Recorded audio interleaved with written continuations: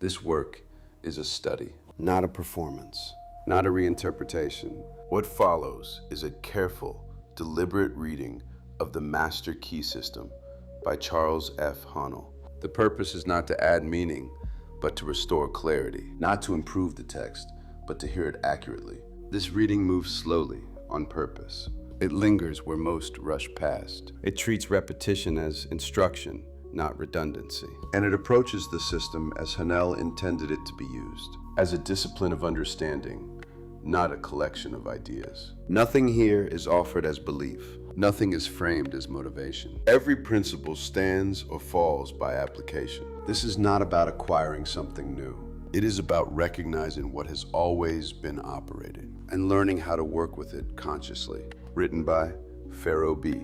The Master Key System. The Master Key System.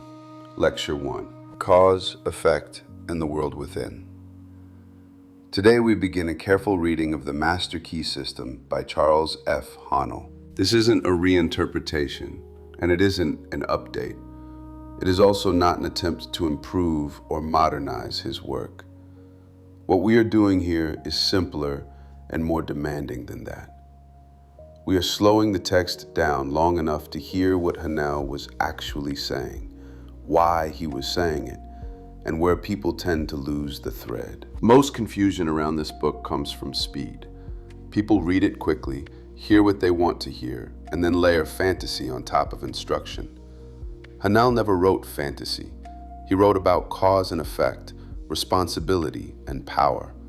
Not power over others, but power over one's own direction. From the very beginning, Haanel makes a claim that feels extreme until it is understood correctly.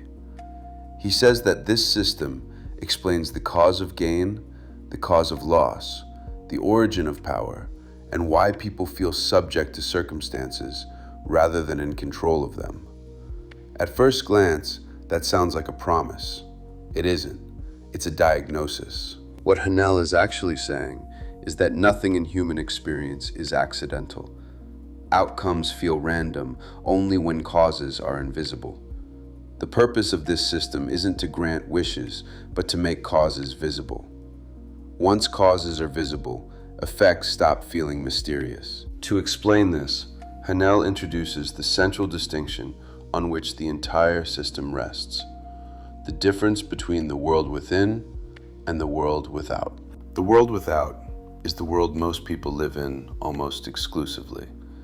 It is made up of circumstances, conditions, environment, and results. It's the world of what has already happened.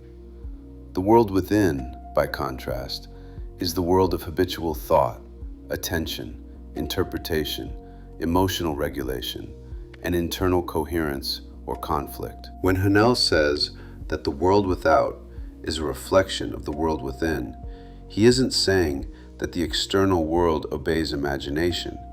He is saying that internal patterns precede external conditions. Thought shapes behavior. Behavior repeated becomes habit. Habit compounds into circumstance. By the time a result appears in the world without, its cause has already been active for some time. This is where modern readers often go wrong. We live in a culture that trains people to work on effects. If something feels wrong, change the circumstance. If motivation is low, wait for inspiration.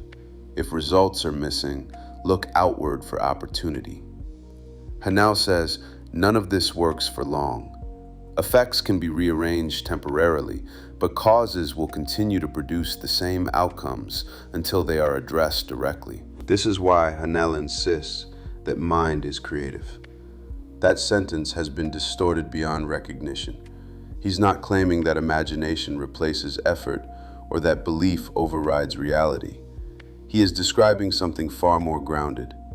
Mind is creative in the sense that it gives form. Thought organizes attention. Attention directs action. Action sustained over time produces results. Creativity here means structure, not magic. This is also why Haanel insists that we must be before we can do. This line is often misunderstood as an invitation to affirm identity. That's not what he is saying. He is talking about capacity. You can't act consistently while internally divided. You can't execute with clarity while rehearsing contradiction. You can't sustain effort if your thoughts undermine your actions. Being refers to internal alignment, not self-description. From there, Haanel introduces one of his most misunderstood statements, that you don't need to acquire power because you already have it. This has been used to justify passivity, but Haanel never endorses passivity. What he means is that the ability to think deliberately, to direct attention, and to choose response already exists. Power unused feels like powerlessness.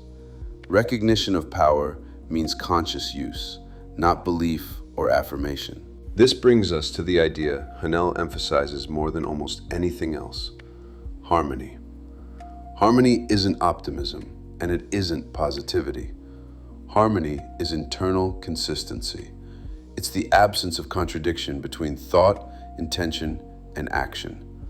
Disharmony looks like wanting results without discipline, visualizing success while avoiding effort, or claiming belief while rehearsing doubt. Harmony is boring, quiet, and powerful. Without it, effort scatters. This is why Haanel explains gain and loss in terms of accumulation and scattering. All gain, he says, comes from an accumulative consciousness. All loss comes from a scattering consciousness. This isn't moral language, it is descriptive. Accumulation means sustained attention and patience.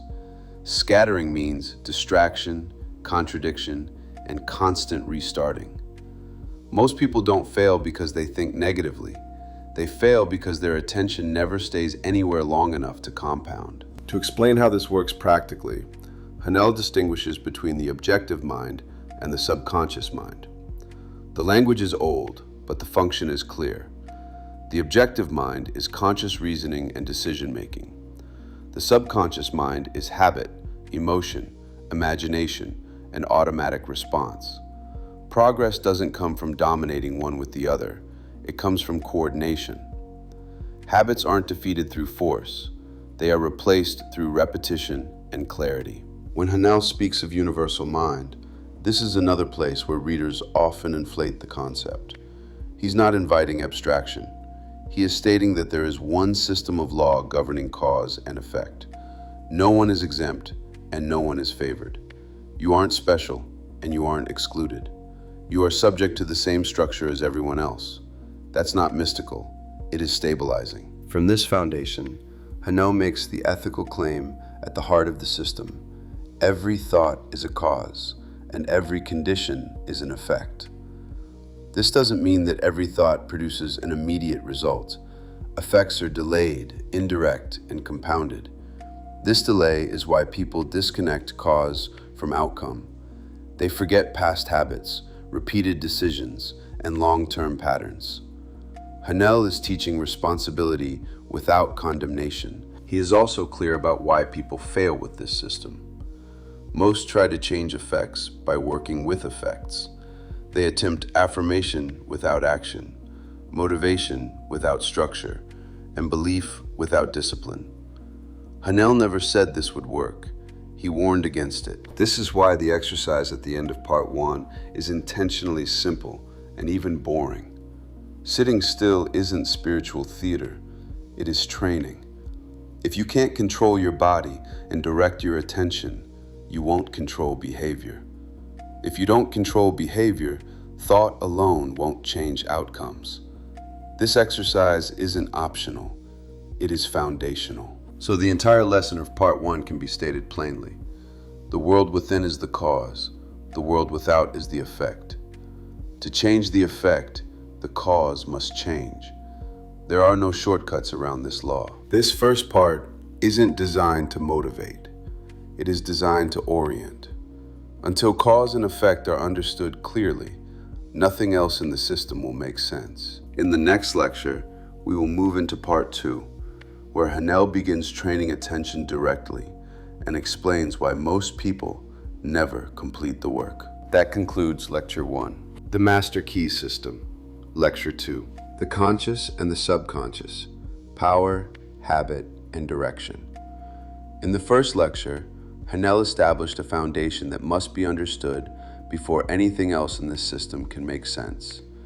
He explained that the world within is the cause and the world without is the effect. He made it clear that most people fail not because they lack desire or intelligence, but because they work on effects while ignoring causes. In part 2, Haanel moves from principle to mechanism. He begins explaining how the inner world actually operates.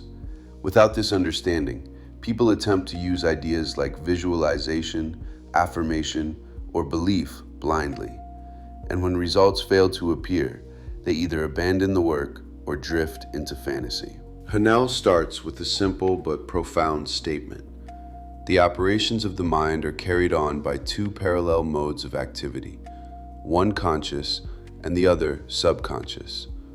This distinction isn't philosophical, it is functional. And misunderstanding it is one of the main reasons people misuse this system. The conscious mind is the part of us that reasons, discriminates, chooses, and decides. It works through the five senses. It evaluates, compares, judges, and weighs. It's the seat of will and deliberate choice. When you are thinking something through, making a decision, or weighing alternatives, you are using the conscious mind. The subconscious mind, by contrast, doesn't reason in this way. It doesn't argue, debate, or question premises. It accepts impressions and suggestions, and then proceeds to act upon them with extraordinary consistency. Haanel describes it as the theater of the most important mental phenomena because it is here that habit is formed, instinct operates, memory is stored, and creative insight arises. This is why Haanel emphasizes that ease and perfection depend upon the degree to which we cease to depend on conscious effort. Anyone who has learned a skill understands this intuitively. When you first learn to play an instrument, drive a car, or type on a keyboard, the conscious mind is heavily involved. Movements are awkward, slow, and deliberate. Over time, with repetition, these actions pass into the subconscious. Once that happens, performance becomes smooth, reliable, and efficient.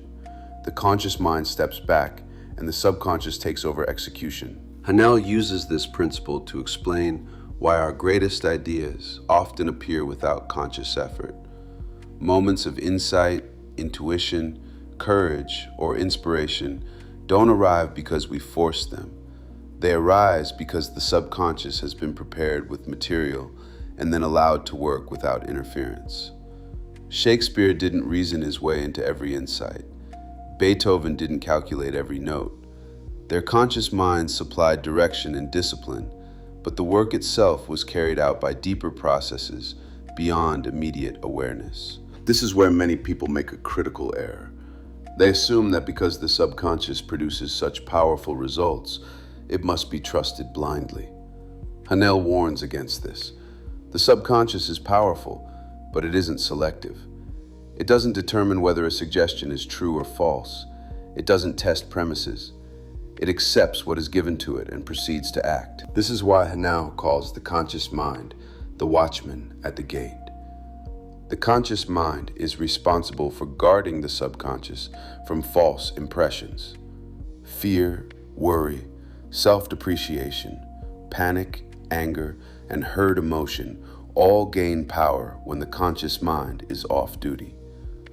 During moments of intense emotion or suspended judgment, the subconscious becomes vulnerable to suggestion, and whatever enters during these moments can establish habits that persist long after the moment has passed. This explains why repeated fear can shape a life, why discouragement can become a pattern, and why people often feel driven by forces they don't consciously choose. The subconscious isn't malicious, it is obedient. It simply carries out what it has been impressed with. At the same time, this obedience is what makes transformation possible.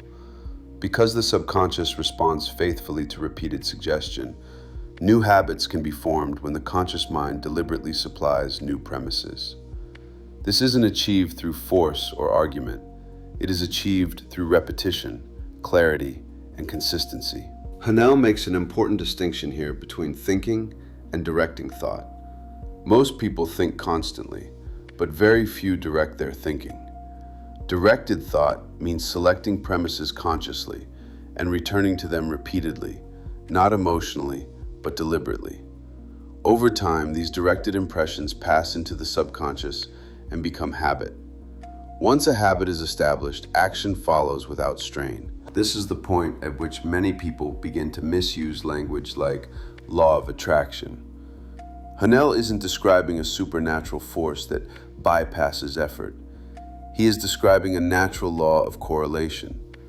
When thought is directed consistently toward a definite purpose, behavior aligns. When behavior aligns, actions accumulate. When actions accumulate, conditions change.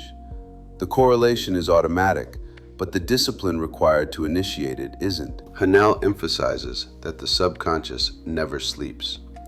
Just as the heart continues to beat and the body continues to repair itself without conscious effort, the subconscious continues to process impressions continuously. This is why environment, repetition, and internal dialogue matter so deeply. Whether we are aware of it or not, we are constantly impressing something upon ourselves. For this reason, Haanel insists that mastery begins with control. In part 1, control of the body was required. In part 2, control of thought becomes the focus. The exercise he gives is deliberately simple and deliberately difficult.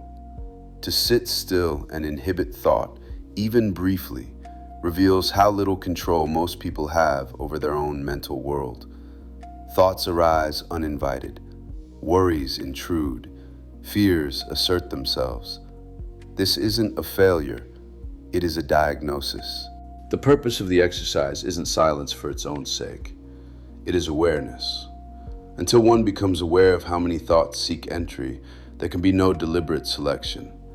Control follows awareness, not the other way around. Haanel makes it clear that mastery develops gradually. The subconscious is the seat of habit. Habits aren't broken, they are replaced. What we do repeatedly becomes automatic. If a habit is constructive, this automation is a blessing. If a habit is destructive, the remedy isn't self-condemnation, but the deliberate introduction of new patterns, patiently repeated. On the physical level, the subconscious governs vital processes and preservation of life. On the mental level, it stores memory, initiates action, and carries out plans. On the deeper level, it is the source of ideals, imagination, and aspiration.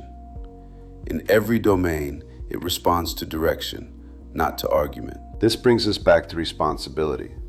The subconscious is powerful, but it isn't sovereign. The conscious mind sets direction. When the conscious mind abdicates this role, circumstances, emotions, and external influences step in.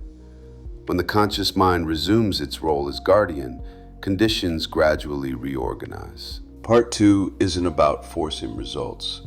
It is about understanding where effort belongs. Conscious effort establishes direction. Subconscious activity executes.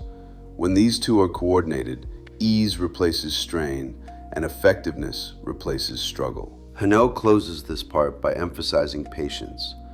Thought control can't be rushed. Mastery can't be forced. Progress depends upon steady practice and respect for natural law. Each part of the system builds on the last, and no step can be skipped without consequence. This lecture isn't meant to inspire confidence. It is meant to establish responsibility.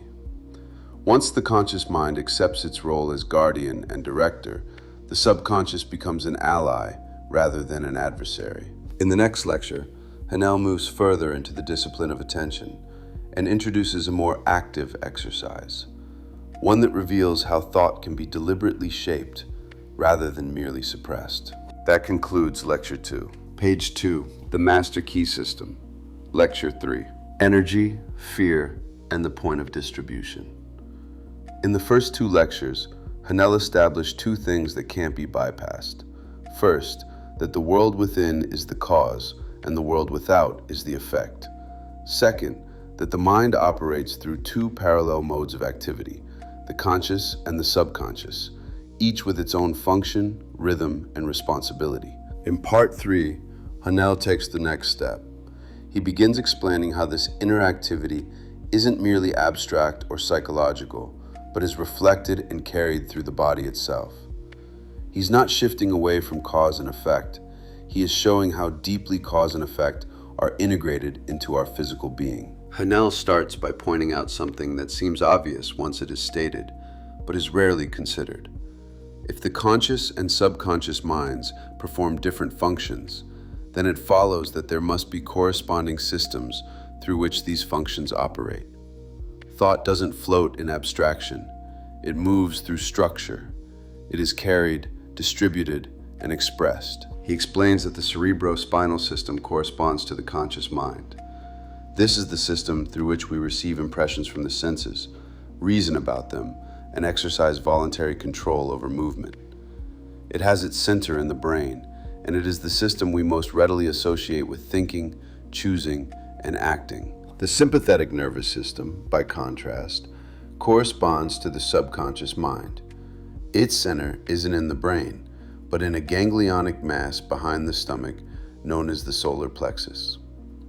This system governs the vital processes that sustain life without conscious effort. It regulates circulation, digestion, growth, repair, and countless other functions that proceed with a steadiness and precision the conscious mind could never manage. Haanel emphasizes the importance of the connection between these two systems. They aren't separate domains operating in isolation. They are linked by the vagus nerve, which forms a bridge between conscious control and subconscious execution. Through this connection, the individual becomes a single, unified organism rather than a divided one. This unity is essential to understanding what follows. Every thought is first received by the brain, the organ of the conscious mind. There it is examined, judged, and either accepted or rejected. Once the conscious mind is satisfied that a thought is true, it is passed to the solar plexus, the center of the subconscious. At that point, it is no longer subject to argument. The subconscious doesn't debate, it acts. This is why the role of the conscious mind as guardian is so critical. Whatever conclusions the conscious mind accepts are treated by the subconscious as final. If those conclusions are sound, the resulting action will be constructive. If they are false, the consequences will be just as consistent, but destructive. Haanel then introduces one of the most striking metaphors in the entire system. He compares the solar plexus to the sun of the body. This isn't poetic exaggeration. He is describing a center of distribution. Energy is constantly being generated within the body, and this energy is distributed through the nervous system to every part of the organism. The quality of that distribution determines sensation, vitality, and expression. When this distribution is uninterrupted, the sensations are pleasant. The body feels alive, balanced, and capable. When it is interrupted, the sensations are unpleasant. Vitality diminishes. Discord appears. According to Haanel, this interruption is the root cause of physical illness, mental distress, and environmental difficulty. It is important to understand what he is and isn't saying here. He's not claiming that every difficulty can be reduced to a single thought or moment. He is describing a process. When the flow of energy is repeatedly disrupted, the effects eventually appear in form. These effects may show up in the body, in the mind, or in circumstances, but the origin is the same: interference with natural distribution. Haanel identifies the primary cause of this interference as resistant thought. Pleasant, confident, non-resistant thought allows expansion. Unpleasant, critical, resistant thought causes contraction. Courage expands the system. Confidence strengthens it. Hope stabilizes it. But fear, he says, is the great enemy. Fear isn't treated here as an emotion to be managed, but as a condition that clouds perception and disrupts flow. Haanel calls it the arch enemy of the solar plexus because fear contracts, interrupts, and blocks distribution.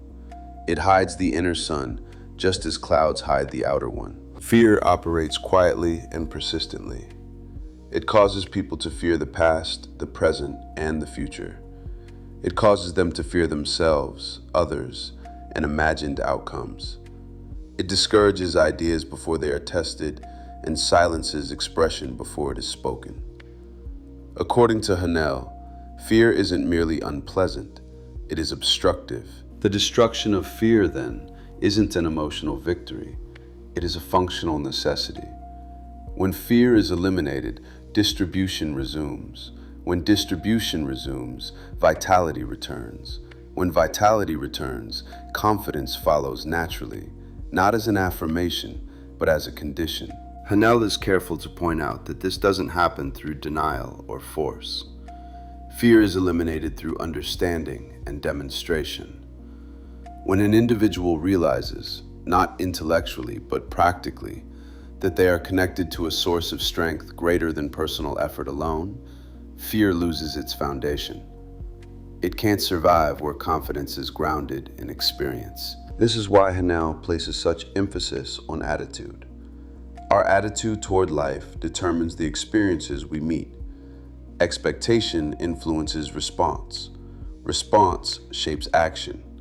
Action produces result. When people expect nothing, they receive nothing, not as punishment, but as consequence. When they demand much of themselves, they engage life more fully and draw greater results from it. Criticism, according to Haanel, only has power over those who fear it. Ideas fail to see the light of day not because they are weak, but because fear of judgment suppresses expression. The individual who understands their inner source of power doesn't waste energy resisting criticism. They are too engaged in expression to be diverted. This leads Haanel to a crucial practical point. Knowledge alone is insufficient. Understanding must be applied. Just as an athlete becomes strong through practice, mastery of the mind is achieved through use. The information in this system isn't theoretical, it must be lived. Haanel explains that there are different ways to describe the same process, depending on one's language. Some may call it letting one's light shine. Others may speak of awakening the solar plexus. Still others may describe it as impressing the subconscious mind. The language differs, but the mechanism is the same. The method itself is simple, but not easy. One mentally concentrates on the condition desired. Concentration isn't strain, it is sustained attention. When attention is directed calmly and repeatedly toward a definite objective, the subconscious receives the impression and begins its work. This is why so many results appear mysterious to observers. The process is internal and gradual, but the outcome appears sudden. Haanel cautions against attempting to dictate the means by which results are achieved. The conscious mind states the objective. The subconscious executes, according to laws beyond conscious calculation. The finite doesn't instruct the infinite.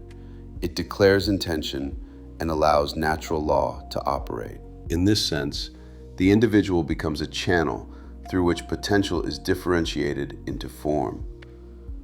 Recognition sets causes in motion. Action follows recognition. Result follows action. This isn't favoritism, it is function. The exercise Haanel gives at the end of part 3 builds upon the previous ones. In addition to stillness and inhibition of thought, he now introduces relaxation. Tension, he explains, isn't merely physical.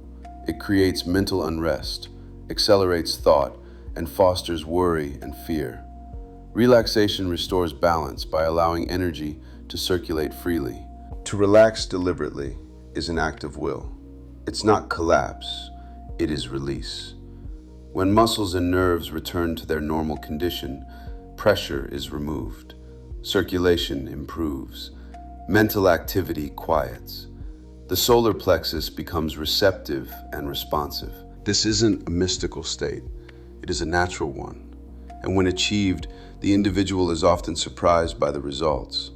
Not because something supernatural has occurred, but because something obstructive has been removed. Part 3, then, isn't about acquiring power. It is about restoring flow. Power was always present. Fear interrupted it. Understanding removes the interruption. In the next lecture, Haanel continues this progression by moving deeper into the discipline of attention and showing how thought can be directed with greater precision and effectiveness. That concludes Lecture 3. The Master Key System, Lecture 4, The Eye That Directs, Identity, Will, and the Source of Power. Part 4 is where Haanel begins to speak with a different kind of insistence. Up to this point, he has been laying foundations and mechanisms. The world within as cause and the world without as effect. The conscious and subconscious as parallel modes of activity. The distribution of energy through the body and the role of fear as a contracting force. But now he turns toward a question that most people avoid, not because it is complicated, but because it is personal. He asks, in his own way, what is it that controls the thing you call yourself?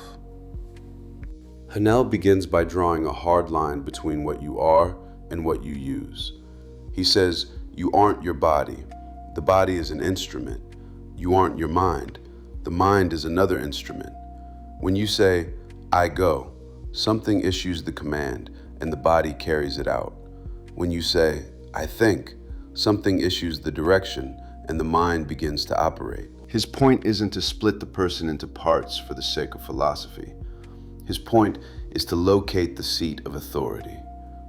If there is something in you that can direct the body and direct the mind, then that directing power is the real center of the system. It's the I. This isn't merely an idea for Haanel. It's the axis around which the entire master key turns. Because without the I, there is no true control. There is only reaction. There is only habit. There is only the world without shaping the world within, until a person becomes a bundle of responses rather than a conscious cause. Haanel emphasizes that personality isn't the I. Personality, as he describes it, is a collection of characteristics and habits accumulated through past patterns of thinking.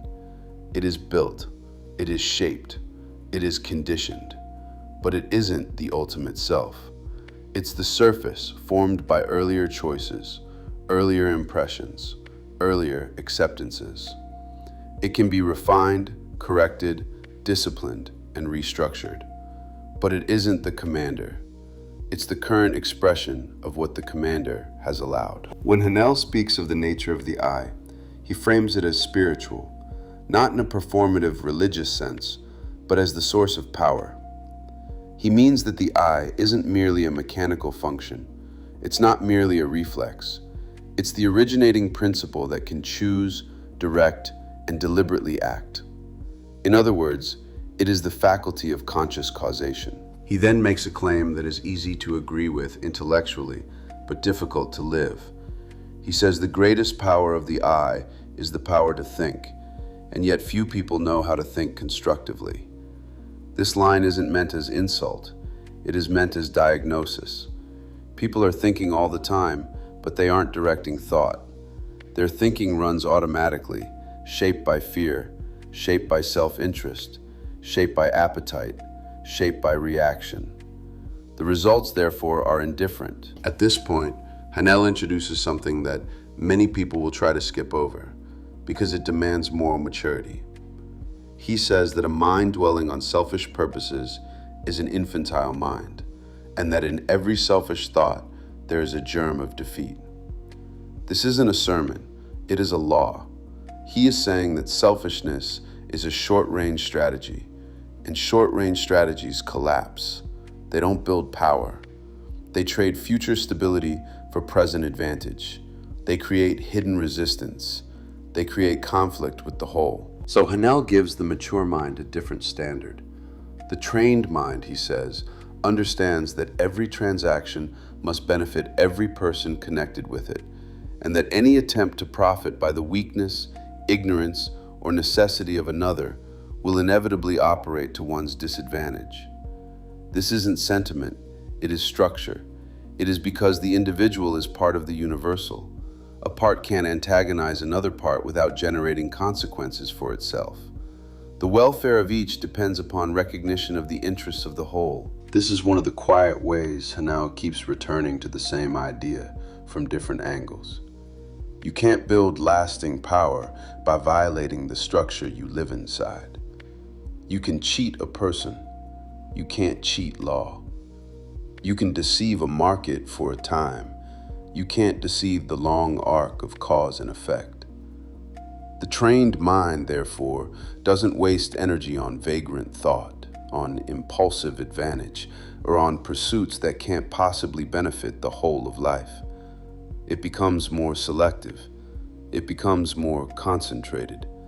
It stops leaking. Then Haanel does something that reveals his era and also reveals his emphasis on will. He tells the reader that if they can't do these things, it is because they haven't made the necessary effort, and that now is the time to make the effort. The result will be in proportion to the effort expended. This is a hard sentence in modern ears, because many people have been taught to treat effort as a kind of cruelty. But Haanel isn't advocating strain, he is advocating sovereignty. He is saying that without deliberate effort, the I remains theoretical. It never becomes the ruling principle of the mind. And then he introduces a phrase that has been repeated and abused so often that most people no longer hear it. He offers an affirmation: I can be what I will to be. This is where people usually run off into fantasy. Haanel isn't offering this as a spell. He is offering it as a training tool for the will. The phrase is meant to build the habit of command, but he adds a condition that many people ignore. You must realize who and what the I is when you repeat it. The value isn't in the words. The value is in the awakening of the directing faculty behind the words. He goes further. He says the affirmation must be used continuously until it becomes part of you, until it becomes habit. Then he makes another severe statement. If you don't intend to do it, don't start. If you start, see it through, even if the heavens fall. If you make up your mind, do it. Let nothing interfere. The I in you has determined. The thing is settled.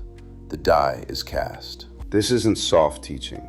It's the language of authority, and it is aimed inward. Haanel isn't asking you to dominate other people. He is asking you to stop allowing the I to be overruled by impulse, by doubt, by fear, by comfort, by shifting emotion, by external criticism. He says many men and women have found it easier to control a kingdom than to control themselves. That's not exaggeration. The world is full of people who can direct money, direct teams, direct systems, and still can't direct their own attention for 10 minutes. Haanel then returns to the world within. He says that when you have learned to control yourself, you will have found the world within which controls the world without. Men and things will respond, he says, without apparent effort. This line is where the careless reader becomes mystical and the careful reader becomes practical. Because without apparent effort doesn't mean without effort. It means without struggle. It means the effort has moved upstream. It has moved into cause. It has moved into inner order. The outer life then responds because your choices are no longer scattered. Your actions are no longer contradictory. Your attention is no longer leaking. People call it luck when they see the effect. Haanel calls it law because he understands the cause. He then speaks directly of the infinite I, and he names it as the universal energy or spirit, often called God. Haanel is pointing to the idea that the I isn't isolated. The I isn't a private flame cut off from all life. The I is a point of contact with a larger power. It's not merely personal will. It is will aligned with the structure of life. He supports this with quotes from Spencer and Abbott, and he references the biblical line about being the temple of the living God. The point of these references isn't religion, it is location. He is locating power within rather than without. He is reversing the instinct to search for authority outside yourself, in events, in fate, in chance, in external permission. He is saying the source is within, and therefore control must be within. Then Haanel makes another important correction. To overcome doesn't mean to go without. Self-denial isn't success. We can't give unless we get. We can't be helpful unless we are strong. Here he is attacking a cultural confusion, the belief that poverty is virtuous, that weakness is holiness, that going without is a proof of moral goodness. Haanel rejects this, not because he worships wealth, but because he understands service. He says the secret of power is service, but he doesn't mean performative service that bleeds you dry. He means becoming a channel through which the universal can express activity. The more you give, the more you get. Because giving isn't merely charity, it is circulation. It's the movement of energy through a living channel. When the channel is clear, it receives more because it can distribute more. When the channel is blocked by selfishness, fear, or obsession with personal plans, the flow diminishes. This is why Haanel tells the reader to seek the silence frequently. Overwork, overplay, and excessive bodily activity can create mental stagnation. A person can be busy and still be inert where it matters. He says power comes through repose. It is in the silence that we can be still, and when we are still, we can think. And thought is the secret of attainment. This silence isn't passivity. It is recovery of command. Silence is where the I becomes audible again, beneath the noise of reaction. Haanel then makes an important statement about thought itself. Thought is energy. It is motion. It is carried by vibration, given vitality by emotion, and it takes form by growth. The claim isn't simply metaphysical. It is describing a process. A thought with no emotional vitality dies quickly. A thought with emotional force persists. A thought repeated becomes habit. A habit becomes automatic. An automatic pattern becomes character. Character correlates with circumstance. This is why he insists that in order to express constructive purposes, emotion must be called upon to give feeling to thought so that it takes form. The vital question then becomes, how do we develop the faith and courage and feeling that result in accomplishment? Haanel's answer isn't romantic. It is exercise. Mental strength is developed the same way physical strength is developed. You think something with difficulty. You think it again. It becomes easier. You repeat it until it becomes habit. You continue until it becomes automatic. Then you no longer merely hope it is true. You know. The certainty comes from repetition and experience, not from wishing. This is where part 4 becomes very practical. In part 3, you are asked to relax physically. Now you are asked to let go mentally. After taking the position, you remove tension through relaxation, and then you deliberately dismiss adverse conditions. Hatred, anger, worry, jealousy, envy, sorrow, trouble, disappointment. Haanel anticipates the objection. Many will say they can't let go. He says you can, by mentally determining to do so, through voluntary intention and persistence. He explains why this is difficult, because many allow emotions to control the intellect, rather than allowing will, guided by intellect, to gain victory. He doesn't pretend it will happen instantly. He says you won't succeed the first time, but he insists that you must succeed, because these negative thoughts are seeds.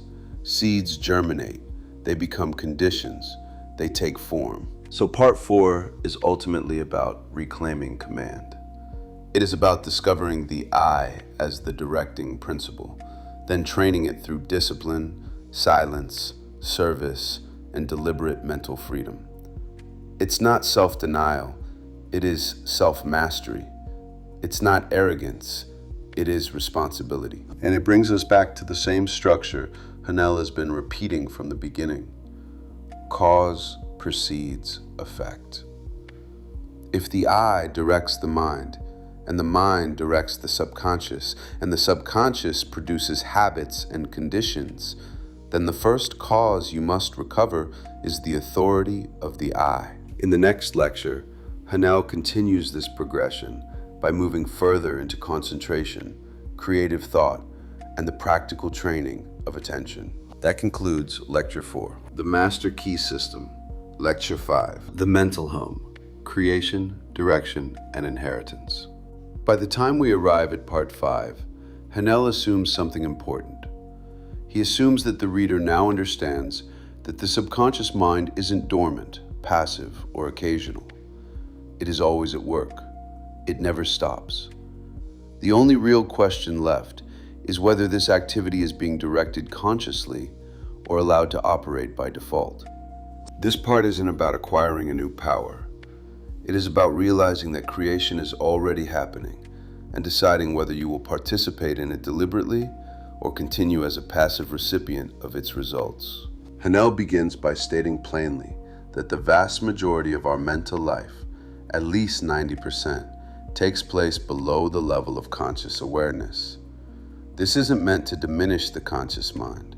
It is meant to establish proportion. Those who live only at the surface of thought, reacting moment to moment, live within narrow limits, not because they lack intelligence, but because they aren't using the greater portion of the machinery available to them. The subconscious is already solving problems, forming habits, and organizing responses. The question is whether it is doing so in service of a clear aim or merely reacting to impressions accumulated without examination.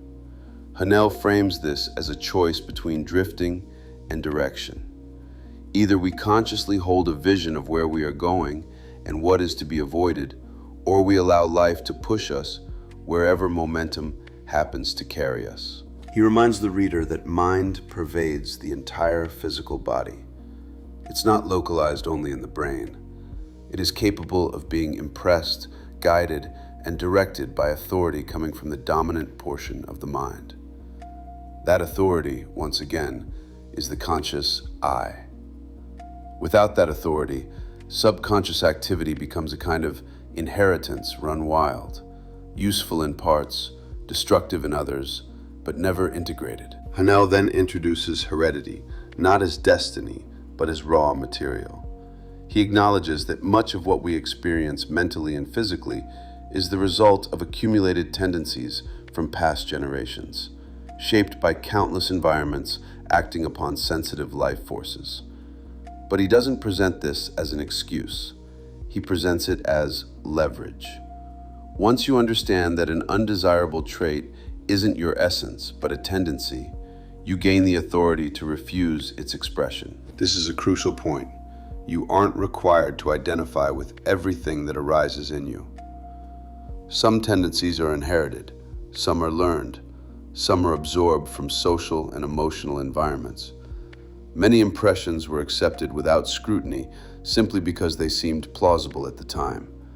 The conscious mind passed them on, the subconscious accepted them, and over time they were built into habit, behavior, and even physical expression. This is what Haanel means when he says, "The word has become flesh." This process explains how we are constantly creating and recreating ourselves. We are today the result of past thinking, and we will become tomorrow the result of what we are thinking now. The law that governs this is impartial. It doesn't bring us what we wish for, what we envy, or what others possess. It brings us our own, what we have actually impressed upon ourselves through repeated thought, whether consciously or unconsciously. This is why Haanel introduces one of his most enduring metaphors, the mental home. If you were building a physical home, you would study the plans carefully. You would inspect the materials. You would reject anything rotten, weak, or unstable.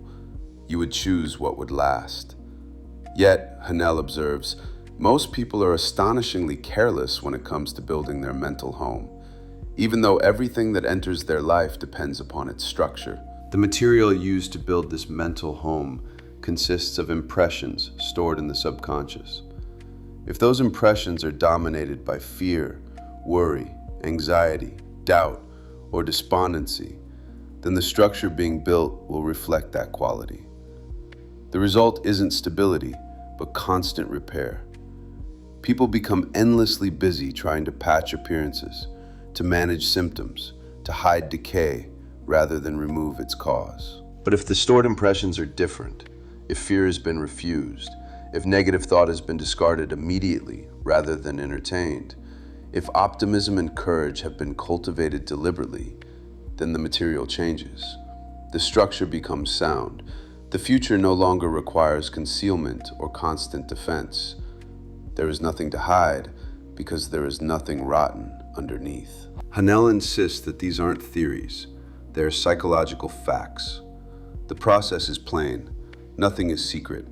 What is required is discipline.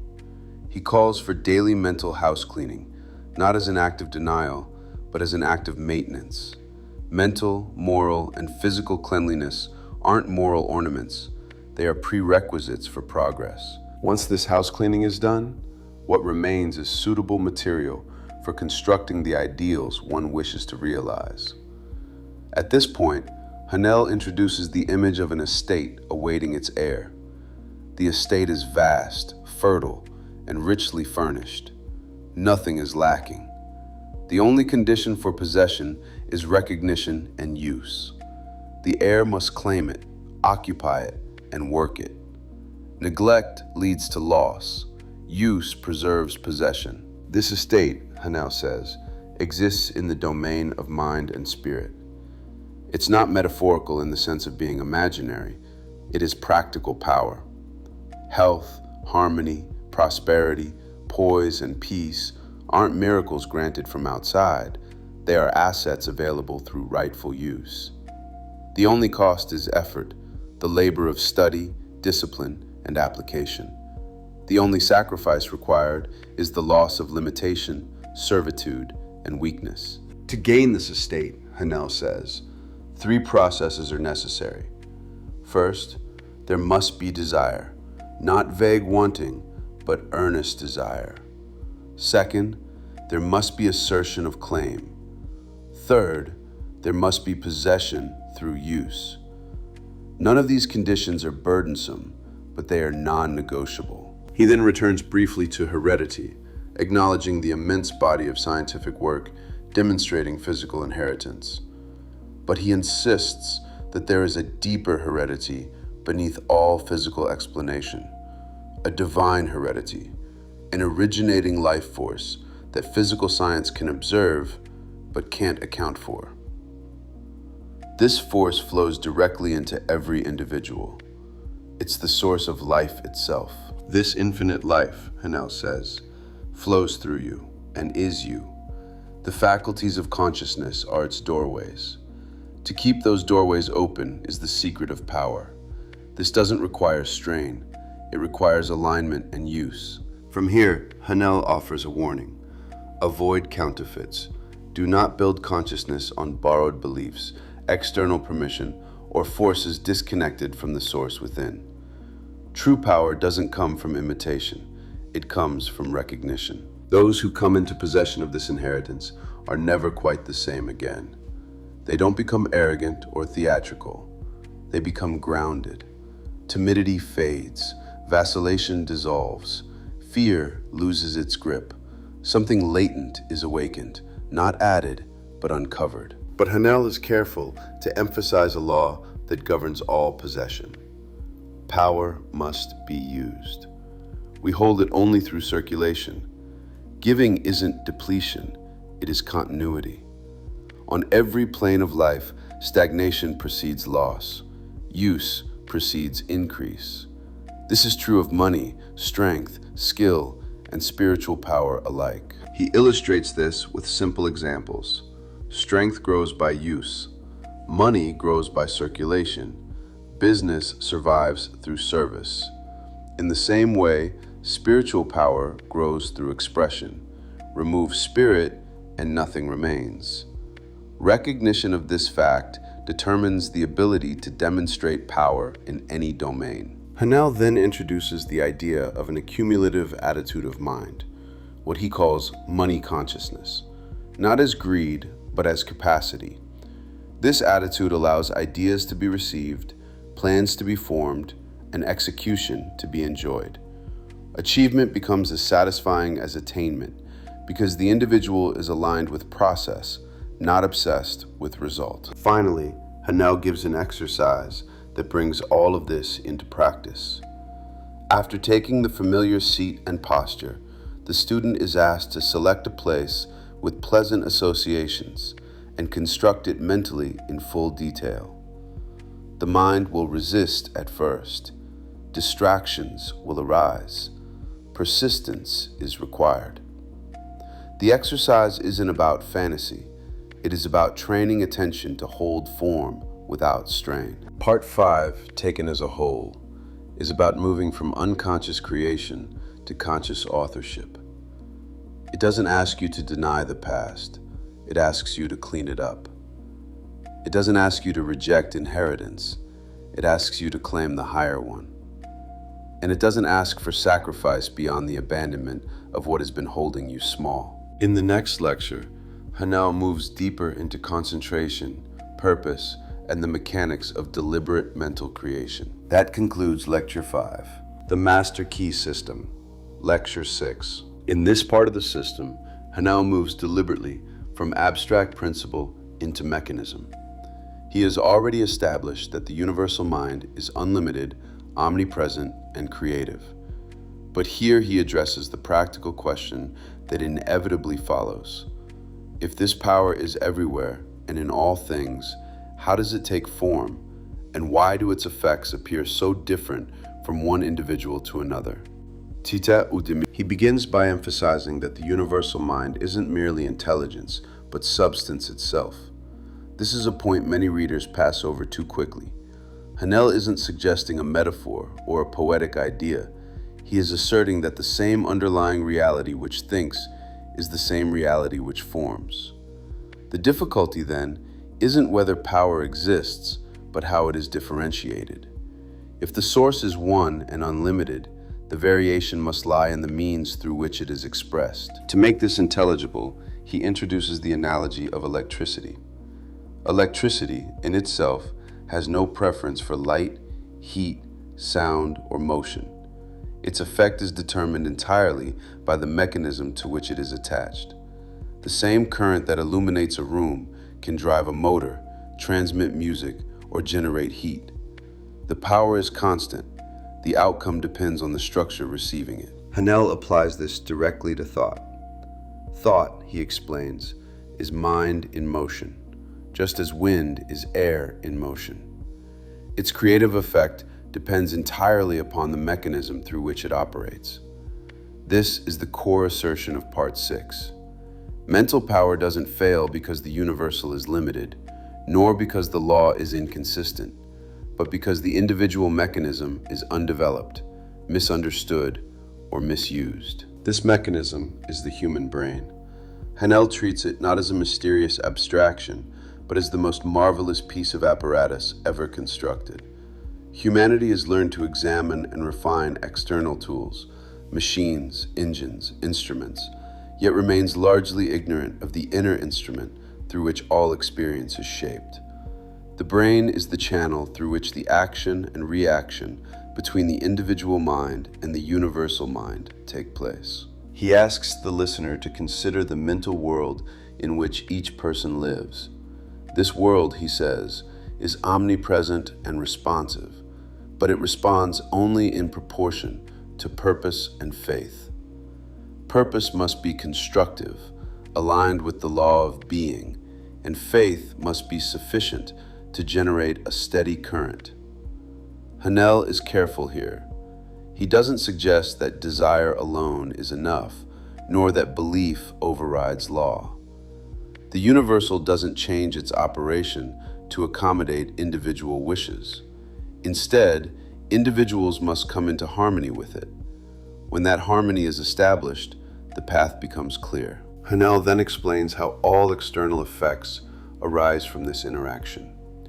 What we call thinking is the action of the individual upon the universal and the reaction of the universal upon the individual. The brain is the organ through which this exchange occurs. Appreciation of beauty, art, music, and genius is possible only because corresponding structures exist within the brain itself.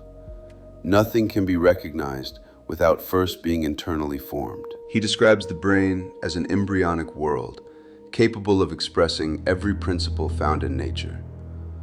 This isn't a claim of instant mastery, but of latent capacity. The brain develops according to necessity and use, just as the body does. Thought activates brain cells, and persistent, refined thought eventually produces a response in substance. At first, there may be no visible result, but continued concentration brings alignment, and alignment brings expression. This leads directly to the practical importance of attention. Haanel identifies attention, or concentration, as the most essential faculty in mental development. Without it, thought dissipates and produces no effect. He compares attention to a magnifying glass focusing sunlight. Scattered rays produce no heat, but focused rays, held steadily, produce transformation. In the same way, thought scattered among many objects yields little, while thought focused on a single purpose becomes irresistible. Many readers misunderstand this principle by assuming concentration is easy or automatic. Haanel corrects this assumption directly. He points out that most people can't hold a single thought steadily for even a few minutes without interruption. Each lapse breaks the current, and without continuity, no effect is produced. Concentration, therefore, isn't an abstract ideal, but a discipline developed through practice. He introduces a simple exercise, not as an end in itself, but as preparation. The purpose isn't the photograph, but the training of attention. By learning to hold a clear mental image without distortion or wandering, the individual prepares the mental soil. Only after this preparation can the deeper work begin. Haanel also addresses the broader implications of this discipline. Those who learn to withdraw periodically from constant stimulation gain the capacity to plan, generate constructive mental states, and become receptive to ideas of value. Ideas, he notes, aren't trivial occurrences. A single idea, properly received, may carry immense practical power. But receptivity requires harmony, and harmony requires control of mental attitude. Throughout this part, Haanel maintains the same cause and effect framework that underlies the entire system. Thoughts are causes, conditions are effects. To change conditions, one must change the thinking that produces them. This isn't done by force or denial, but by understanding and refining the mechanism through which universal power is expressed. He concludes by reaffirming that the individual is a channel, not the source. Because the source is inexhaustible, the possibilities are equally inexhaustible. Thought is the process by which the individual absorbs power and holds it until it becomes part of ordinary consciousness. Persistent practice of fundamental principles is what unlocks this capacity. Haanel doesn't deny the reality of suffering, whether physical or mental, but traces it to ignorance of law rather than malice or fate. As knowledge becomes complete, conditions change. The system he presents isn't a promise of escape from responsibility, but an invitation to understand the laws that are already operating. Part 6, then, isn't merely an explanation of concentration or brain function. It is a turning point in the work, where abstract principle becomes functional method. The power has always been present. The question is no longer whether it exists, but whether the mechanism through which it must act is understood, refined, and consciously directed. The Master Key System, Lecture 7. In this part of the system, Haanel introduces what he considers the formative stage of creation, the construction of the mental model from which future conditions emerge. He is no longer speaking merely about power or mechanism, but about design. If Part 6 established that the universal mind acts through a definite mechanism, Part 7 explains how that mechanism is deliberately shaped. He begins with an assertion that runs through all ages and cultures. There exists an invisible power through which all things are created and continuously recreated. Whether this power is personalized and named, or understood as an impersonal essence permeating all things, the effect remains the same. The distinction Haanel draws isn't theological but functional. What matters is how the individual relates to this power and how it is brought into expression. He carefully separates the personal from the impersonal. The personal is the objective, the physical, the visible, body, brain, nerves, everything that can be known through the senses. This aspect is conscious, capable of choice, discrimination, and deliberate effort. The impersonal is the subjective, the spiritual, the invisible. It's not conscious in the way the personal mind is, because it isn't separate. It is one with the source of all power. For this reason, it doesn't deliberate or choose methods.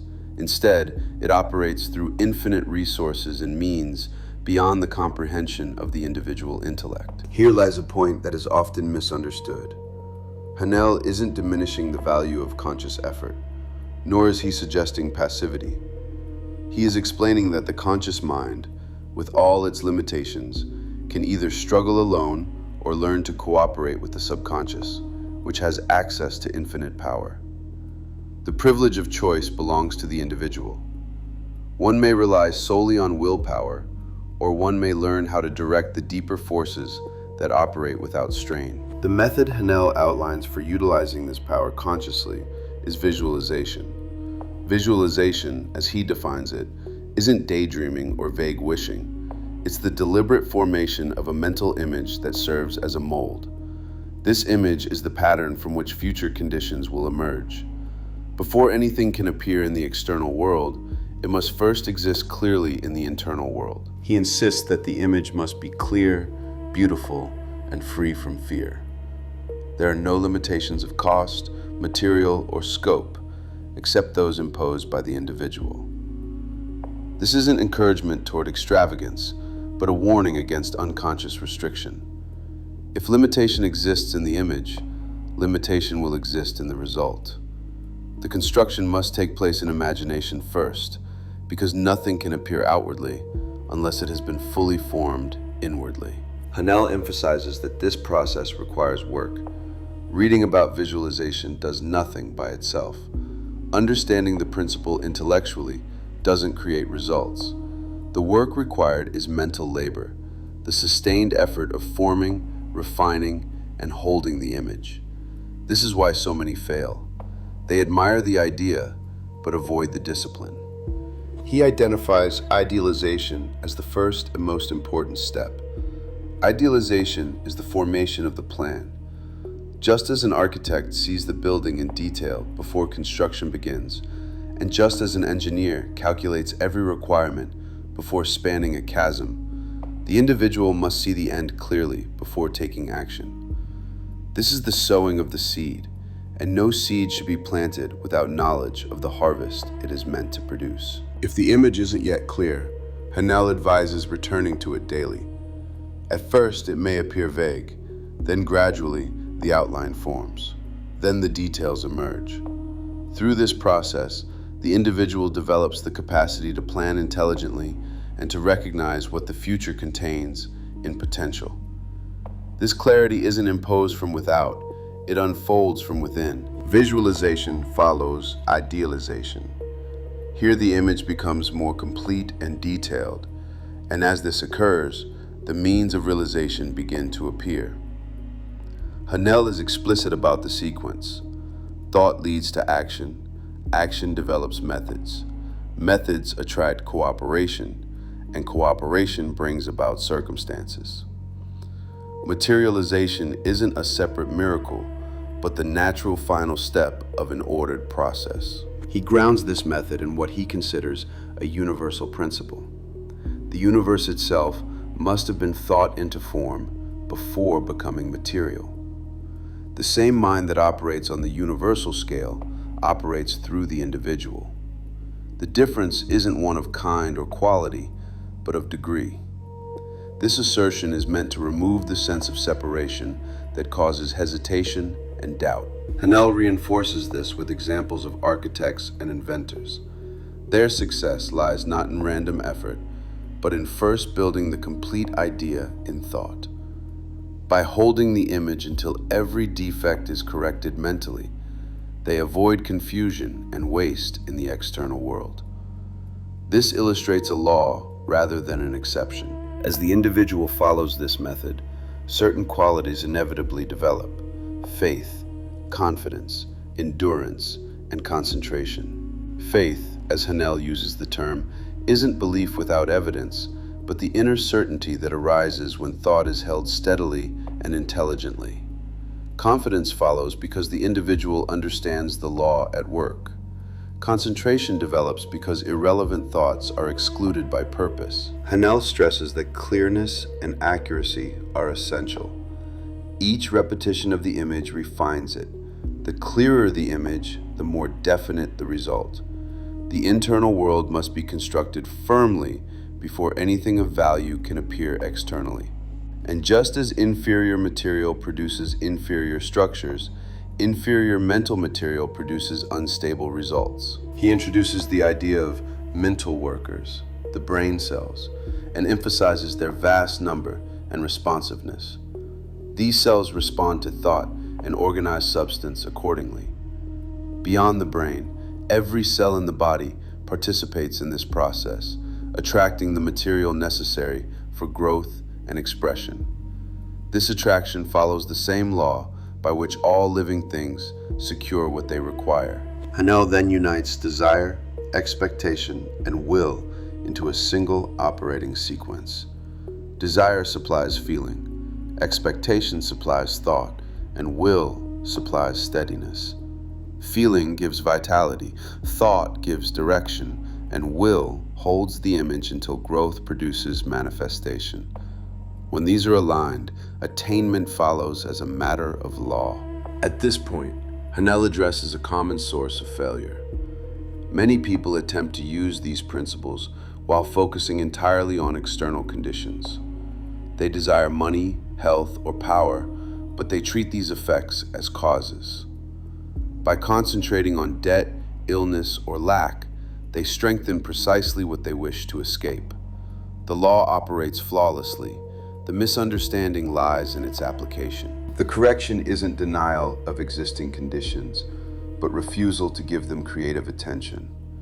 The individual is instructed to concentrate on ideals, not effects. To make the inner world beautiful and opulent without anxious interference is to allow the outer world to reorganize accordingly. Anxiety, impatience, and constant checking disrupt the process, just as disturbing planted soil prevents a seed from germinating. Haanel is careful to clarify that this doesn't mean inactivity. On the contrary, clearer thinking leads to better action. New channels open, opportunities appear, and the individual is guided to act at the right time and in the right way. The requirement is openness and readiness, not strain. He concludes with an exercise designed to strengthen imaginative control. The purpose isn't fantasy, but precision, the ability to hold a vivid, stable mental scene and to direct it consciously. This capacity is the foundation upon which further work will rest. Part 7, taken as a whole, is the transition from understanding power to shaping it. It explains why results follow images, why images must precede action, and why the inner world is always the first field of creation. The future, as Haanel presents it, isn't something discovered by chance, but something formed deliberately, first in thought, then in fact. The Master Key System, Lecture 8. In this part, Haanel speaks with unusual directness about the creative principle itself, what it is, how it takes form, and why its operation is never uncertain. He is careful to insist that because this principle underlies all existence, it must be governed by an immutable law. That word, immutable, isn't decoration. It's the hinge on which his entire argument turns. If the law could vary according to mood, circumstance, or preference, then there could be no dependable relation between cause and effect. There would be no method, only hope and disappointment.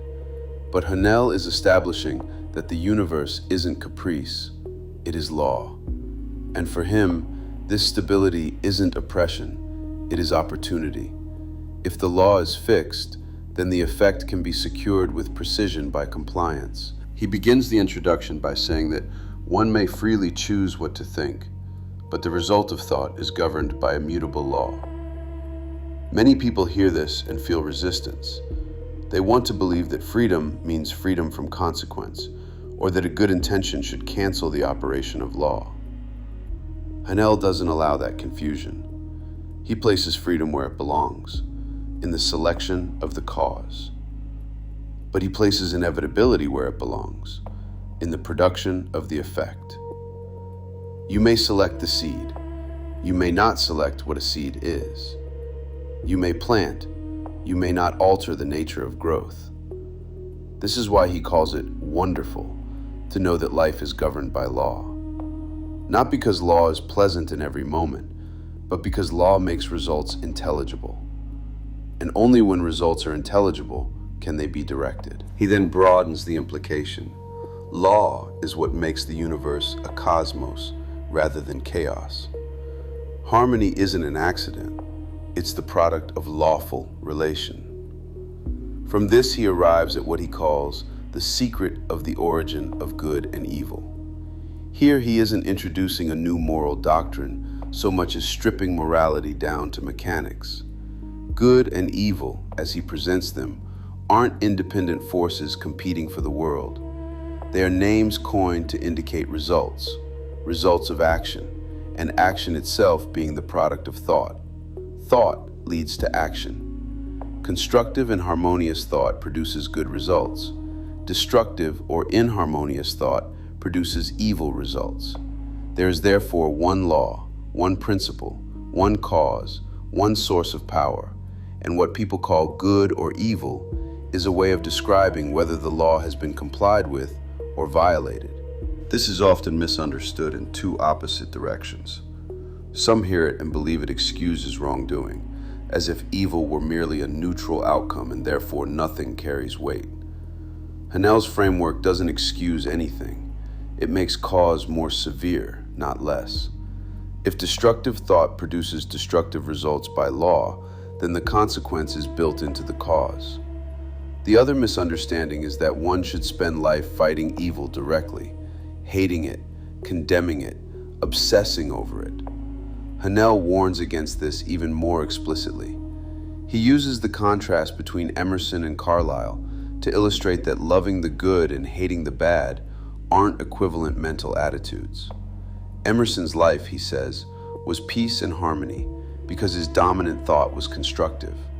Carlyle hated the bad, and his life became a record of discord and inharmony.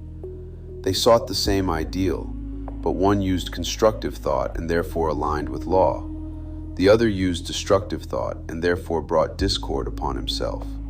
Haanel's conclusion is uncompromising. We are to hate nothing, not even the bad, because hatred is destructive, and destructive thought sows wind and reaps whirlwind. The warning is practical. Hatred doesn't purify a life. It deforms the mind that carries it, and the mind then produces corresponding effects. From this point, he moves into the numbered part with a statement about thought itself. Thought contains a vital principle because it is the creative principle of the universe, and by its nature, combines with other similar thoughts. He is emphasizing that thoughts aren't isolated events. They have affinity, they gather, they associate, they form habit, they build momentum. And because the one purpose of life is growth, the principle underlying existence must contribute to growth. Thought therefore takes form, and the law of growth eventually brings it into manifestation. In other words, what is repeatedly entertained doesn't remain a private mental motion. It becomes character, condition, circumstance. This is the mechanism by which the inner becomes the outer. Haanel repeats the essential law in a practical way. Any line of thought persisted in can't fail to produce its result in the character, health, and circumstances of the individual. The phrase "can't fail" matters. It means that the law is already operating, even when the individual is ignorant of it. It means that what appears as luck or fate is often the cumulative result of habitual mental attitude. Therefore, he says, methods by which one may substitute habits of constructive thinking for habits that produce undesirable effects are of primary importance. He immediately acknowledges difficulty. Mental habits aren't easily controlled. This isn't a superficial admission. It is a recognition that most people have spent years building automatic patterns. But he insists it can be done, and he gives the method in simple form. Begin at once to substitute constructive thought for destructive thought. He then adds a discipline that reveals what he means by constructive. Analyze every thought. If the thought is necessary, if its manifestation in the objective will be a benefit not only to yourself but to all whom it may affect in any way, keep it and treasure it. It is in tune with the infinite. It will grow and produce fruit. If, on the other hand, the thought has no definite helpful end in view, it should be shut out. He uses the image of keeping the door shut, keeping out of mind and world every element that seeks admittance without a helpful end. This isn't moralism, it is hygiene. He is treating thought as seed and the mind as soil. If you allow every seed to be planted, you will harvest what you didn't choose. He adds that if one's thought has been critical or destructive and has resulted in discord in an environment, it may be necessary to cultivate a mental attitude conducive to constructive thought. This is important because it reveals that he doesn't think the problem is solved by a single decision. Attitude must be cultivated.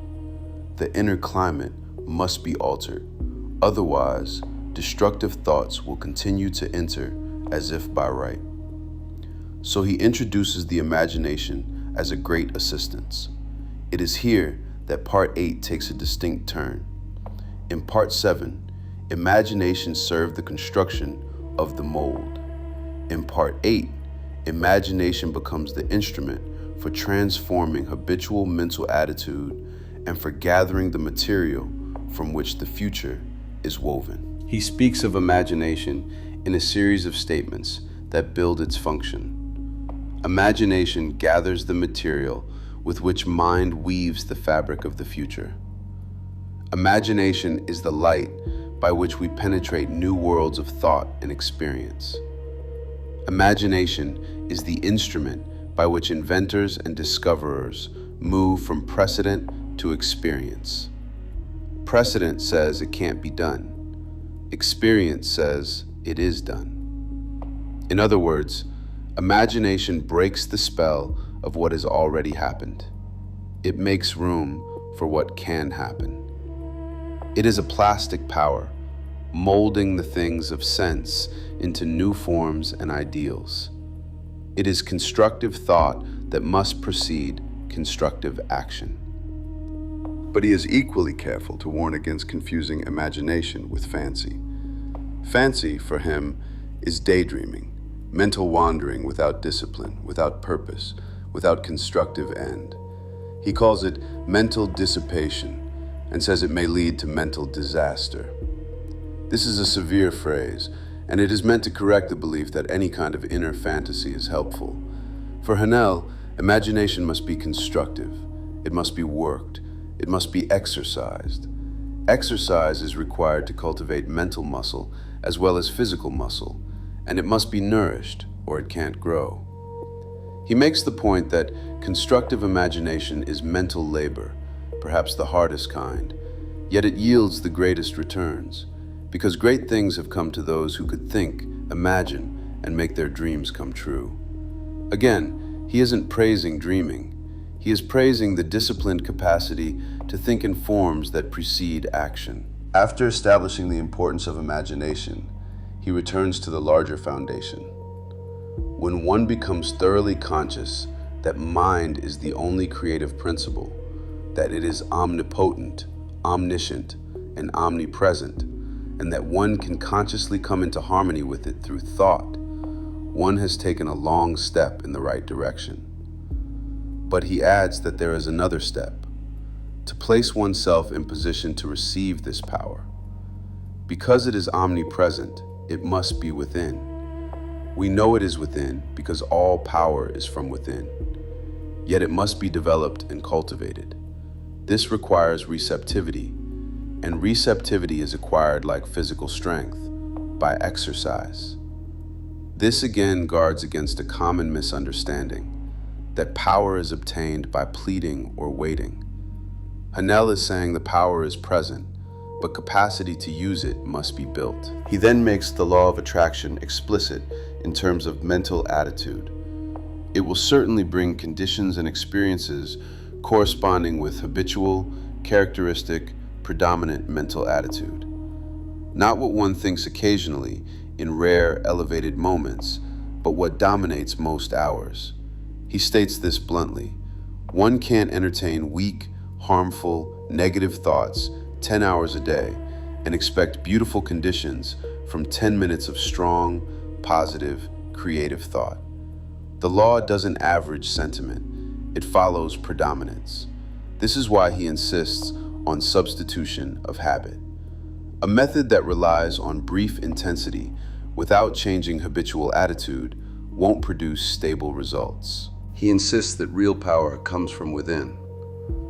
All power that anyone can use is within, waiting to be brought into visibility by recognition, affirmation, and assimilation into consciousness until one becomes one with it. Here, affirming is often misunderstood as merely repeating words. In Haanel's language, affirmation is the process of recognition and integration. It is claiming reality as present within and then working it into consciousness until it governs the mental attitude. Without this, statements remain external to the self, and the predominant attitude remains unchanged. He then criticizes a particular mistake people make when they seek abundant life. Many interpret it as a matter of external regimen: breathing, diet, water, avoiding drafts. He calls the result of such methods indifferent. He's not condemning health habits as useless. He is stating that they don't touch the deepest cause. When a person awakens to truth and affirms oneness with all life, he says, the clear eye, elastic step, and vigor appear because the source of power has been found. In his framework, the body's expression is downstream from the mental and spiritual recognition of power. External practice without inner realization may help somewhat, but it doesn't establish mastery. He then returns to the theme of ignorance and knowledge. All mistakes, he says, are mistakes of ignorance. Knowledge gained and consequent power determines growth and evolution. The recognition and demonstration of knowledge constitutes power, and this power is spiritual power, the power at the heart of all things, the soul of the universe. Knowledge, for him, isn't mere information. It is understanding that can be demonstrated. And this knowledge is the result of the ability to think. Thought is therefore the germ of conscious evolution. When one ceases to advance in thoughts and ideals, forces begin to disintegrate, and the face registers these conditions. The point is again cause and effect. Stagnation inwardly yields decline outwardly. He describes successful men as those who hold ideals of conditions they wish to realize. They hold in mind the next step necessary to the ideal. Thoughts are materials. Imagination is the mental workshop. Mind is the ever-moving force securing persons and circumstances necessary for construction. And imagination is the matrix in which great things are fashioned. These sentences are meant to show that success isn't merely external activity. It is a process of inner building that organizes outer cooperation. He then speaks of fidelity. If one has been faithful to the ideal, one will hear the call when circumstances are ready to materialize plans, and results will correspond in exact ratio to fidelity. The ideal steadily held predetermines and attracts necessary conditions for fulfillment. This is an important clarification. Many people imagine that circumstances must change first so that the ideal can be held. Haanel reverses the order. The ideal held determines what circumstances will be attracted, recognized, and used. From this, he draws a promise in the language of protection. One may weave a garment of spirit and power into the web of existence. One may lead a charmed life and be protected from harm. One may become a positive force, attracting opulence and harmony. This language has often been taken as superstition. Within Haanel's framework, it isn't superstition, but consequence. A constructive mental attitude avoids destructive causes, attracts constructive conditions, and therefore experiences fewer of the discordant effects that follow habitual destruction. The charmed life isn't exemption from reality. It is life lived in compliance with law. He then makes an observation about the time in which such ideas spread. This leaven, he says, is gradually permeating general consciousness and is largely responsible for unrest. The implication is that when people begin to awaken to law and inner power, old structures of thought and habit become intolerable. Unrest isn't merely disorder, it is often the first sign of a new standard forming inwardly. Finally, he gives an exercise that trains the mind to see below the surface. In the previous exercise, the listener created a mental image, bringing it from invisible to visible. Now the instruction is to take an object and follow it back to its origination, to see what it really consists of. This develops imagination, insight, perception, sagacity, not by superficial observation, but by analytical observation that sees causes. He says it is the few who know that visible things are only effects, and who understand the causes by which they were brought into existence. He provides a detailed example. Visualize a battleship, massive, quiet, seemingly lifeless, with most of it hidden underwater, yet filled with trained men, skilled officers, instruments that see miles away, and tremendous destructive capacity. Then ask how it came to exist. Follow steel plates through foundries. Follow ore from mines. Follow processes of melting and treatment. Go back to architects and engineers. Go further back to the order that called for planning, to political decisions, appropriations, debates, opposition, representation. Then recognize that these representatives represent you and me. So the chain begins with the battleship and ends with ourselves.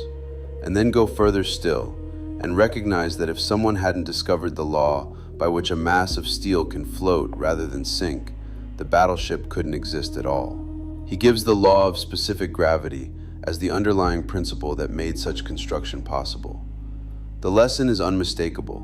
Behind every visible thing is an invisible cause, and behind the cause is law, and behind the law is thought that recognized it. He concludes that exercises of this kind are invaluable, because when thought is trained to look below the surface, everything changes.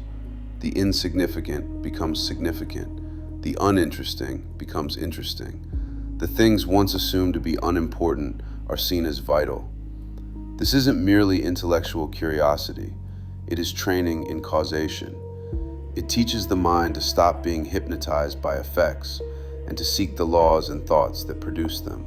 Part 8, then, is a severe education in law and mental causation. You may choose what you think, but you can't choose the nature of the law that governs results. Good and evil aren't separate powers. They are the names for the outcomes of constructive or destructive thought. Hatred itself is destructive and therefore creates discord. Imagination is introduced as the disciplined instrument that gathers material, breaks the prison of precedent, and shapes ideals that precede action. Predominant mental attitude is the decisive factor, not occasional moments of elevated thinking. And the exercises are designed to train perception away from surface effects and toward origination, law, and cause. Because only those who understand cause can deliberately create different effects. The Master Key System, Lecture 9. In this part, Haanel brings the discussion into a sharper, almost contractual clarity. He speaks of a fundamental principle, an imperative condition, an immutable law underlying every successful business relation and every stable social condition. The tone shifts here, not into excitement, but into exactness. He is no longer content to describe the creative power of thought in general. He now insists that the same law that governs individual health and circumstance governs the way people relate to one another, the way enterprises succeed, the way harmony is established, and the way discord is produced.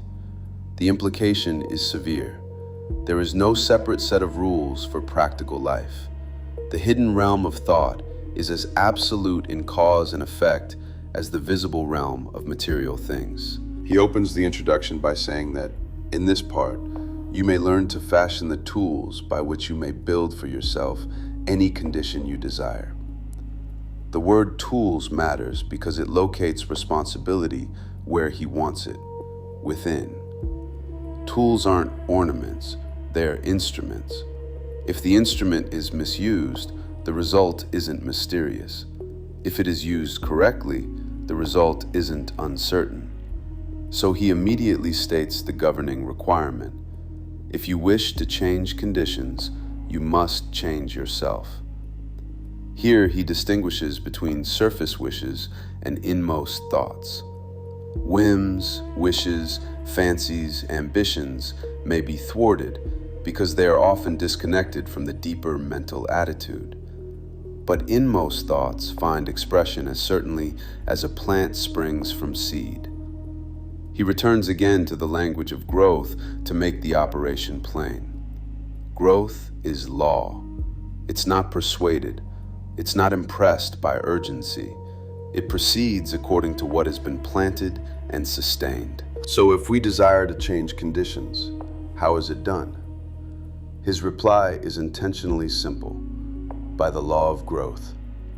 Cause and effect are absolute and undeviating in the hidden realm of thought. This sentence is meant to extinguish the last refuge of excuse. If one insists that inner causes are vague, then no method can exist.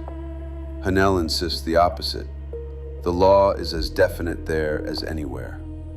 Therefore, the work isn't to beg for a different harvest, it is to change what is being cultivated. He then introduces a phrase that is frequently misunderstood because of its apparent simplicity.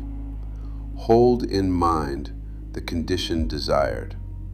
Affirm it as an already existing fact. He calls this the value of a powerful affirmation. By constant repetition, it becomes a part of ourselves. We are actually changing ourselves. We are making ourselves what we want to be. The misunderstanding here comes from treating affirmation as a kind of persuasion directed outward, as though the world must be convinced. Haanel isn't speaking of convincing the world. He is speaking of changing the operator. The affirmation is a tool for changing the inner pattern of thought until it becomes characteristic and predominant. When it becomes part of oneself, it is no longer a temporary idea. It is an established cause. He says character isn't chance, but continued effort. This is the moral and practical cornerstone of the part. He then gives a principle to explain substitution. Two things can't exist in the same place at the same time. He applies this to the mental and spiritual world. If one is timid, vacillating, self-conscious, over-anxious, harassed by fear, the remedy is to substitute thoughts of courage, power, self-reliance, confidence for thoughts of fear, lack, limitation. This isn't denial of what has been felt. It is displacement of the cause. He is describing a law of occupancy. If the mind is filled with one kind of thought, the opposite can't simultaneously govern. Light doesn't negotiate with darkness, it replaces it. So he says the easiest and most natural way is to select an affirmation that fits one's case. Positive thought destroys negative as certainly as light destroys darkness, and results will be as effectual. He closes the introduction by returning to the sequence. Act is the blossom of thought, and conditions are the result of action. Therefore, we always possess the tools by which we make or unmake ourselves. Joy or suffering will be the reward. He's not presenting reward as arbitrary. He is describing it as consequence. If thoughts determine action, and action determines conditions, then reward is built into the chain. From this foundation, he enters the part itself with a statement that compresses his whole system into one claim. There are only three things that can possibly be desired in the world without, and each can be found in the world within. The secret is to apply the proper mechanism of attachment to the omnipotent power to which each individual has access. He then names the three things: health, wealth, and love. He says these are necessary for highest expression and complete development. Health is obvious because pain makes happiness impossible. Wealth is more contested, he admits, but he argues that a sufficient supply is necessary, and what counts as sufficient varies. He then adds a significant observation. Nature provides abundantly, lavishly, so any lack or limitation is limitation made by an artificial method of distribution. Whether one agrees with his conclusion or not, the purpose of the statement in his system is to remove the belief that scarcity is the natural and ultimate law. He wants the listener to associate the universal with sufficiency rather than with deprivation. He places love as the third essential and suggests many would call it the first. The one who possesses health, wealth, and love finds nothing else that can be added to complete the cup of happiness. Haanel isn't pretending that life contains no other experiences.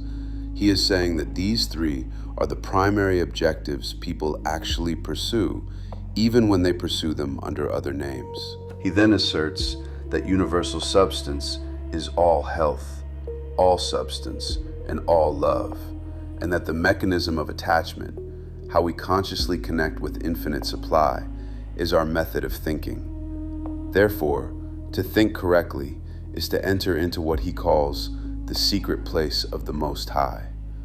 This language is devotional, but he uses it in a technical sense. Right thinking isn't merely a moral preference, it is alignment with the universal principle. Now the question becomes, what shall we think? If we know this, he says, we will have found the proper mechanism of attachment relating us to whatsoever things we desire. He warns that the mechanism may seem simple when given, but that simplicity is deceptive because the difficulty lies not in complexity, but in fidelity. The mechanism is the master key, it's the foundation, it's the imperative condition, it's the absolute law of well-doing, which means well-being. He then identifies the mechanism by name. To think correctly, accurately, we must know the truth. Truth, he says, is the underlying principle in every business or social relation. It is a condition precedent to every right action. This isn't abstract piety, it is a practical principle. If an action is based on truth, its result can be foreseen. If it is based on falsehood, the result is unknowable and eventually destructive. He says to know truth affords a satisfaction beyond all others. It is solid ground in a world of doubt, conflict, and danger. In his system, truth isn't merely factual correctness, it is alignment with the spiritual law underlying reality. He then says that to know truth is to be in harmony with infinite and omnipotent power. Therefore, truth connects you with a power that is irresistible and sweeps away discord, inharmony, doubt, error, because truth prevails. This statement is often misunderstood, as though truth automatically removes difficulty without effort. Haanel's intent is different. If one's premise is true, action becomes coherent, and coherence removes the contradictions that create discord. If one's premise is false, even great intellect will lose its way, because it is building upon what it knows to be unsound. He makes the contrast explicit. The humblest intellect can foresee the result of action based on truth, but the mightiest mind can't conceive what may ensue when hopes are based on what is known to be false. The law here is simple. A false premise introduces uncertainty, and uncertainty multiplies loss. He then states that every action not in harmony with truth, whether through ignorance or design, results in discord and eventual loss in proportion to extent and character. This is the moral structure he has been building.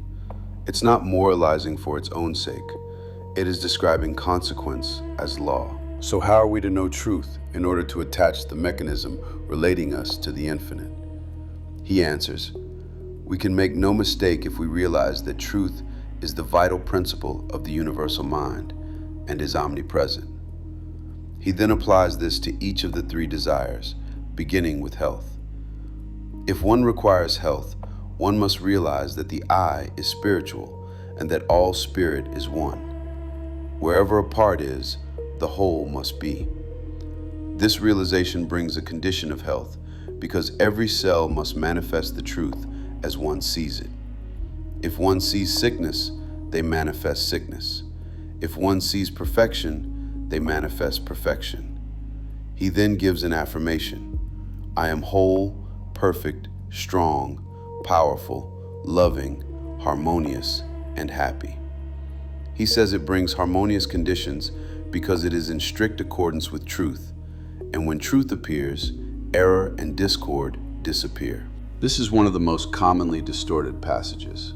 Some treat it as if the words themselves contain magic. Haanel doesn't say the words have power because they are words. He says they have power because they are in accordance with truth. The words are meant to hold consciousness to a true premise until the body and mind express that premise. He reinforces this by saying that because the I is spiritual, it must necessarily always be no less than perfect. Therefore, the affirmation is an exact scientific statement. Whether one accepts his metaphysical definition or not, within his system the logic is consistent. If spirit is perfect and the I is spirit, then to affirm perfection isn't to invent it, but to recognize it. He then clarifies why the affirmation must produce results. Thought is a spiritual activity. Spirit is creative. Therefore, holding the thought must bring conditions in harmony with it. He extends this to wealth. If wealth is required, realize the I is one with universal mind, which is all substance and omnipotent. This realization assists in bringing into operation the law of attraction, bringing one into vibration with forces making for success and conditions of affluence in proportion to character and purpose of affirmation. Here again, the affirmation isn't treated as bribery. It is treated as formation of character and purpose, which then correlates with persons and circumstances. He then names visualization as the mechanism of attachment required. He distinguishes seeing from visualization. Seeing is physical and relates to the world without. Visualization is a product of imagination and relates to the world within. Therefore, it possesses vitality. It will grow. The thing visualized will manifest in form. He says the mechanism is perfect, created by the master architect who does all things well. But sometimes the operator is inexperienced or inefficient. Practice and determination overcome the defect. This is a direct warning against impatience and against casual operation. The mechanism is lawful. The operator must learn skill. He then applies the third desire, love.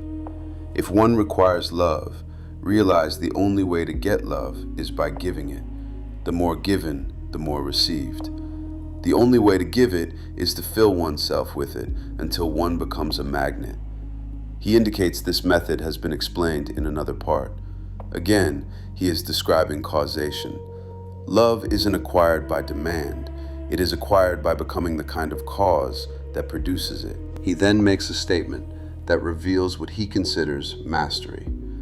The one who has learned to bring the greatest spiritual truths into touch with the so-called lesser things of life has discovered the secret of the solution of his problem.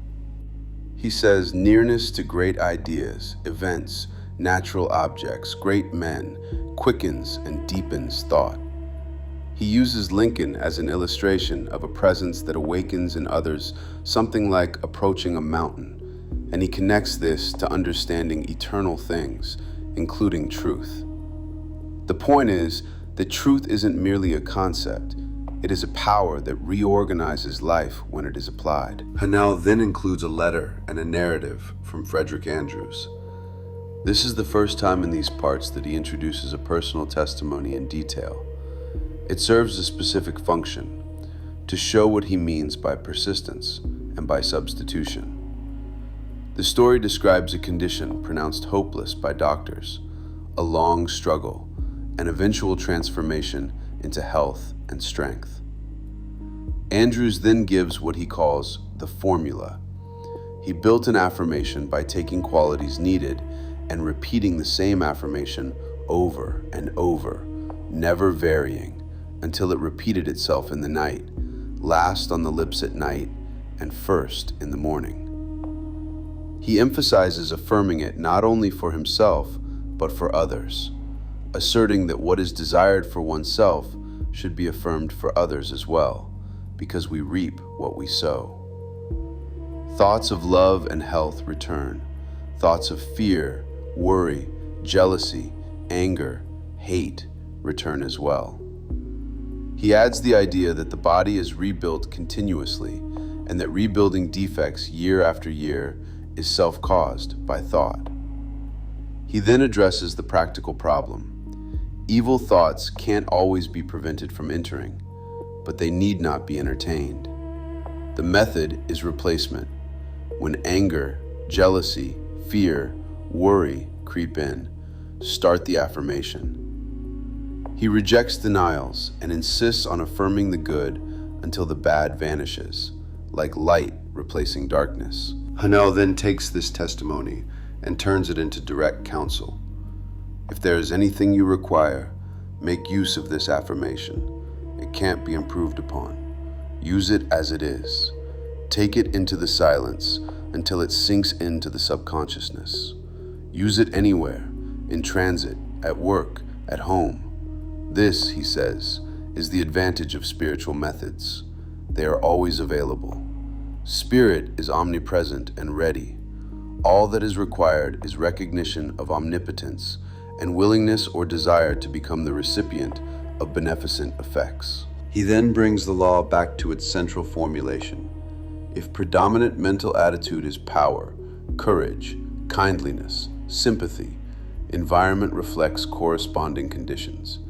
If it is weak, critical, envious, destructive, environment reflects corresponding conditions. Thoughts are causes, conditions are effects.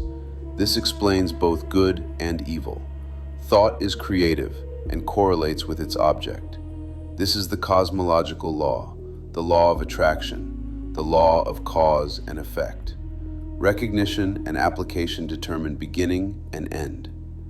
He then connects this to the historic belief in prayer, saying, "As thy faith is, so be it unto thee," is simply another way of stating the same law. Finally, he gives an exercise. Visualize a plant, especially a flower admired. Bring it from unseen into seen. Plant seed, water, care. Place it in morning sun. See seed burst. See roots penetrate and divide into millions of intelligent cells seeking subsistence. See stem rise, branch, leaf, bud, unfold into flower. Concentrate until fragrance is perceived. This exercise is meant to train clear and complete vision. When vision becomes clear, he says, one enters into the spirit of a thing. It becomes real. This is concentration, and the process is the same whether concentrating on health, a flower, an ideal, a business proposition, or any problem.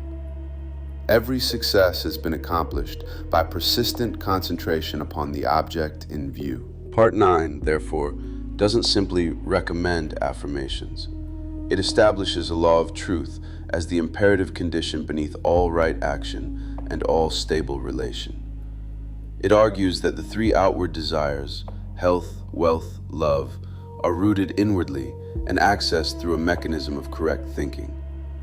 It insists that truth is omnipresent and that alignment with truth connects one with irresistible power. It warns that false premises produce discord and loss. It describes affirmation as a tool for changing the operator by substitution until the thought becomes predominant. It insists that visualization isn't physical seeing, but imaginative creation that grows into form. And it closes by returning to growth. The seed becomes the flower by law. A dominant thought becomes a condition by the same law, when held with persistence and fidelity. The Master Key System, Lecture 10. In this part, Haanel takes what he has been building, mind as cause, conditions as effect, law as immutable, and places it under a single title, the Law of Abundance. He doesn't mean abundance as a mood or as a slogan. He means it as a natural law of the universe, as observable and consistent as any other law. He insists that nature isn't sparing, it is lavish, it is profuse, it is extravagant. The evidence of this, he says, is everywhere. The continual reproduction of life, the countless forms, the endless renewing of growth, all of it indicates that provision isn't made reluctantly. Provision is built into the structure of existence. Therefore, he says, abundance for everyone is evident. And yet the fact that many don't participate in this abundance is also evident. This is the tension he is addressing. If supply is universal, why is experience so unequal? His answer isn't that nature withholds, but that individuals haven't come into realization of the universality of substance and of mind as the active principle by which we relate ourselves to what we desire. In other words, the separation isn't in the source, but in the connection. This part is therefore about the connecting link. It is about how abundance becomes your own in actual experience, and why the same law that makes abundance possible also makes limitation possible when it is misunderstood. He makes a statement early that frames how he wants the listener to think about wealth. All wealth is the offspring of power. Possessions have value only as they confer power. Events are significant only as they affect power. He's not reducing life to greed.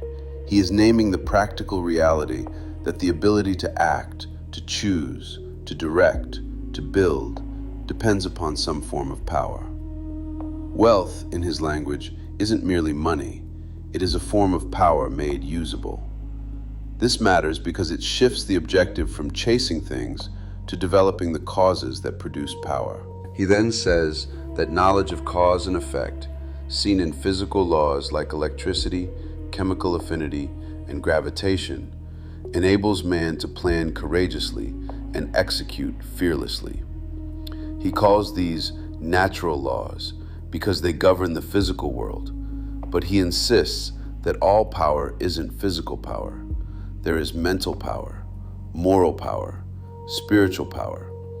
He then elevates spiritual power as superior because it exists on a higher plane. It is spiritual power, he says, that enabled man to discover and harness the forces of nature. It is spiritual power that enables discovery of laws by which time and space appear to be overcome, and even gravitation to be challenged. Here he is making a claim. The higher determines the lower. Discovery isn't a physical act first. It is a mental and spiritual act that then becomes physical application. To illustrate this, he introduces a passage from Henry Drummond about the barrier between the inorganic world and the organic world. Drummond's point is that the mineral world can't, by any chemistry or energy or evolution, endow itself with life. Life comes only by contact with life. The passage is used to establish an analogy. Just as the mineral can't cross into life by its own effort, the natural man can't cross into the spiritual world by natural means alone. The door is sealed from that side. Science can describe the inorganic. Biology can describe the organic, but the point of contact is silent. Haanel's purpose in using this isn't to argue about science, but to assert a principle of higher contact. The higher reaches down into the lower and endows it with qualities the lower can't generate from itself. He then makes the application. As the plant reaches down into the mineral world and touches it with the mystery of life, so the universal mind reaches down into the human mind and endows it with new, strange, wonderful qualities. He says that all who have accomplished anything in industry, commerce, or art have done so because of this process. He is asserting that true accomplishment isn't merely muscle or circumstance.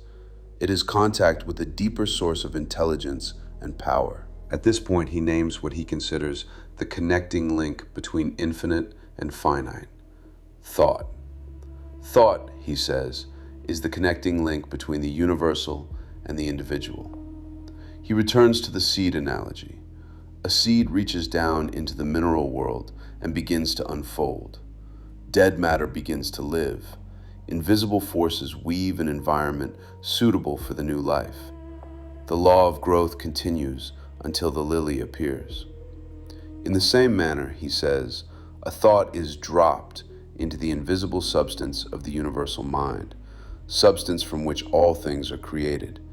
And as it takes root, the law of growth begins to operate, and conditions and environment become the objective form of the thought. This is the heart of Part 10.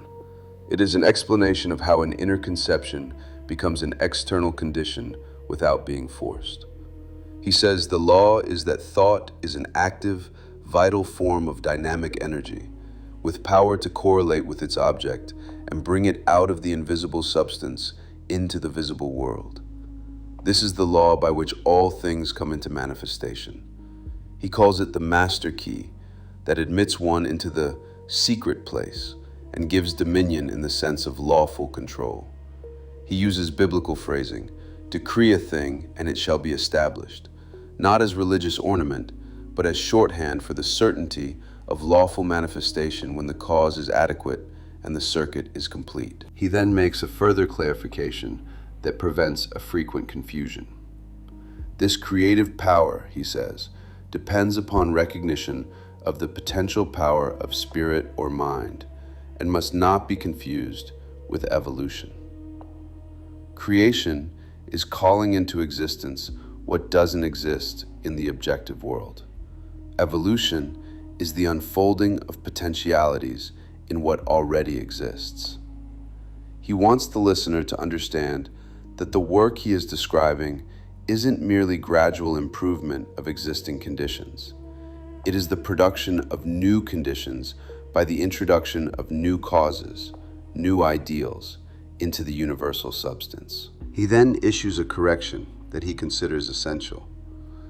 In taking advantage of these possibilities, we contribute nothing to the efficacy of the law itself.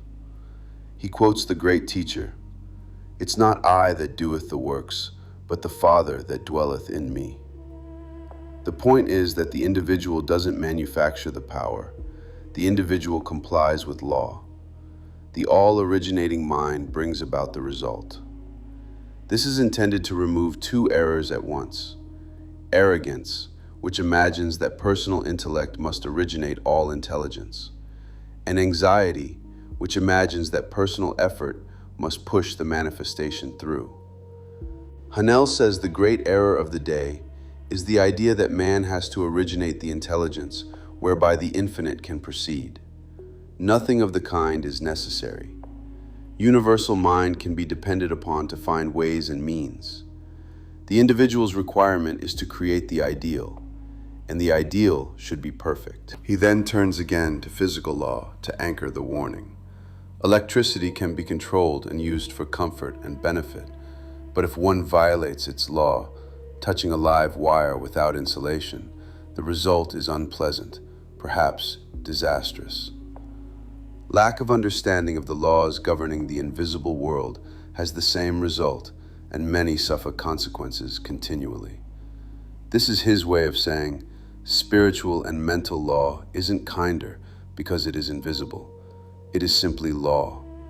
Ignorance doesn't cancel effect. He then returns to a concept he has introduced before, but develops more technically here. Causation depends upon polarity. A circuit must be formed. The circuit can't be formed unless we operate in harmony with the law. How should we operate in harmony without knowing the law? By study, by observation.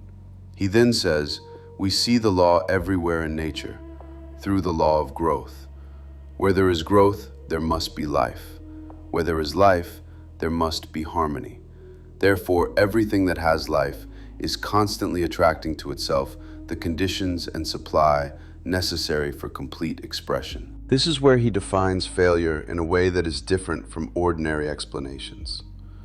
If thought is in harmony with the creative principle, it is in tune with the infinite mind and forms the circuit. It won't return void. But it is possible to think thoughts not in tune with the infinite. Then there is no polarity. The circuit isn't formed. He uses the analogy of a dynamo generating electricity with the circuit cut off. There is no outlet. The dynamo stops. Likewise, if one entertains thoughts not in accordance with the infinite, and therefore can't be polarized, there is no circuit. The individual is isolated. Thoughts cling, harass, worry, and eventually bring disease and possibly death.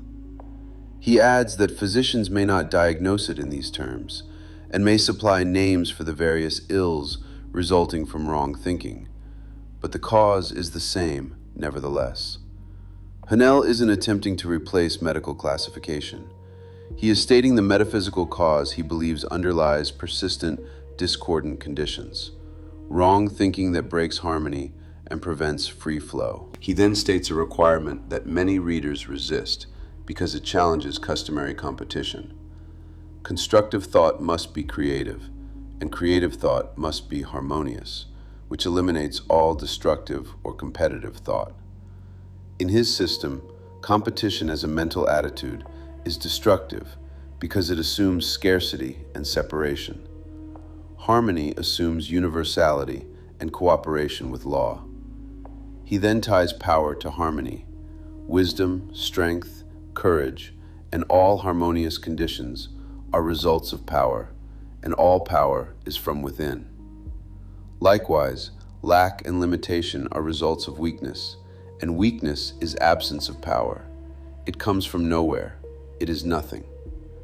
The remedy is to develop power, and power is developed the way all power is developed, by exercise. He is careful to define what exercise means here.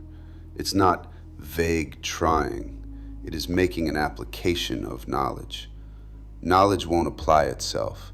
The individual must apply it. Abundance won't come out of the sky and won't drop into the lap, but a conscious realization of the law of attraction, the intention to bring it into operation for a certain, definite, specific purpose, and the will to carry out this purpose will bring about materialization by a natural law of transference. Haanel's emphasis is on definiteness and fidelity, not a general desire, not a wistful hope, not a passing enthusiasm, but a specific purpose held with conscious intention and sustained will. He then adds that if one is in business, it will increase along regular channels, and possibly new or unusual channels of distribution will open. When the law becomes fully operative, the things sought will be seeking the seeker.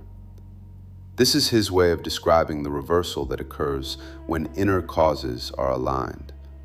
Opportunities are no longer hunted blindly.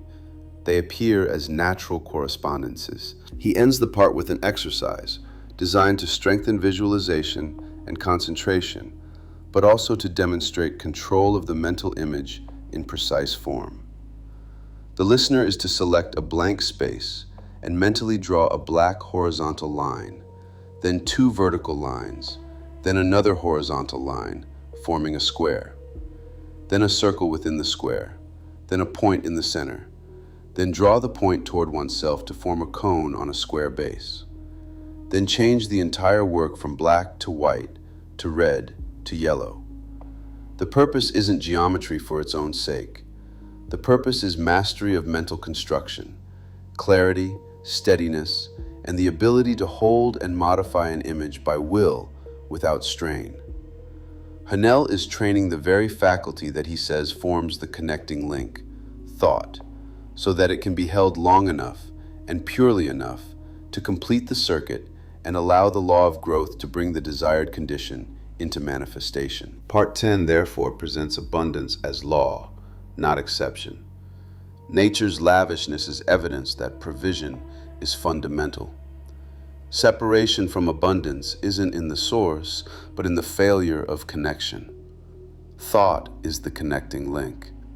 Thought, when harmonious, forms polarity and completes the circuit with the infinite. When discordant, it breaks polarity and isolates the individual in worry and weakness. The individual doesn't generate the intelligence of manifestation. He generates the ideal and complies with law. The universal mind supplies means. Progress becomes permanent only when the law is understood and applied deliberately for definite purposes, because nothing happens without cause, and when causes are adequate, effects follow with the same certainty with which the seed becomes the lily. The Master Key System, Lecture 11. In this part, Haanel turns the attention to a method of knowing, not merely a method of wishing or believing. He is concerned here with how law is discovered, verified, and applied, and with how the mind comes into conscious cooperation with the vast organization of nature. He is no longer speaking only of inner attitude or affirmation, but of a disciplined way of thinking by which the individual becomes intelligently aligned with forces already in operation. He begins the introduction by restating a foundation that can't be repeated too often. Life is governed by law, actual, immutable principles that never vary. These laws are in operation at all times and in all places. This assertion is meant to remove the last trace of chance from human affairs. Haanel wants the listener to understand that nothing happens outside law, whether it is recognized or not. Because fixed laws underlie all human action, those who understand them are able to calculate results with remarkable precision. He gives the example of men who control vast industries, who can determine in advance what percentage of people will respond to given conditions. This isn't meant to glorify manipulation, but to demonstrate that when law is understood, behavior becomes predictable. He immediately adds an important caution. While every effect is the result of a cause, the effect in turn becomes a cause, which creates further effects, which create further causes. When one puts the law of attraction into operation, one isn't producing a single isolated outcome, but starting a train of causation that may have far-reaching consequences. This explains why people are often surprised by results they believe they never intended. They forget that mental tendencies attract associations, relationships, and environments, which then generate conditions beyond the original thought. He addresses a common objection directly. People often say that a distressing situation couldn't have been caused by their thought, because they never consciously entertained such an idea. Haanel replies that this overlooks the law of mental attraction. The thoughts one habitually entertains attract certain friendships, companionships, and associations. These in turn create environments and circumstances, and these circumstances produce the conditions of which one later complains. The law doesn't operate only on isolated thoughts, but on patterns of thought that shape the entire field of experience. He then introduces inductive reasoning as the faculty by which the objective mind discovers law. Induction is the process of comparing many separate instances until the common factor that produces them all becomes visible. This method of studying nature, he says, has resulted in the discovery of a reign of law that marks an epoch in human progress. It's the dividing line between superstition and intelligence. Before induction, life was explained by chance, whim, or invisible caprice.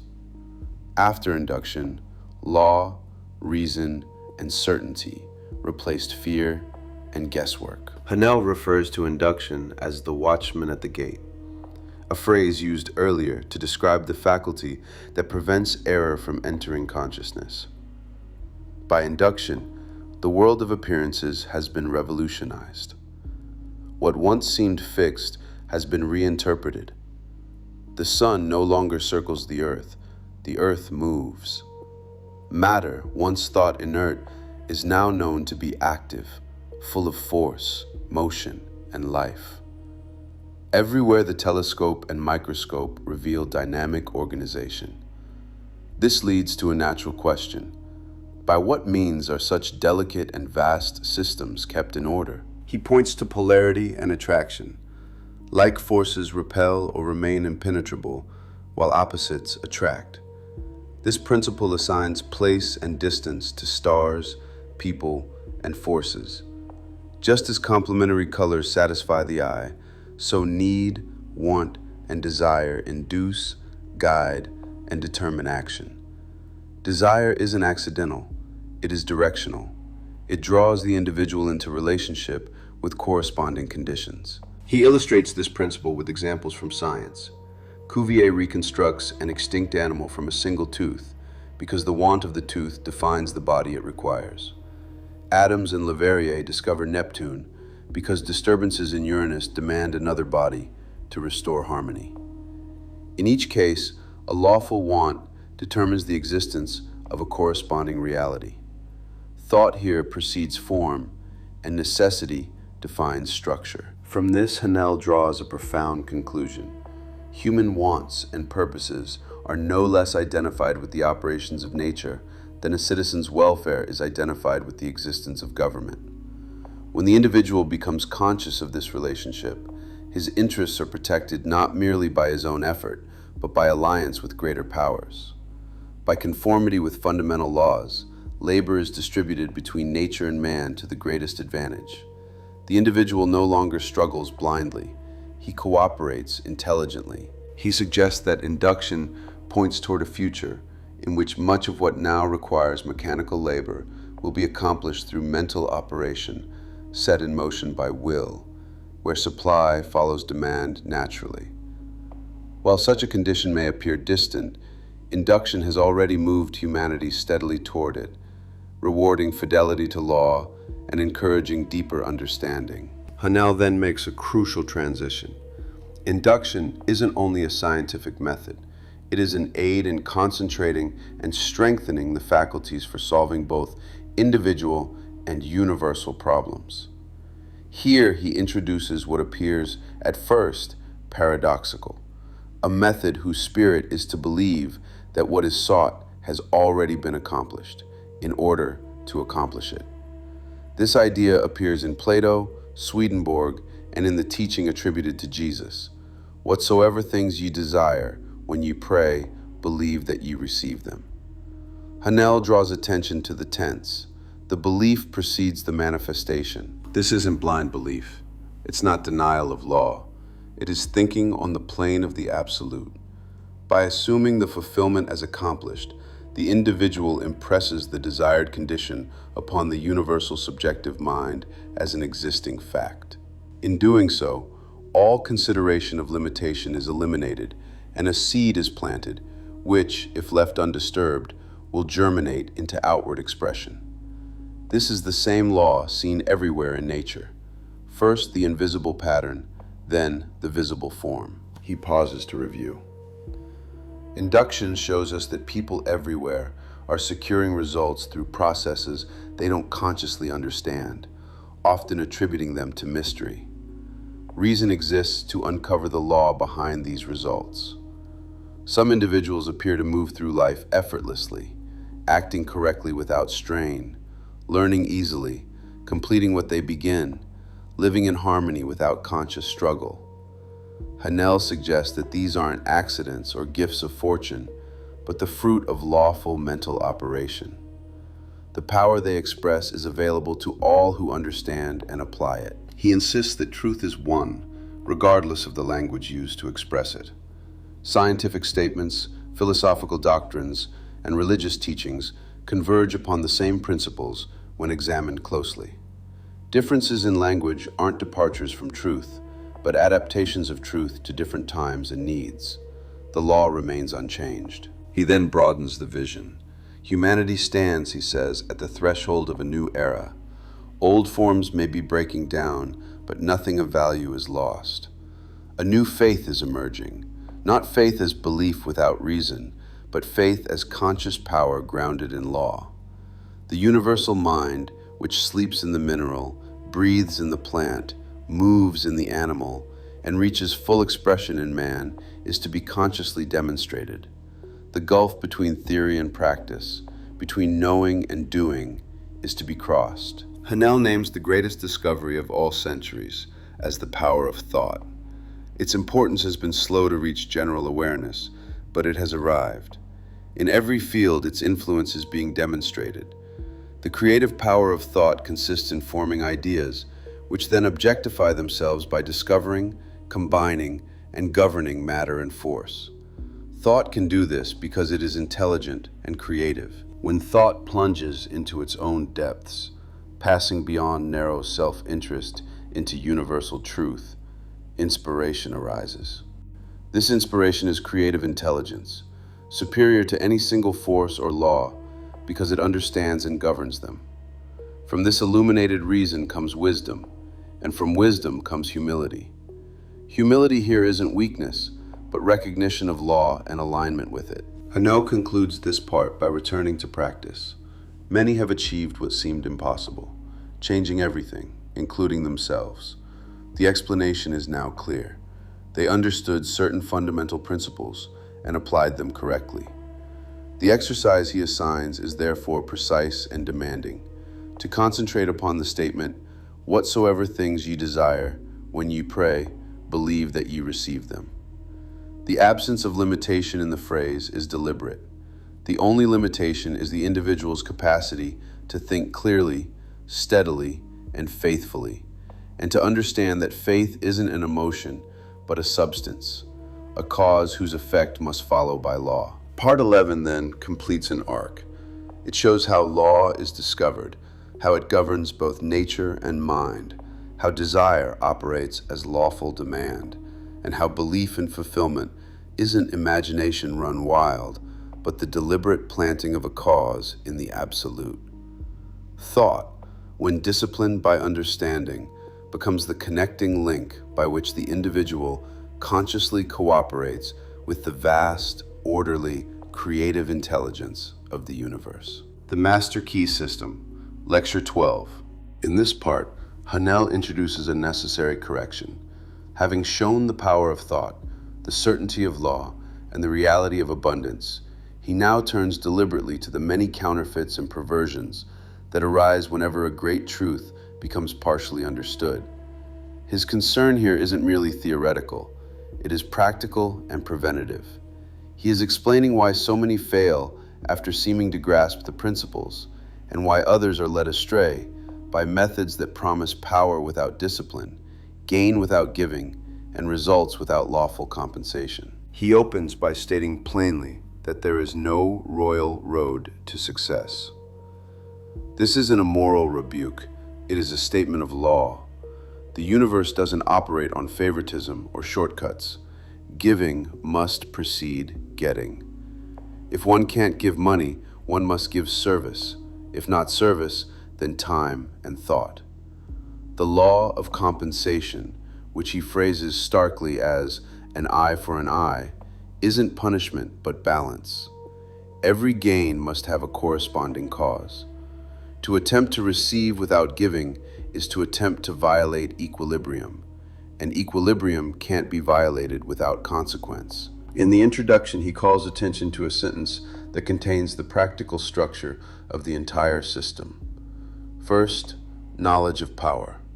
Second, the courage to dare. Third, the faith to do. These aren't poetic stages, they are functional necessities. Knowledge without courage produces hesitation. Courage without faith produces strain. Faith without action produces illusion. Only when all three operate together does thought become effective. He explains that if these thoughts are given full attention, they will begin to attract other thoughts in harmony with them. This is an important point. Haanel is reminding the reader that thought isn't isolated. Concentrated attention sets up resonance. Once a true principle is held steadily, related insights follow naturally. Understanding deepens not by accumulation, but by coherence. He insists again that knowledge doesn't apply itself. This is one of his most repeated warnings throughout the work. Law operates automatically, but application is individual. The application consists in fertilizing thought with living purpose. Without purpose, thought remains inert. This is why so much effort is wasted. People scatter attention aimlessly, shifting from one desire to another, never holding a single idea long enough for it to gather force. To illustrate this, he uses the image of a camera's focusing screen. When the object is out of focus, the picture is blurred. When focus is exact, the image is clear. Concentration functions in the same way. Without it, ideals remain vague outlines, and results reflect that vagueness. The universe doesn't respond to blurred impressions with precision. He then begins the numbered section by stating that no purpose in life can't be best accomplished through a scientific understanding of the creative power of thought. Thought isn't presented as a mystical accessory, but as the fundamental instrument. The power to think is common to all, and because thought is infinite in scope, creative power is unlimited in principle. Limitation arises not from lack of power, but from lack of understanding and control. Yet despite knowing that thought builds and attracts, people still find themselves governed by fear, anxiety, and discouragement. Haanel identifies this as the great contradiction. These negative states are themselves powerful thought forces. They actively repel the very things desired. The result is a pattern of partial advance followed by retreat. One step forward, two steps back. The remedy, he says, is simple in statement but exacting in practice. The only way to keep from going backward is to keep going forward. This requires vigilance. Success demands constancy. He then restates the three essential steps: knowledge of power, courage to dare, faith to do. With this as a basis, one may construct an ideal business, home, environment, and relationships. There's no limitation of material or cost because thought draws upon infinite substance. But this freedom introduces responsibility. The ideal must be sharp, clear-cut, and definite. To change ideals constantly is to scatter force. The result is confusion, not creation. He uses the sculptor analogy to make the law unmistakable. A sculptor who changes the design every few minutes will never produce a coherent form. The same is true when working with the most plastic of all substances, mind. Inconsistency produces chaos. This, he says, is precisely what many experience, and the cause is evident: lack of decision and persistence. He points out that such indecision often results in loss of material wealth. Apparent independence disappears, revealing that money and property were never true independence. The only independence is a working knowledge of the creative power of thought. Without that knowledge, external security is fragile. This practical working knowledge can't be acquired until one understands that the only real power available is the power to adjust oneself to divine and unchanging principles. The infinite can't be altered. Only alignment is possible. Success, therefore, isn't domination of law, but cooperation with it. The degree of success corresponds exactly to the degree of harmony established between individual thought and universal thought. At this point, Haanel introduces a strong warning. The power of thought has many counterfeits. These are attractive precisely because they appear to offer power without discipline. Worry, fear, and negativity are obvious examples, producing results after their kind. But he then turns to subtler dangers, phenomena seeking, materializing seances, psychic passivity. These practices require a negative, receptive state that drains vitality. Power seems to appear, but it is borrowed, unstable, and ultimately destructive. He includes hypnotism and thought transference among these perversions.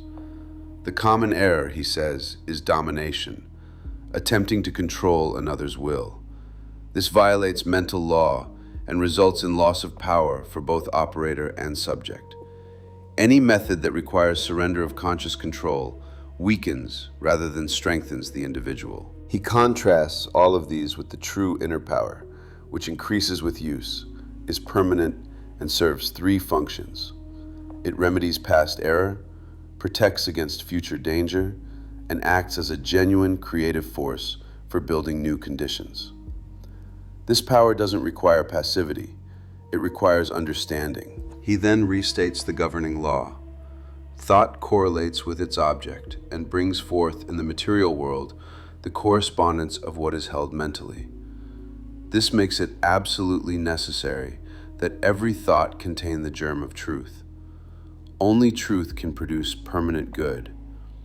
Error may produce temporary effects, but they decay. He now names the principle that gives thought its dynamic power, the law of attraction, which he identifies directly as love. This isn't sentiment. Love, in his definition, is the unifying force of the universe. Feeling imparts vitality to thought. Desire is feeling. Desire is love. Thought impregnated with love becomes invincible because it aligns with the deepest creative principle in existence. He extends this idea into physics, philosophy, and cosmology. Universal substance isn't inert, it is attractive. Electrons combine to form atoms. Atoms form molecules. Molecules form worlds. The same law operates at every level. Love, as attraction, is the creative force behind all manifestation. He explains that this law led humanity to personify the universe, believing there must be a being who responds to petitions. The reality, he suggests, is more exact. Thought and love form an irresistible law, operating with mathematical precision. When results seem imperfect, the law isn't at fault. The operator lacks understanding, just as a mathematician may struggle with a complex equation. He emphasizes again that creation occurs first in the mental or spiritual realm. By governing thought today, one creates events that will appear tomorrow. Educated desire, desire informed by understanding, is the most potent force available. He then introduces an important neurological principle. The mind can't grasp an entirely new idea until corresponding brain cells are prepared.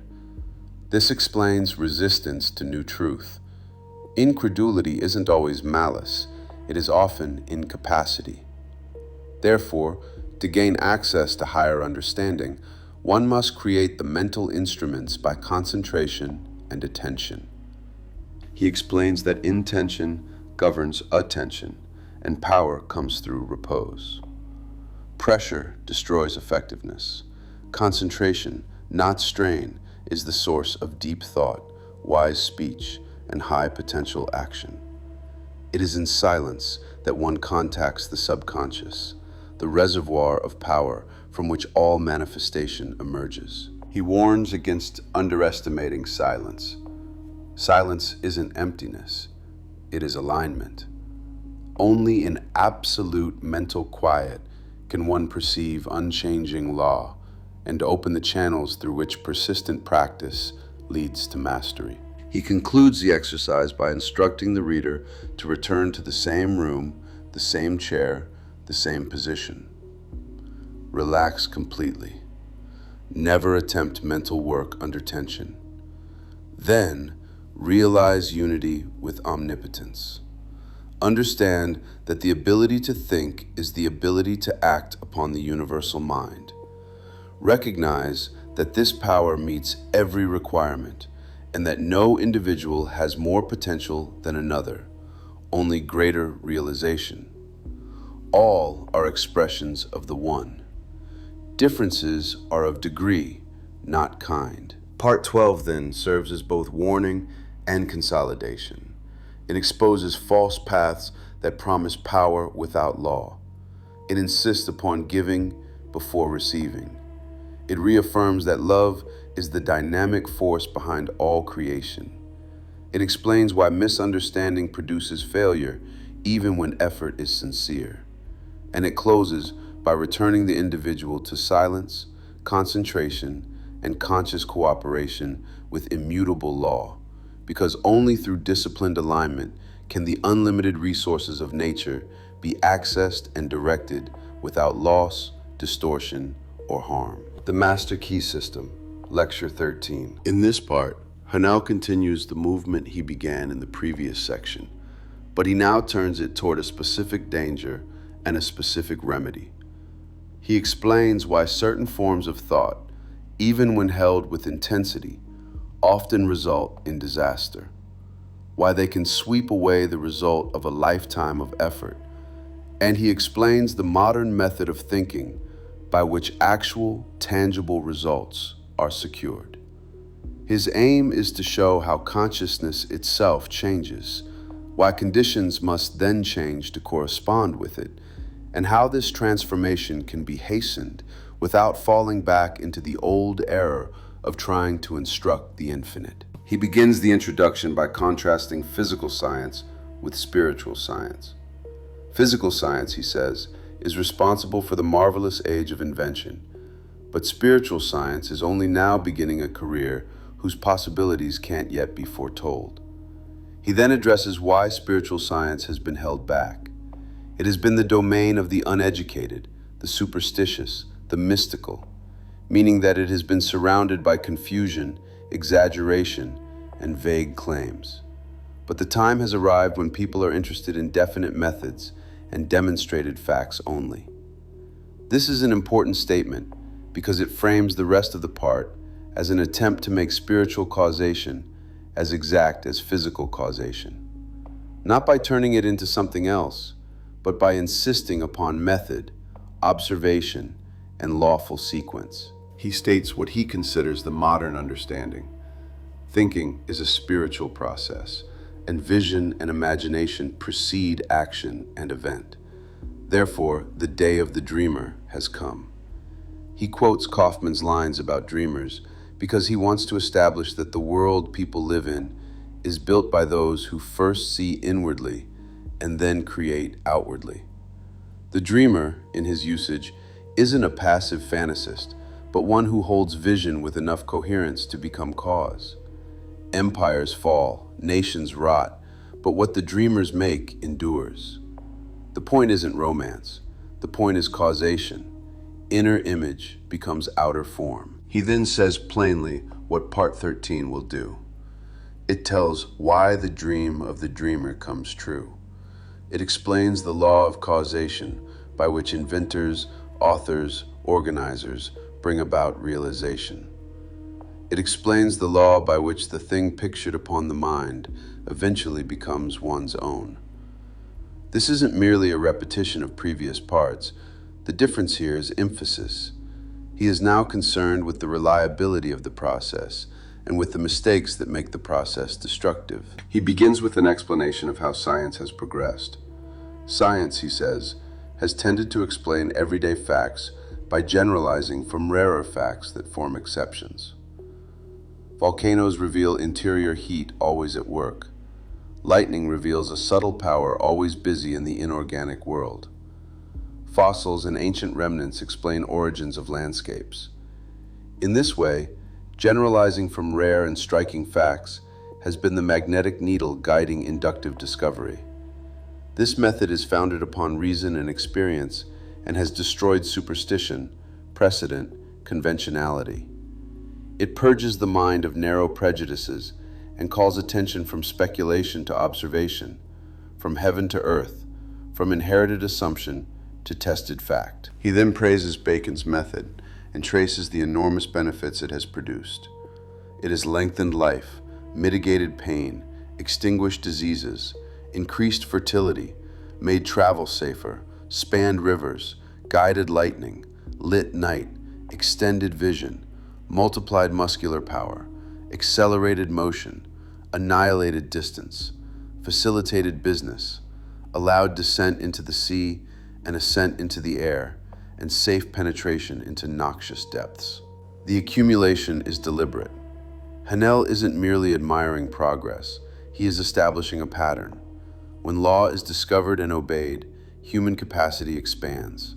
The implication is that spiritual law will produce comparable expansion when approached with the same patience and accuracy. But he adds a restraint that becomes the standard for spiritual investigation as well. The greater the success of inductive science, the more it teaches the necessity of observing individual facts carefully, patiently, accurately, with every instrument and resource before stating general laws.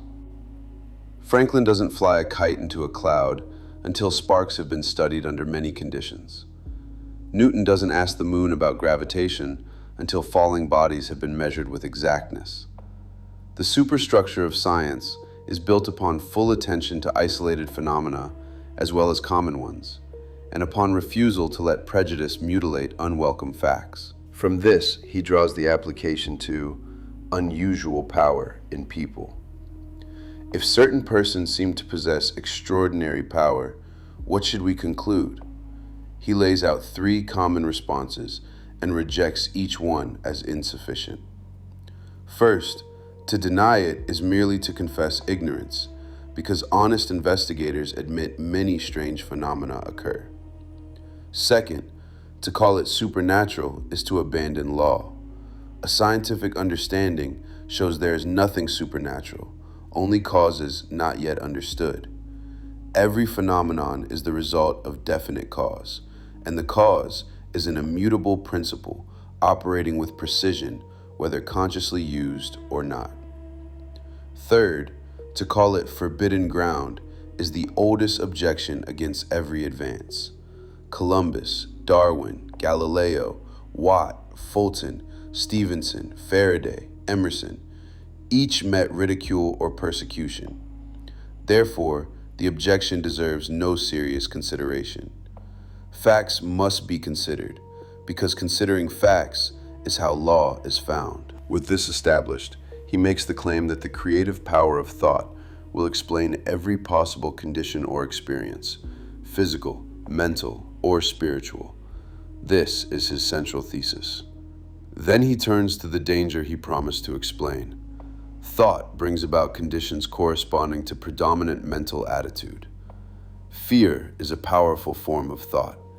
If we fear disaster, disaster will be the certain result of our thinking. This fear can sweep away years of effort because it becomes a cause that undermines the structure built by other causes. It's not that fear predicts disaster. It produces the conditions that invite it through action, judgment, association, timing, and the entire chain by which inner attitude becomes outer circumstance. He then addresses another error that is more subtle. If we think of material wealth, we may secure it. Concentrated thought will bring conditions, effort, and circumstances that lead to it. But we often discover that when we get what we thought we wanted, it doesn't produce the effect expected. Satisfaction may be temporary, or the reverse. This isn't a denial of the law. It is a diagnosis of misunderstanding. People often select objects as though objects were final causes, and then are surprised when the object doesn't carry the inner condition they were actually seeking. So Haanel asks the decisive question: what is the proper method? What are we to think in order to secure what we really desire? His answer is broad and universal. What all seek is happiness and harmony. If we are truly happy, we have everything the world can give. If we are happy ourselves, we can make others happy. But he immediately guards against sentimental misunderstanding. Happiness isn't possible without health, strength, congenial friends, pleasant environment, and sufficient supply, not only for necessities, but for comforts and luxuries to which we are entitled. He is moving the listener away from narrow moral resignation and toward a conception of rightful completeness. He contrasts the old orthodox way of thinking with the modern idea. The old way taught people to be satisfied with whatever portion they had, to regard themselves as low and undeserving. The modern idea, he says, is to know we are entitled to the best of everything because the Father and I are one, and the Father is universal mind, creator, and original substance. This is a strong statement, and he anticipates the immediate resistance. Admitting that it is true in theory and has been taught for centuries, how is it made practical? How do we get tangible results now? His first answer is blunt. We must put knowledge into practice. Nothing can be accomplished otherwise. He uses the athlete as analogy. Reading about training doesn't create strength. Strength comes only when one begins to give out strength by work. One receives exactly what one gives, but one must give first. He applies this to mental life. We will get exactly what we give, but we must give first, and it will return manyfold. The giving is a mental process. Thoughts are causes, conditions are effects. Therefore, in giving thoughts of courage, inspiration, health, or help, we set causes in motion that bring effects. This isn't a call for mere benevolence. It is a statement of compensation and causation. He then issues another correction. Thought is creative, but it will create nothing unless it is consciously, systematically, constructively directed. Here lies the difference between idle thinking, which dissipates effort, and constructive thinking, which yields achievement. Many people think constantly and yet create nothing because their thought is undirected, contradictory, fearful, or habitually negative. The law responds to predominance and direction, not to noise. He repeats that everything comes by the law of attraction. A happy thought can't exist in an unhappy consciousness. Therefore, consciousness must change. When consciousness changes, conditions necessary to meet the changed consciousness must gradually change. This is one of the most important statements in the part because it establishes a direction of causation that people often reverse. They wait for conditions to change before allowing consciousness to change. Haanel insists that consciousness changes first, conditions follow. At this point, he exposes what he calls the cause of every failure. When we create a mental image or ideal, we project thought into universal substance from which all things are created. This substance is omnipresent, omnipotent, and omniscient. Are we to inform the omniscient of the proper channel by which to materialize the demand? Can the finite advise the infinite? This attempt to dictate the channel is, he says, the cause of failure. People recognize omnipresence, but fail to appreciate omnipotence and omniscience. As a result, they become anxious about methods. They grasp at specific forms. They attempt to force outcomes, and they block the operation of the larger intelligence that would set causes in motion beyond their understanding. The remedy, therefore, is to conserve our interests by recognizing infinite power and infinite wisdom. In this way, we become a channel through which the infinite can bring about realization. Recognition brings realization. He then makes this recognition into the exercise of the part.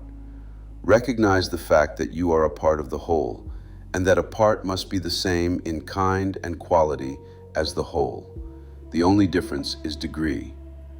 When this fact permeates consciousness, when one realizes that one isn't merely a body but the ego, the I, the thinking spirit, one realizes it is integral to the whole and therefore of the same substance and quality.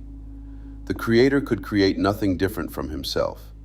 Then one can say, the Father and I are one, and begin to understand the beauty and opportunities that have been placed within reach. Part 13, then, connects several crucial threads. It shows that the method of science, careful observation, patient attention, refusal of prejudice, is the method that must also govern spiritual understanding. It shows that there is nothing supernatural, only law. It explains why fear, as a predominant thought produces disaster and can destroy years of effort.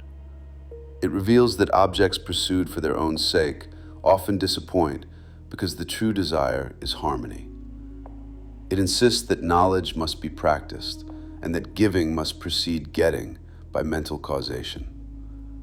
It explains that consciousness must change before conditions change. And it identifies the most subtle cause of failure, the attempt of the finite to instruct the infinite, to dictate the channel rather than to recognize omniscience and become a willing channel for lawful realization. The Master Key System, Lecture 14. In this part, Haanel gathers several lines of argument that have been developing from the beginning and brings them into a single, practical relationship. He explains the source of all power, wisdom, and intelligence, and insists that the outcome an individual achieves will be in exact accordance with understanding and application. He is careful here to remove the last refuge of ambiguity. If the principle is law, the only question left is, what is the law? What is the channel of its operation? And what kind of mental discipline is required to bring one's life into harmony with it? He begins the introduction by restating something he considers decisive. Thought is a spiritual activity and therefore endowed with creative power. He doesn't say that some thought is creative. He says all thought is creative. This matters because it removes the comfort of believing that only special moments count. If all thought is creative, then every indulgence of mind is a cause. And if thought can be used constructively, it can also be used negatively. Here he introduces denial not as denial of truth, but as withdrawal of creative power from an unwanted condition. He then clarifies the relation between conscious and subconscious as two phases of action of one mind. He uses the analogy of the weather vane and the atmosphere. The vane doesn't create wind, it responds to it. The slightest pressure produces movement. In the same way, the least thought entertained by the conscious mind produces action within the subconscious in exact proportion to two things: the depth of feeling characterizing the thought and the intensity with which it is indulged. This is a precise statement. It means that the subconscious doesn't respond merely to words, nor to occasional sentiments, but to the felt and indulged direction of thought. Feeling and repetition form the depth and the force. From this, he draws a practical conclusion. If you deny unsatisfactory conditions, you are withdrawing the creative power of your thought from these conditions. You are cutting them away at the root and sapping their vitality. Many misunderstand denial as a kind of verbal contradiction, as though the mind can say, "This isn't so," and the world must comply. Haanel isn't describing denial as an argument with facts. He is describing it as a refusal to nourish the condition with attention, feeling, and repeated contemplation. If thought is the life by which conditions are sustained, then withdrawing thought is the beginning of their decay. But he immediately adds the law of growth. Denial won't bring instant change. A plant remains visible for a time after its roots are cut, but it gradually fades and disappears. In the same way, the withdrawal of thought from unsatisfactory conditions will gradually but surely terminate them. This is a critical correction because many abandon the method precisely at this point. They deny, see no immediate change, and conclude that law failed. Haanel insists the law didn't fail, it is operating. The effect is delayed because growth and decay both take time. The roots are the cause. When the roots are cut, the visible form continues briefly on stored vitality, but it can't endure. He notes that this is the opposite of what people naturally do. Most persons concentrate intently upon an unsatisfactory condition, giving it exactly the energy and vitality required for vigorous growth. This, he says, explains why undesirable conditions persist. People try to end them while feeding them, and then wonder why they strengthen. With this foundation, he enters the numbered part by naming the universal source. The universal energy in which motion, light, heat, and color have origin doesn't partake of the limitations of the effects it produces. It is supreme over them. This universal substance is the source of all power, wisdom, and intelligence. Here, Haanel is again insisting that the source isn't a single department of reality. It's not merely force without mind or substance without intelligence. Wisdom is present everywhere, as truly as force and substance are present everywhere. To recognize this intelligence, he says, is to acquaint oneself with the knowing quality of mind, and through it, to move upon universal substance and bring it into harmonious relations in one's affairs. This is a statement of method. Recognition isn't passive. It is acquaintance with a quality, and this acquaintance becomes capacity. He then remarks that physical science hasn't attempted this field. Materialistic schools haven't caught the first ray of this light because they haven't considered that wisdom is omnipresent. He anticipates the objection. If these principles are true, why are we not demonstrating them? His answer is blunt. We are. We get results in exact accordance with our understanding of the law and our ability to make proper application. This sentence is meant to remove both despair and superstition. If results are exact, then failure isn't evidence against law. It is evidence of misunderstanding or misapplication. He supports this by analogy. We secured no results from electricity until someone formulated the law and showed us how to apply it. The power existed long before the formula. The benefit arrived when understanding and application arrived. He says this places us in an entirely new relation to environment, opening possibilities previously undreamed of. And this, by an orderly sequence of law, naturally involved in a new mental attitude. Again, he repeats that mind is creative, and the principle is sound, legitimate, inherent in the nature of things. But he adds a limitation that is also a liberation. The creative power doesn't originate in the individual. It originates in the universal source, the fountain of energy and substance. The individual is the channel for distribution of this energy, the means by which the universal produces combinations that become phenomena. This is a consistent theme. We don't create the power. We direct it through lawful recognition and thought. He then introduces a scientific explanation of universal substance, using the language of his time. Matter resolved into molecules, molecules into atoms, atoms into electrons. The discovery of electrons, he says, indicates conclusively that they fill all space, exist everywhere, are omnipresent, fill material bodies, and occupy what appears to be empty space.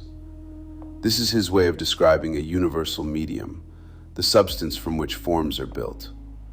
But he insists electrons would remain electrons unless directed where to go to assemble into atoms and molecules, and this director is mind. Atoms are electrons in orderly motion around a center of force. Atoms unite in regular mathematical ratios, forming molecules. Molecules form compounds. Compounds build the universe. The point isn't the physics itself, but the order. Mind directs, substance organizes, form appears. He then speaks of electrons in relation to the body.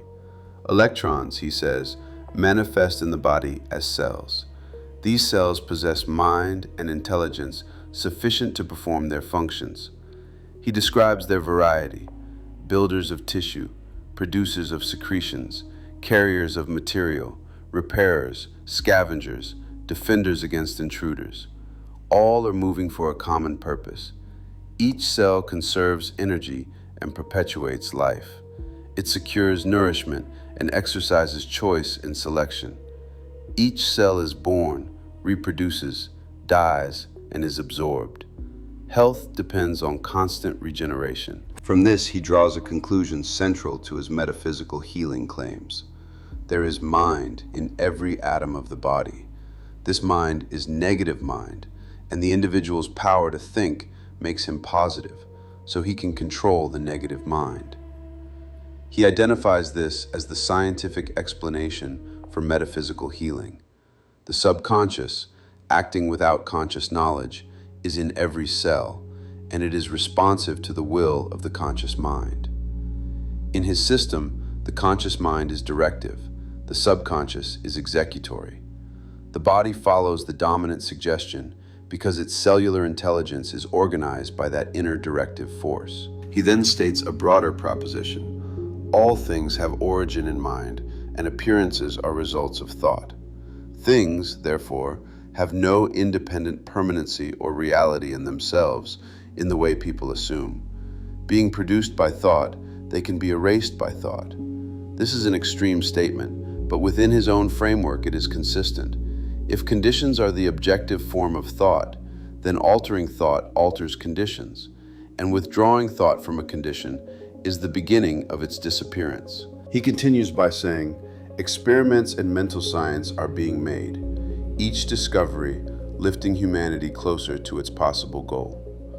Every person is the reflection of the thought entertained during life. This is stamped on face, form, character, environment. Behind every effect is a cause. Follow the trail, and the creative principle is found. Proofs are now complete enough, he claims, that this truth is generally accepted.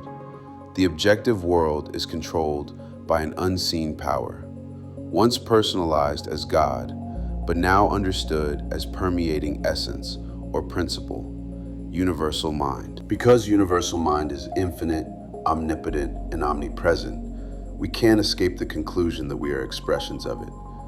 Then he makes a critical distinction. The subconscious is the connecting link between universal mind and conscious mind.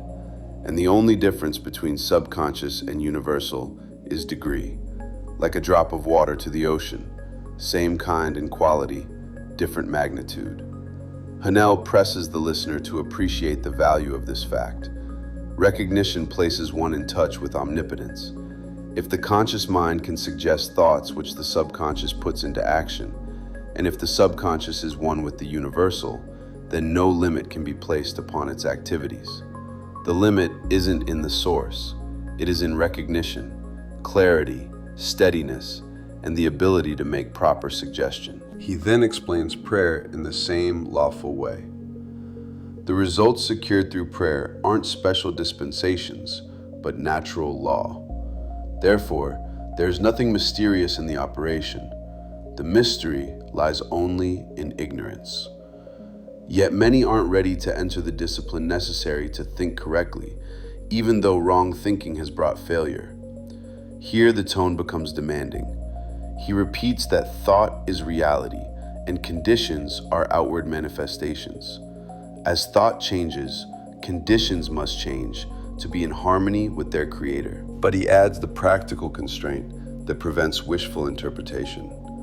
Thought must be clear-cut, steady, fixed, definite, unchangeable. One can't take a step forward and two backward. One can't spend decades building negative conditions through negative thought and then expect them to melt away from a few minutes of right thinking. The law of growth governs here too. A long cause produces a stable effect. A brief correction can't instantly erase the accumulated form. Therefore, if one enters the discipline to bring about radical change, it must be deliberate. It must follow careful thought and full consideration, and then nothing must interfere with the decision. This discipline, this change of thought and mental attitude, will bring material necessities for welfare and will bring health and harmonious conditions generally. If one wishes harmony in life, one must develop a harmonious mental attitude. The world without will reflect the world within. He concludes with an exercise. Concentrate on harmony so deeply and earnestly that one is conscious of nothing but harmony. He insists again on practice. Reading will accomplish nothing. Value lies in application. Part 14, then, is both explanation and correction.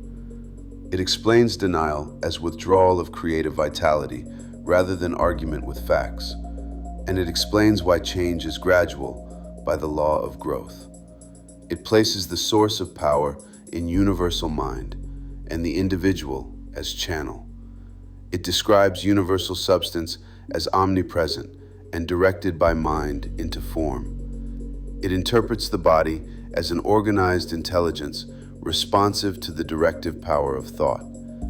It insists that results correspond exactly to understanding and application.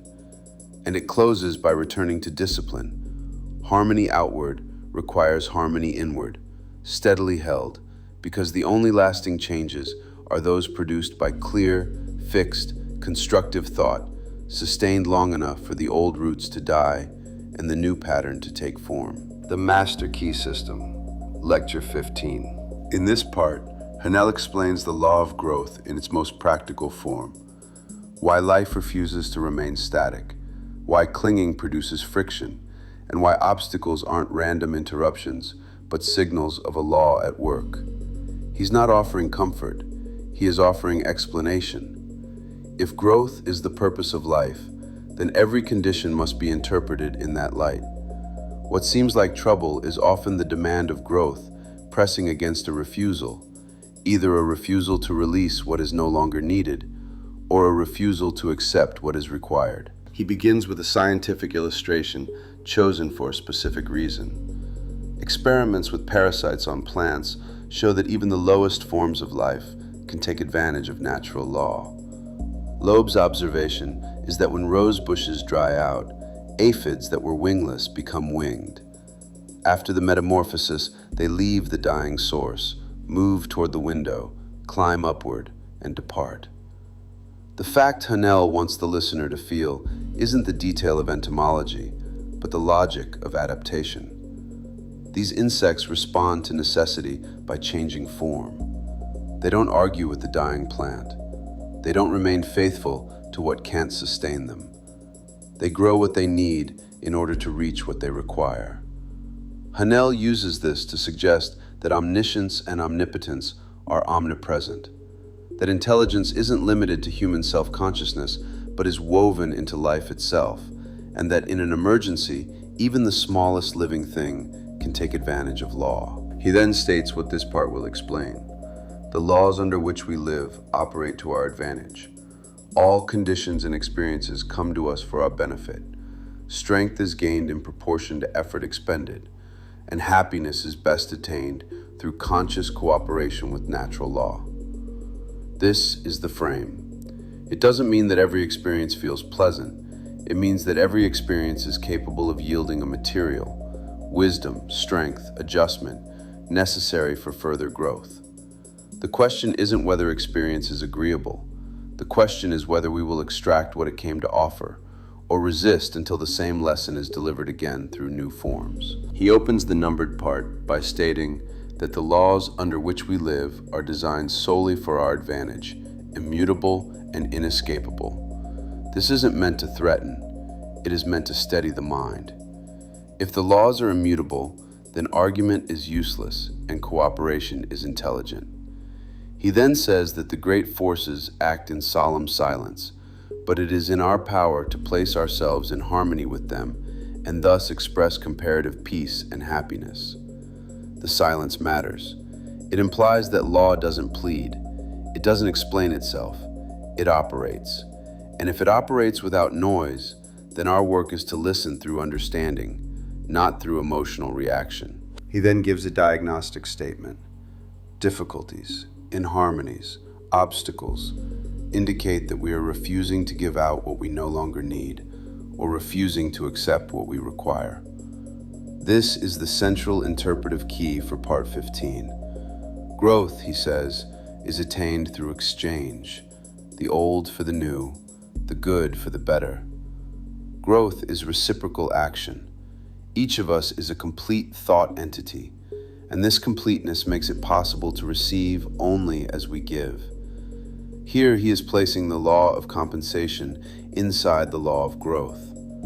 Stagnation isn't merely absence of movement, it is refusal of exchange. A life that refuses to release can't receive. A mind that refuses to revise can't expand. A person who clings to worn-out material, ideas, habits, fears, identifications, will experience resistance because life is pressing toward expansion while the individual is pressing toward retention. He states it bluntly. We can't obtain what we lack if we tenaciously cling to what we have. This applies not only to possessions, but to mental holdings, opinions, resentments, anxieties, self-images, and the familiar forms of limitation. He then adds a further refinement. As we come to sense the purpose of what we attract, we become able to consciously control our conditions, extracting from each experience only what we require for further growth. This ability determines the degree of harmony or happiness we attain.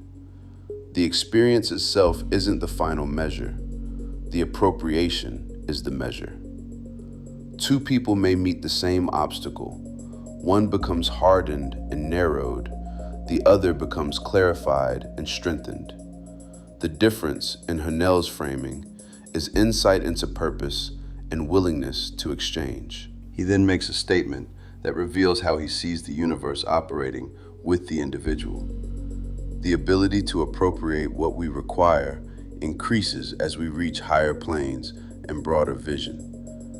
The more certain we become about what we require, the more certain we will be to discern its presence, attract it, and absorb it. He then says, with great emphasis, that nothing may reach us except what is necessary for our growth. This is a severe doctrine because it removes the possibility of blaming fate for useless pain. It implies that what arrives is either the material needed or the instrument by which the material will be developed. Therefore, all conditions and experiences come for our benefit. Difficulties continue until we absorb their wisdom and gather from them the essentials of further growth. Here, the law of repetition appears. What isn't learned returns in another form. What isn't assimilated remains an obstacle. The obstacle isn't the enemy, it is the pressure of a lesson refused. He then states that reaping what we sow is mathematically exact. Permanent strength is gained exactly to the extent of the effort required to overcome difficulty. This is why Haanel refuses the fantasy of getting something for nothing. Strength without effort wouldn't be strength, it would be mere circumstance. Growth demands exertion because exertion is how capacity is formed. He then introduces the emotional requirement for thought to be alive. In order to possess vitality, thought must be impregnated with love. Love, he says, is a product of emotion, and therefore emotions must be controlled and guided by intellect and reason. This is a careful balance. He doesn't ask the listener to suppress emotion. He asks that emotion be disciplined. Because emotion supplies vitality, uncontrolled emotion can supply vitality to destructive thought. The power is the same, the direction differs. Love imparts vitality to thought and enables it to germinate. The law of attraction, here equated with the law of love, brings to thought the material necessary for growth and maturity. Again, the sequence is consistent. Vitality gives life to the idea. Attraction supplies material. Growth brings manifestation. He then turns to an element of the creative process that many overlook because it seems ordinary: language. The first form thought finds, he says, is language. Words. Words are the first manifestation of thought, the vessels in which thought is carried. They take hold of the ether and reproduce the thought to others as sound. Whether one accepts the specific medium described or not, his practical point is clear. Words aren't harmless. They are thought-made operative. They are the earliest crystallization of inner causes. The way we speak isn't merely description, it is formative direction. He then explains that action is simply thought attempting to express itself in visible form. Therefore, if we desire desirable conditions, we can afford to entertain only desirable thoughts. This leads to a further conclusion. If we wish abundance, we can afford to think abundance only. And because words are thoughts taking form, we must use constructive and harmonious language. The words we repeat become pictures. These pictures crystallize into objective forms, and the results follow the nature of the language we habitually use. He uses a striking image. We can't escape the pictures we incessantly photograph on the mind. And this photography of erroneous conceptions is exactly what is being done by the use of words when we speak language not identified with our welfare. In his system, careless speech isn't only social habit, it is continual mental engraving. It is repeated instruction given to the subconscious. It becomes the pattern to which life conforms. He says we manifest more life as thought becomes clarified and rises to higher planes. This is obtained more easily when we use word pictures that are clearly defined and freed from lower conceptions. Because words are the medium through which we express thought, if we are to make use of higher truth, we must use material carefully selected to carry it. This is why he treats word choice as architecture. Words build. Sentences are combinations of thought forms. If we want our ideal to be beautiful or strong, the words out of which the temple will eventually be created must be exact and carefully put together. Accuracy in words and sentences is, he says, the highest architecture in civilization and a passport to success. He then expands the claim, words are thoughts and therefore an invisible and invincible power that will eventually objectify themselves in the form they are given. Words may become palaces or shanties. They may preserve knowledge and carry the hope of the future. They are living messengers from which activity is born. But he then asks a decisive question, what makes a thought vital? He answers, it must have principle. This is where part 15 becomes severe. He distinguishes between principle and error. There is a principle of mathematics, but none of error. A principle of health, but none of disease. A principle of truth, but none of dishonesty. A principle of light, but none of darkness. A principle of abundance, but none of poverty. The implication is that negative conditions aren't principles, they are absences, inversions, distortions. They have no creative vitality of their own. They persist only by borrowed energy, by the attention and emotion we give them. He then justifies the claim by pointing to certainty. Apply mathematical principle correctly and results are certain. Where health is, disease can't remain. Where truth is known, error can't deceive. Where light is introduced, darkness can't exist. Where abundance is realized, poverty can't remain. He calls these self-evident, but he says the overlooked truth is this.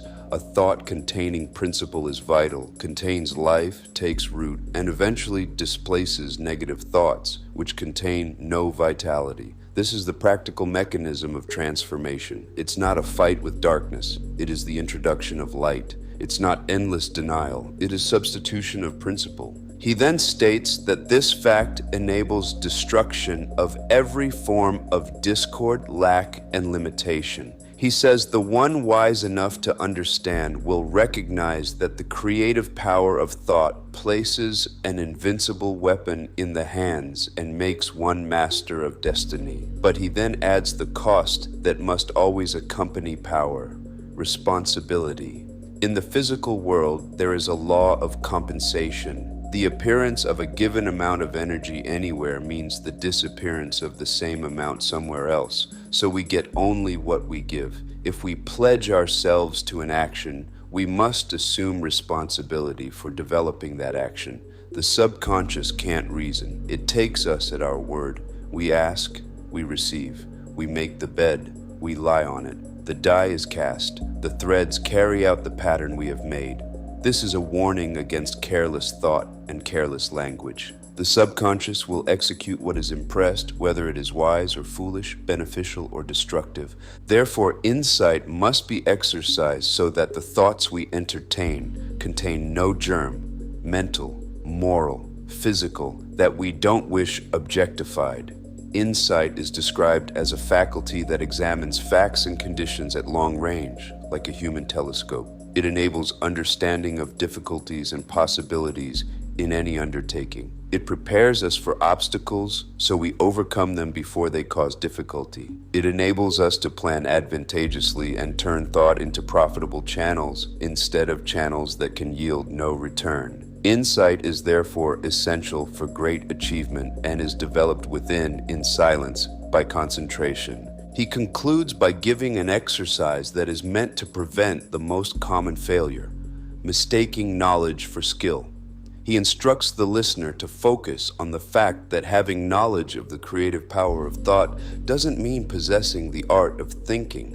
Knowledge doesn't apply itself. Our actions are governed more by custom, precedent, habit than by what we know.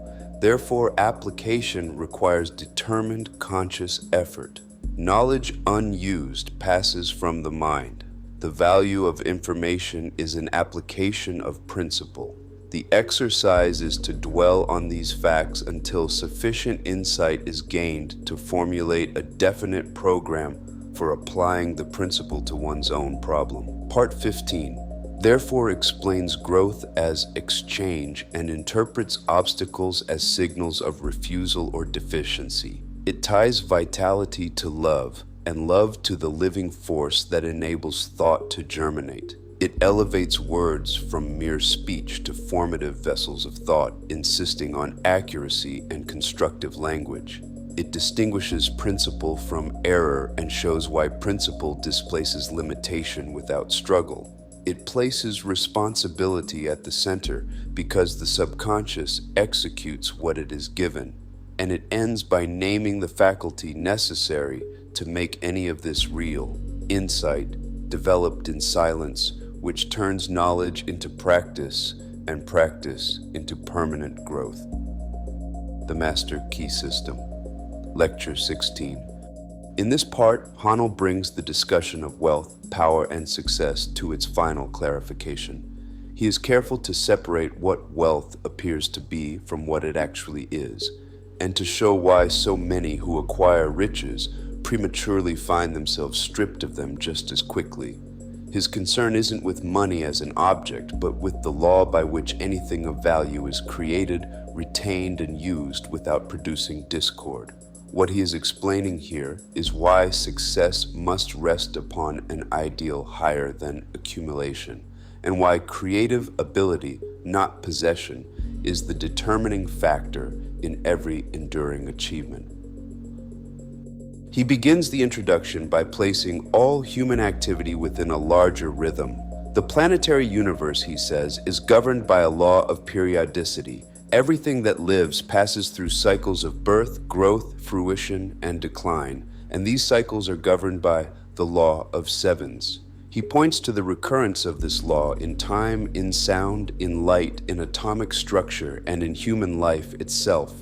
The purpose of this introduction isn't numerology for its own sake, but perspective.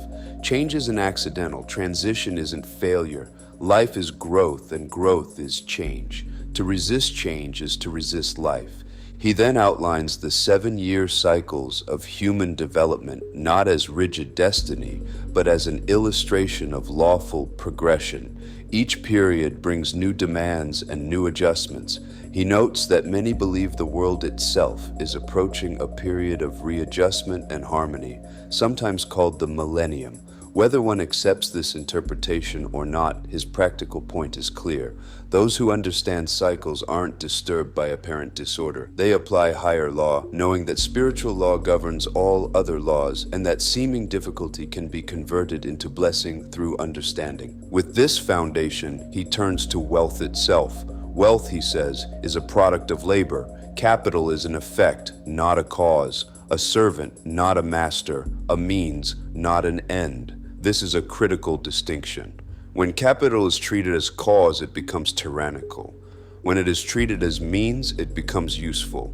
The common definition of wealth as useful and agreeable things possessing exchange value is accepted, but Haanel emphasizes that exchange value, not mere utility, gives wealth its power. Wealth is valuable because it enables movement, choice, and realization of ideals.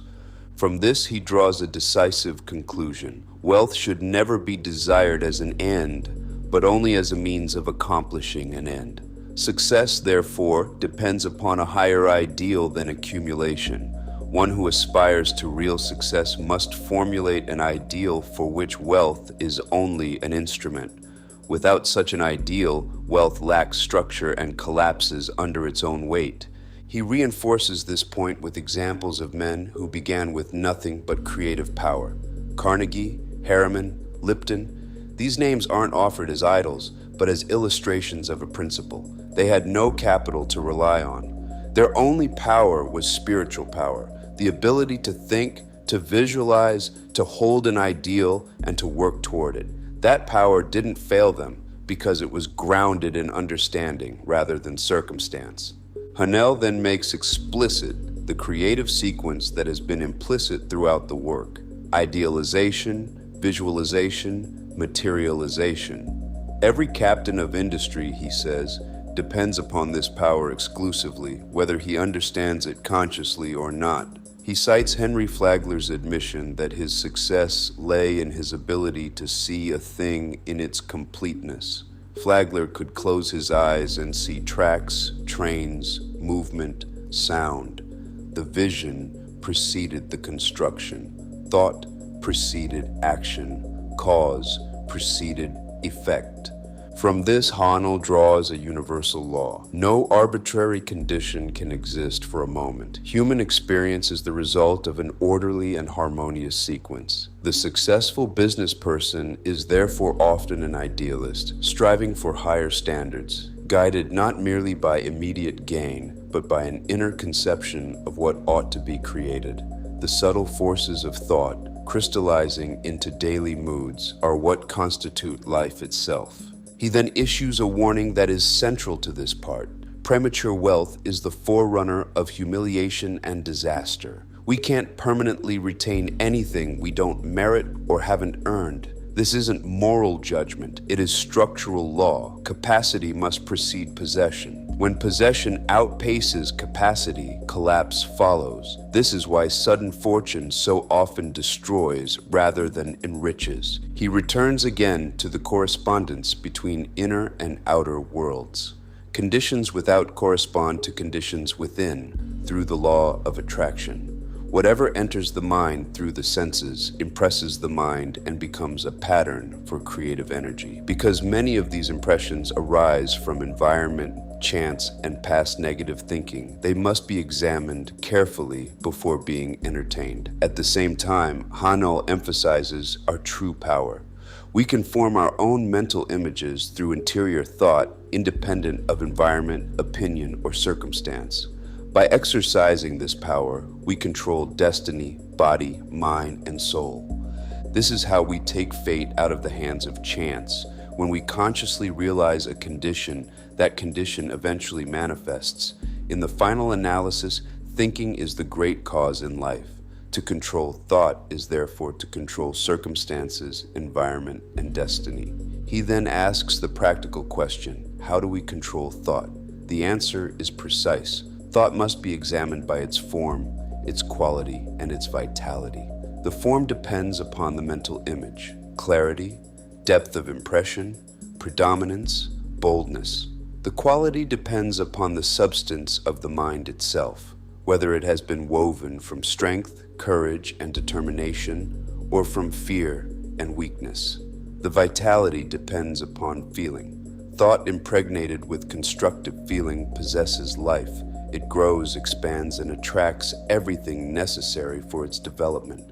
Destructive thought contains the germ of its own dissolution. In dying, it brings sickness, disease, and discord. This, he says, is what we call evil. At this point, Haanel makes one of his most important clarifications. The universal mind isn't good or evil. It simply is. It is equilibrium. Good and evil aren't entities. They are names we give to results. Constructive thinking manifests harmony. Destructive thinking manifests discord. The responsibility lies entirely in differentiation, in how mind is used. He then returns to visualization with renewed precision. If one desires a different environment, the method is to hold the ideal steadily, without reference to persons, places, or things. These have no place in the absolute. The environment desired already contains everything necessary. The right people and conditions will come at the right time and place. This may not seem obvious, but Haanel insists it is an exact scientific fact. He explains why this is so. What we think determines the quality of mind. The quality of mind determines ability and capacity. Improved ability naturally leads to greater attainment and greater control of circumstances. Natural laws work so harmoniously that everything appears to just happen. Anyone who doubts this need only compare periods of life guided by high ideals with those guided by selfish or ulterior motives. The contrast is its own proof. He then offers a practical summary. To realize any desire, form a mental picture of success by conscious visualization. In doing so, one compels success, not by force, but by scientific method. What we visualize already exists in the spiritual realm, and visualization is the token of what will later appear in the objective realm if fidelity to the ideal is maintained. Visualization forms impressions. Impressions become concepts. Concepts become plans, and from these plans the future is woven.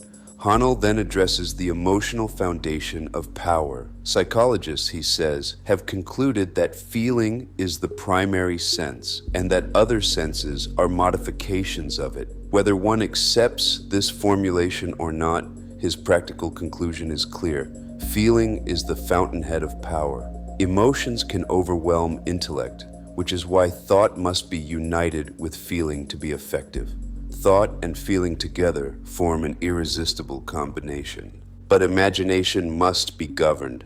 Visualization must be directed by will. Imagination is a good servant but a poor master. If left unchecked, it leads to speculation and mental chaos. Therefore, only mental images known to be scientifically true should be constructed. Every idea must be analyzed and tested. This is what business people call foresight. It is closely allied to insight and is one of the great secrets of success. He concludes with an exercise that reorients the entire concept of wealth and happiness. Harmony and happiness, he says, are states of consciousness. They don't depend upon possession of things. Things are effects. They come as consequences of correct mental states. Therefore, if material possession is desired, the chief concern must be to acquire the mental attitude that produces it. This attitude arises from realization of spiritual nature and unity with universal mind, which is the substance of all things. When this realization is achieved, everything necessary for enjoyment follows naturally. Part 16 therefore completes the arc of the system. Wealth is clarified as means, not end. Success is shown to depend upon spiritual power and creative ability. Premature possession is exposed as unstable. Thought is revealed as the governing cause of destiny. Visualization is refined into a scientific method, governed by insight and discipline. And harmony is finally placed where Haanel believes it belongs, not in circumstances, but in consciousness itself. The Master Key System, Lecture 17. In this part, Haanel carries the system to one of its most delicate and easily misunderstood principles, the law of vibration.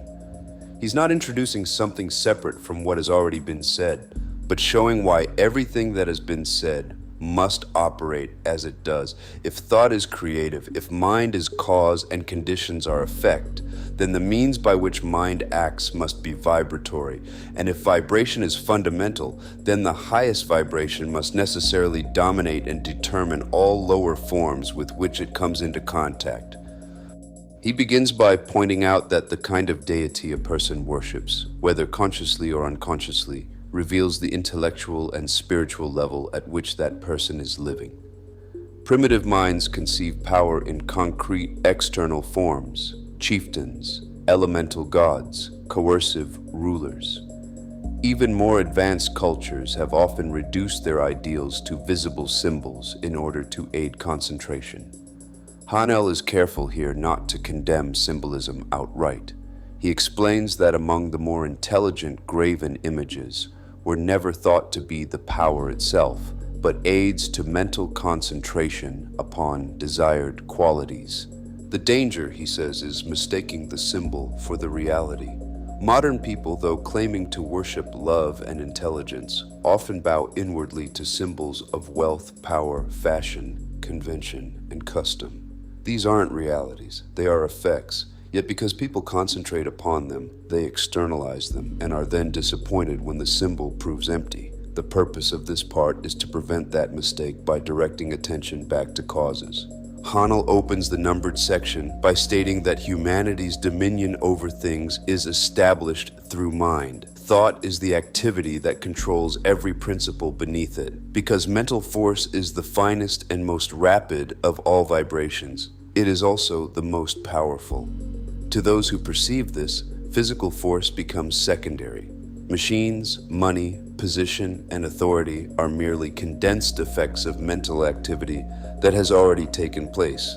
He explains that most people view the universe only through the five senses, and from this limitation arise distorted anthropomorphic ideas of power. True understanding requires spiritual insight, which can be gained only by quickening the vibration of the mind.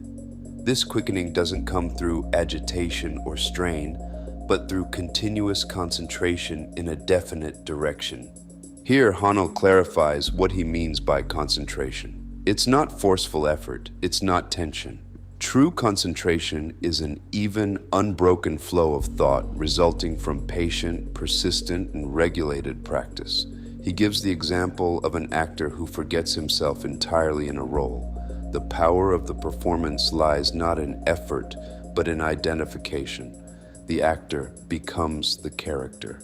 In the same way, concentration means becoming so absorbed in the object of thought that nothing else exists in consciousness. This state, he says, leads naturally to intuition and immediate insight. Knowledge doesn't always arrive by reasoning step by step. Much of humanity's greatest knowledge has come through this form of concentration, by which the mind becomes a magnet.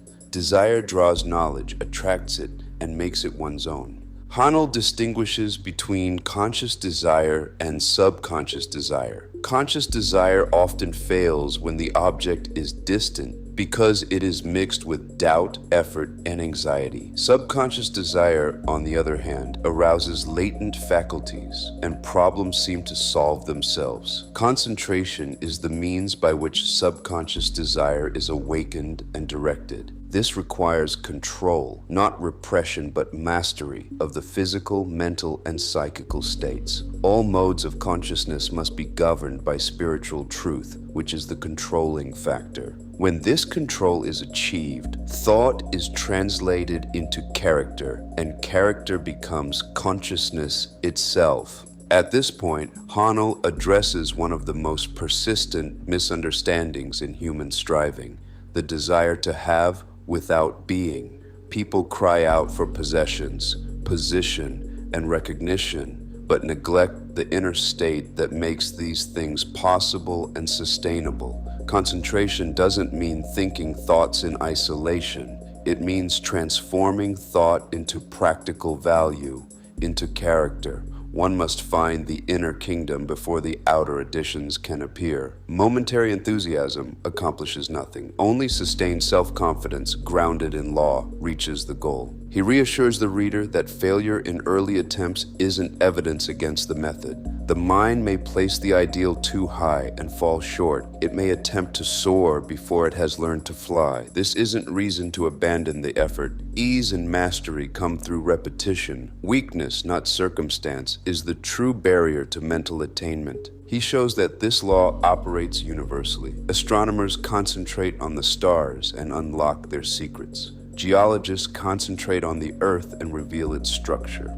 In the same way, individuals who concentrate on the problems of life externalize the complex social structures of civilization. Discovery and achievement are always the result of desire plus concentration.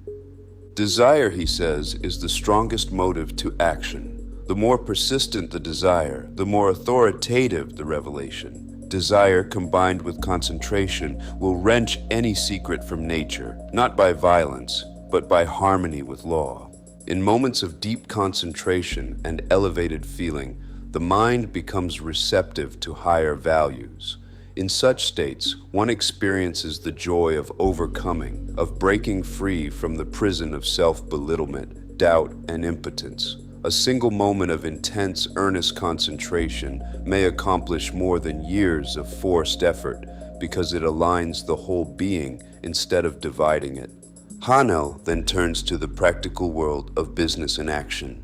Initiative and originality are developed through persistent mental effort.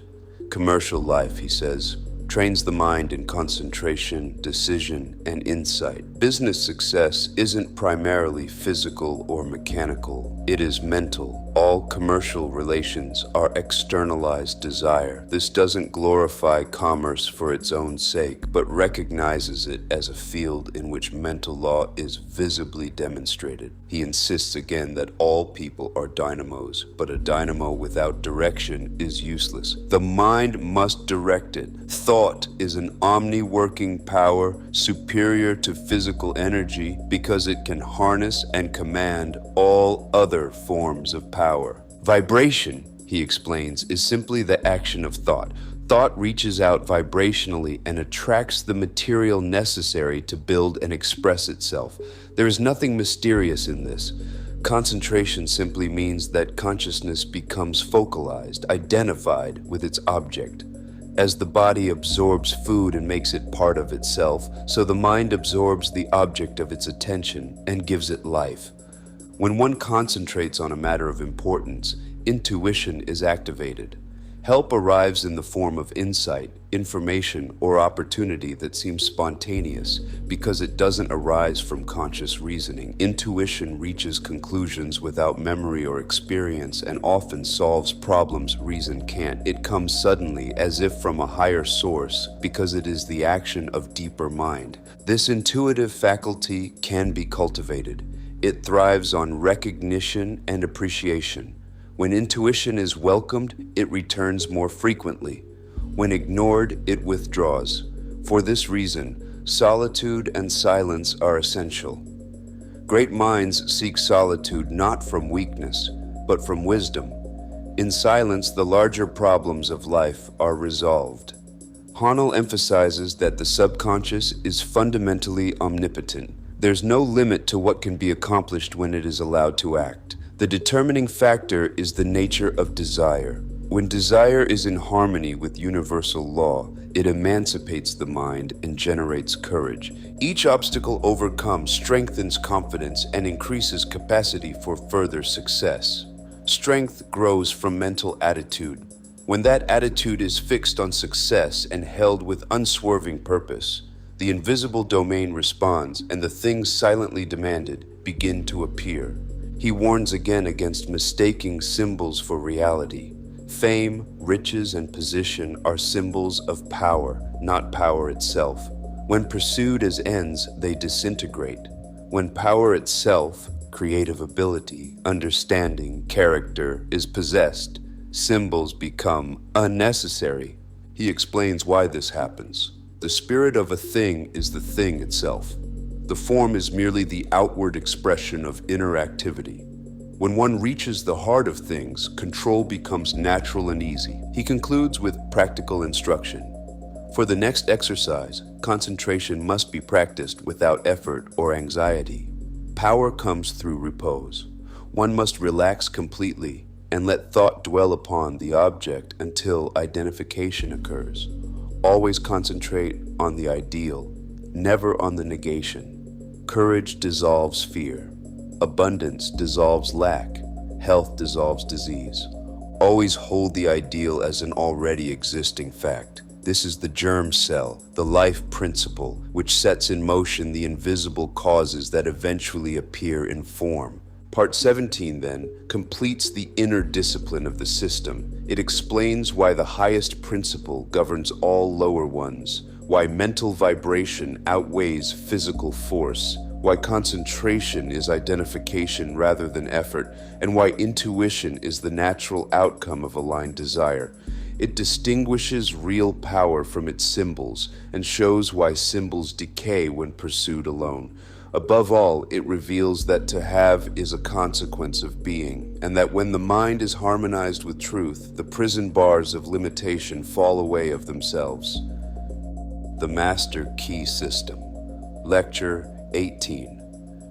In this part, Haanel describes a change he believes is occurring beneath the surface of the age, not as noise in politics or upheaval in markets, but as a quiet alteration in the way people think about power, truth, and the relation between the individual and the whole. He calls it a change unparalleled since the downfall of paganism, because it isn't merely a change of opinion, but a change of consciousness, an emancipation from tradition, and a movement toward demonstrated law.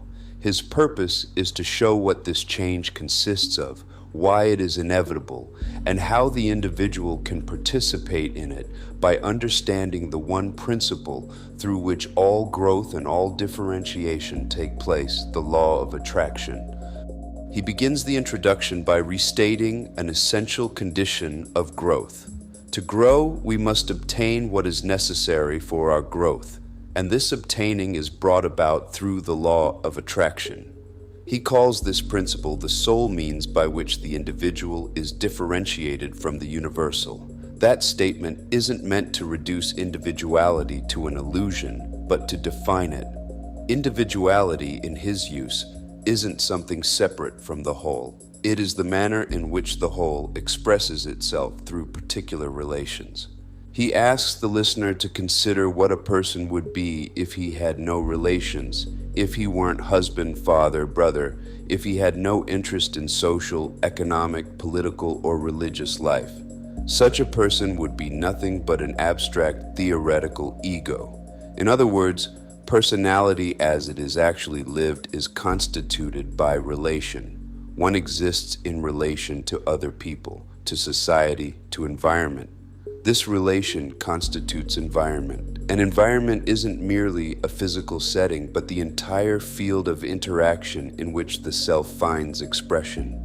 Therefore, he says, the individual is simply the differentiation of the one universal mind that lighteth every man, and what is called individuality consists of nothing but the way one relates to the whole. This is brought about by the law of attraction. The law isn't an added feature of life. It is the means by which life becomes particular. With that foundation, he begins the numbered part by announcing the shift. There is a change in the thought of the world silently transpiring, more important than any change since paganism declined. It affects all classes, cultured minds and laboring minds alike. His reason for this claim isn't sentimental optimism, but the impact of scientific discovery. Science has uncovered so many resources and possibilities, he says, and revealed such unsuspected forces that scientific people are increasingly hesitant to declare some theories indubitable or to deny others as impossible. The old certainty, both religious and materialistic, is being loosened by the scale of what has been discovered. From this, he concludes that a new civilization is being born. Customs, creeds, and precedent are passing. Vision, faith, and service are taking their place.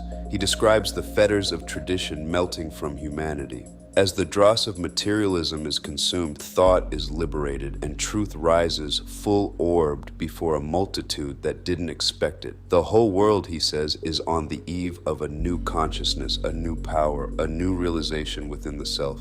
He then returns to what he regards as the scientific direction of this transformation. Physical science has resolved matter into finer and finer units, molecules into atoms, atoms into energy.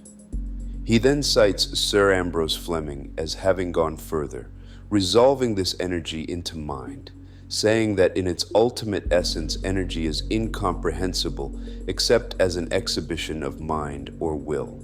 Haanel's use of this is clear.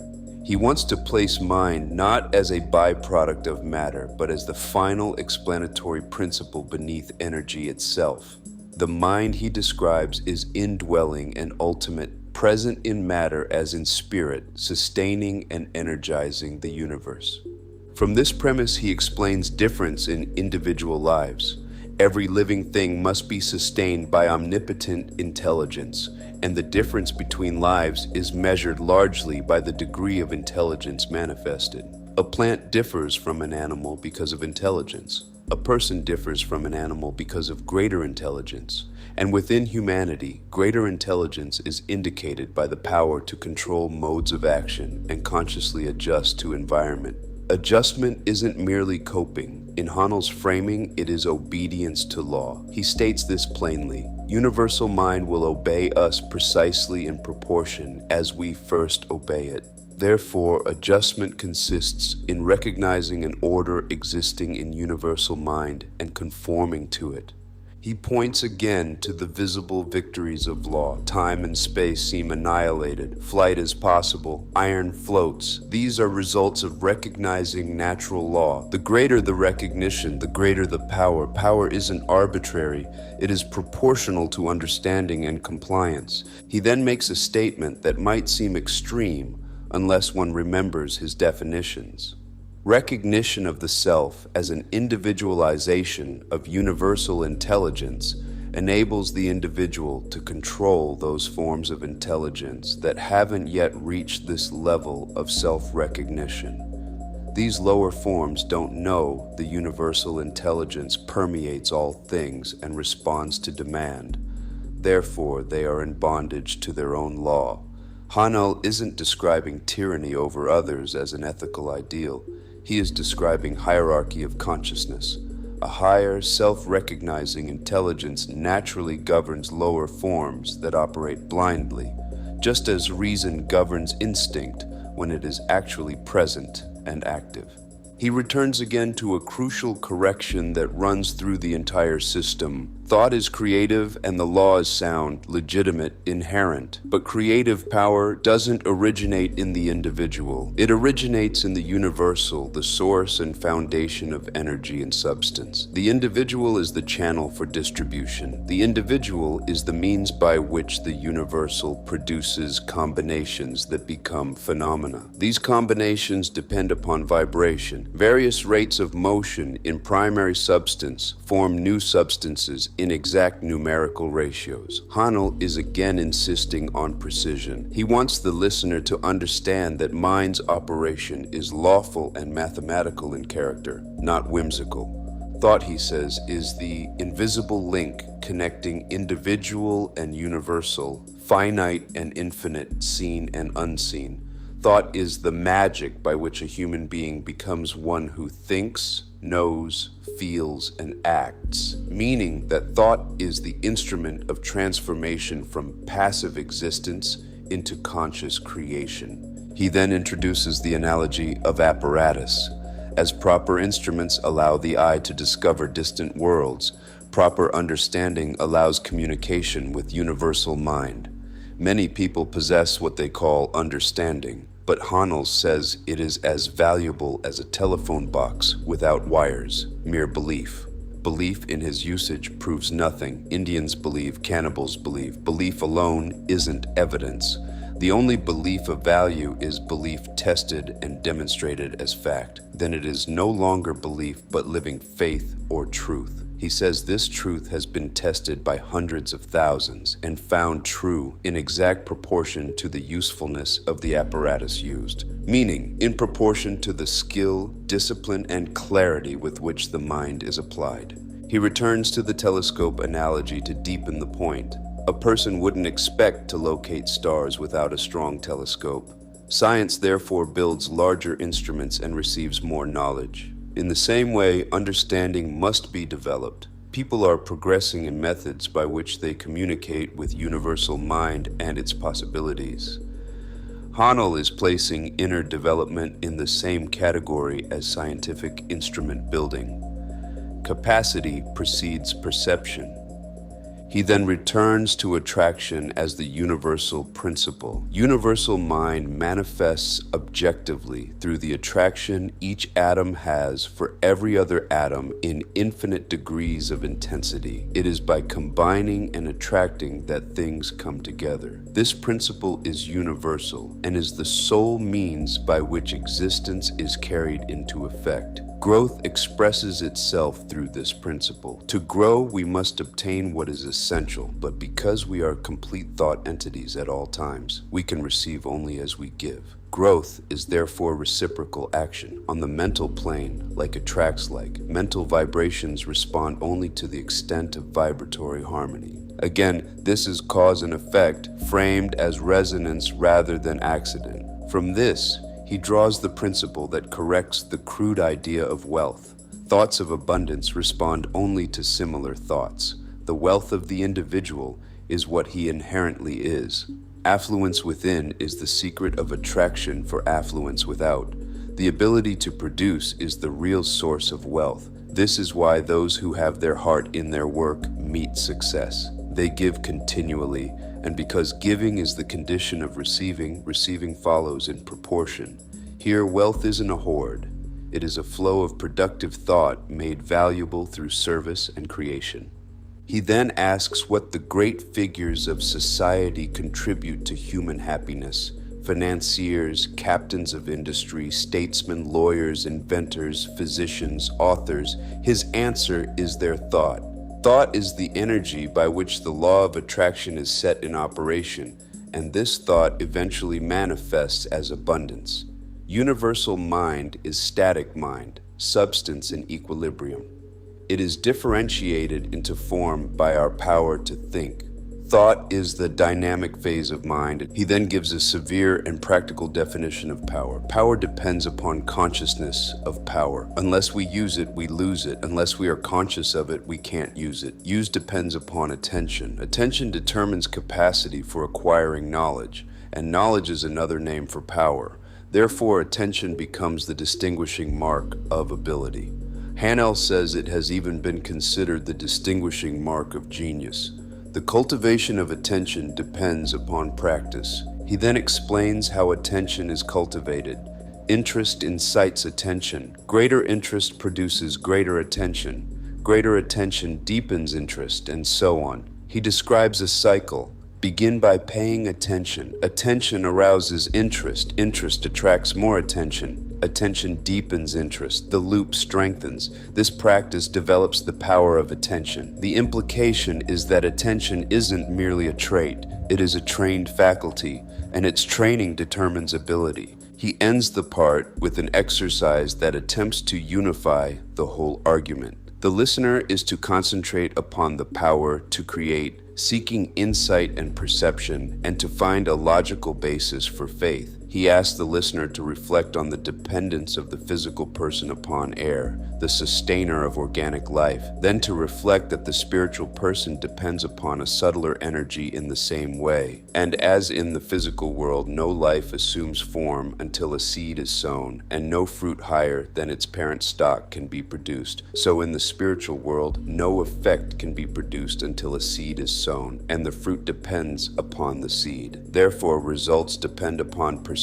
of law in the domain of causation. This knowledge, he says, is the highest evolution of human consciousness. Part 18, then, is both diagnosis and method. It describes a transition from belief to tested understanding, from tradition to demonstrated law, from symbols to causes. It defines individuality as relation produced by attraction. It defines power as intelligence obedient to law. It defines wealth as inner affluence expressed through productive ability. And it places attention at the center, not as a minor habit, but as the distinguishing mark of ability, because attention is the tool by which mind becomes effective as a cause.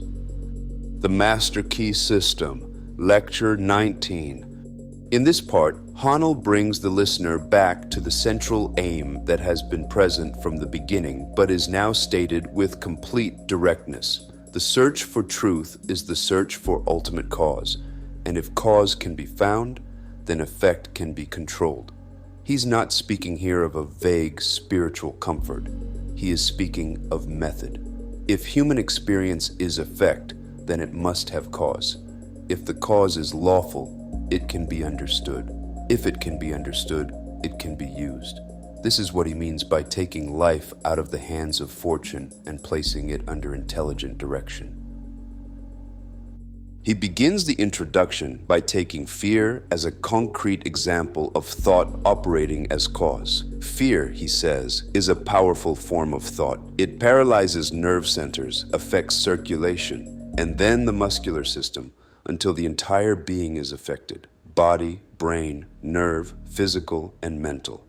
Whether one agrees with his physiology in detail or not, his purpose is unmistakable. Fear isn't merely an inner feeling that can be ignored. It is a causative force that works through the organism and produces corresponding conditions. Therefore, the way to overcome fear is to become conscious of power. He then asks what this power is. He admits we don't know what it is in its essence, just as we don't know what electricity is. But we do know that when we conform to the law governing electricity, it becomes obedient servant, doing work in innumerable ways. In the same manner, he says, vital force, though mysterious in its essence, is a primary force manifesting through living bodies. And by complying with the principles that govern it, we can open ourselves to a more abundant inflow of this energy and express greater mental, moral, and spiritual efficiency. This part, he says, gives a simple way of developing this vital force, and if practiced, it will develop the sense of power that marks genius. He then begins part 19 by stating that the search for truth is no longer haphazard, but systematic and logical, giving every kind of experience a voice in shaping its decision. This is his attempt to move the listener away from superstition and also away from mere opinion. Truth, in his framing, isn't what we prefer. It is what remains when the causes behind effects have been traced and tested. In seeking truth, he says, we seek ultimate cause. Every human experience is effect. If we can ascertain the cause and find that it is a cause we can consciously control, then the effect becomes controllable. This is the point at which he makes his boldest practical claim. Human experience will no longer be the football of fate. A person won't be the child of fortune. Destiny, fate, fortune will be controlled as readily as a captain controls a vessel or an engineer a train.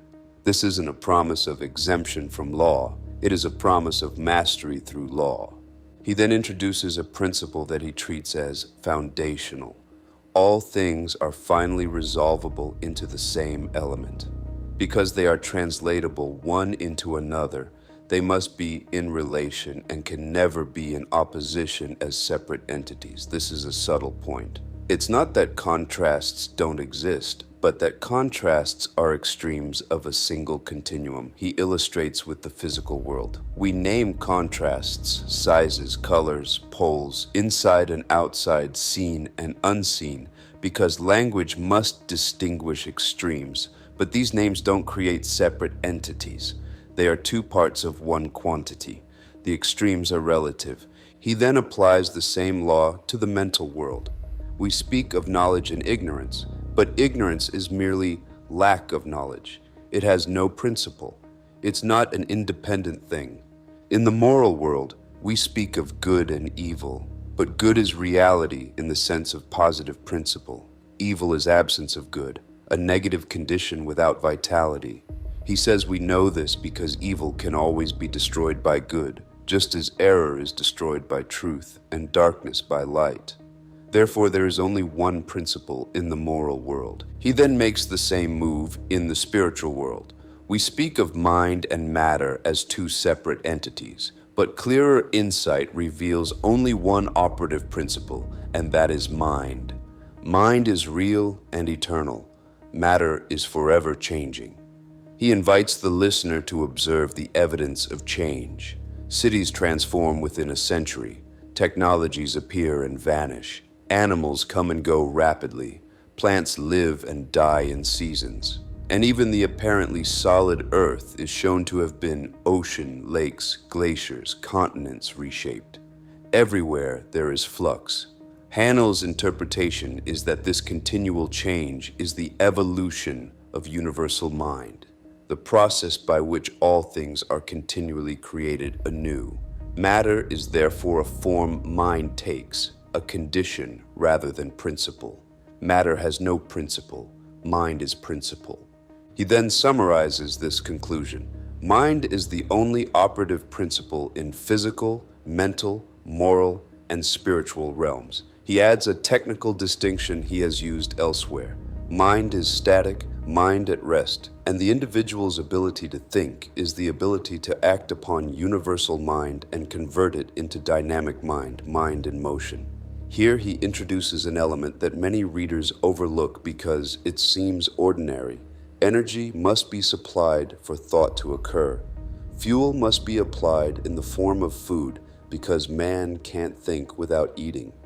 Even spiritual activity requires material means for manifestation. This is his way of maintaining continuity between the highest and the lowest. He refuses to split life into separate compartments. Electricity requires apparatus.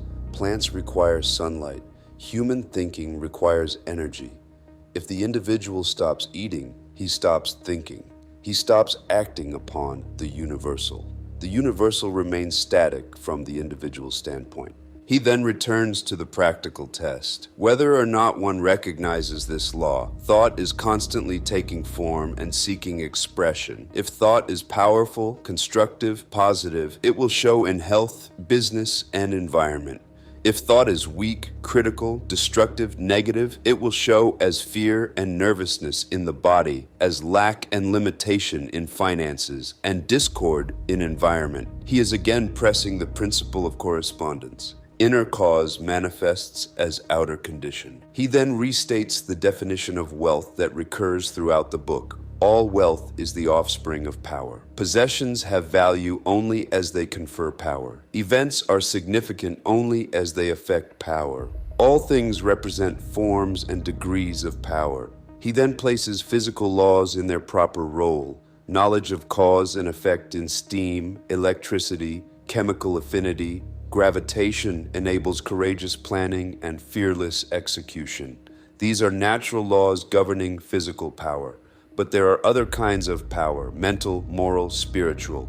He then asks what schools and universities are but mental powerhouses, places where mental power is developed. He extends the analogy. Just as physical powerhouses apply force to machinery to convert raw material into the necessities and comforts of life, mental powerhouses collect raw material and cultivate it into power superior to physical forces. He asks what this raw material is. In static form, it is mind. In dynamic form, it is thought. This is the superior power. It is superior because it exists on a higher plane and has enabled discovery and mastery of physical forces. It has annihilated time and space and now appears even to challenge gravitation. Thought is the vital force being developed, and in the last half century, it has produced a world unimaginable to earlier generations. If organized mental power has done this in 50 years, he asks, what may another 50 bring? He then returns to universal substance in cosmic terms. Light travels 186,000 miles per second. There are stars so remote that light takes thousands of years to reach us. Light travels in waves. If the ether or medium weren't continuous, light couldn't reach us. Therefore, he concludes, the raw material must be universally present. Again, the specific scientific language belongs to his era, but his logical purpose remains constant. There is a universal medium, continuous and omnipresent, through which creation becomes possible. He then asks how this substance manifests in form. He uses a battery analogy. Opposite poles connected create current and energy. This process of polarity is repeated in all form. Since form depends upon rate of vibration and relations of atoms, if we wish to change manifestation, we must change polarity. This is, he says, the principle of causation. Here he links everything back to earlier parts. Circuit, polarity, vibration, and the power of mind to alter the relation. He ends with the exercise. Concentrate in the fullest meaning of the word. Become so absorbed in the object of thought that nothing else exists in consciousness, and do this daily. He compares this to taking time to eat. If we take time to nourish the body, why not take time to assimilate mental food? He then instructs the listener to rest, thought on the fact that appearances are deceptive. The earth isn't flat, the sky isn't a dome, the sun doesn't move as it seems. The stars aren't small, matter once thought fixed is in flux. The purpose is to loosen the mind from reliance on surface appearances and to prepare it to adjust thought and action to increasing knowledge of eternal principles. Part 19, therefore, gathers the system into a single directive. Seek truth as cause. Recognize that contrasts are extremes of one continuum and that negative conditions have no principle. Recognize mind as the only principle, matter as condition, and thought as the dynamic action by which the universal is brought into form through the individual. Recognize that power is developed by lawful compliance and by concentration, and that fear is overcome not by argument, but by consciousness of power. The entire part is an attempt to make the search for truth not a private speculation, but a practical method for controlling effects by understanding causes. The Master Key System. Lecture 20. In this part, Haanel states, without softness, what he considers the true business of life, and why nearly all failure is a kind of ignorance. He insists that we can obtain no results as long as we remain oblivious to the only power there is, an understanding of mind, its principles, forces, methods, and combinations, and its relation to universal mind. He says again, in the strongest possible way, that the universal can act only through the individual, that we are the channel for its activity, that it is within us, and that in a profound sense, we are it.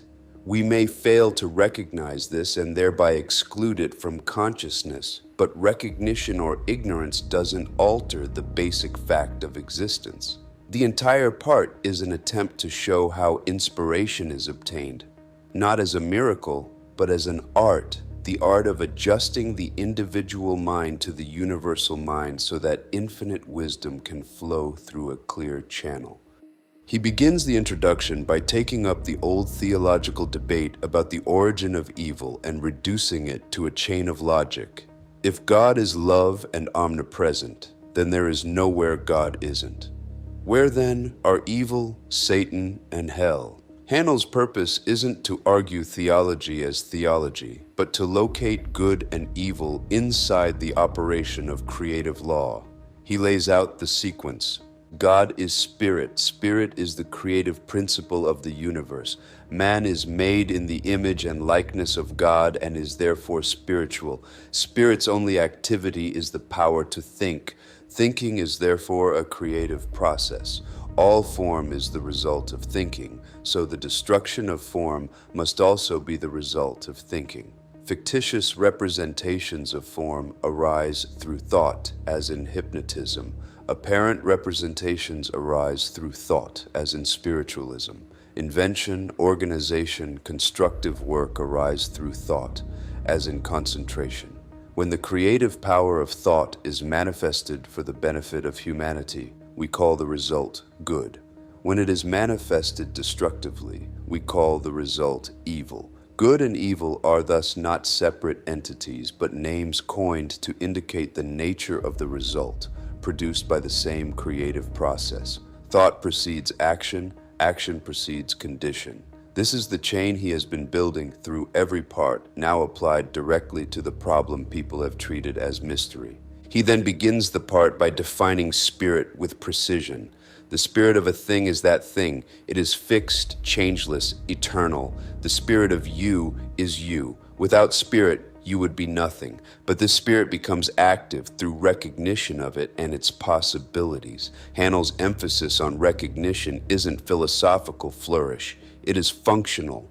Power that isn't recognized isn't available, just as wealth that isn't used has no value. This is why he says spiritual wealth without recognition is valueless. The one condition of spiritual power is use, and use begins with recognition. He states that all great things come through recognition.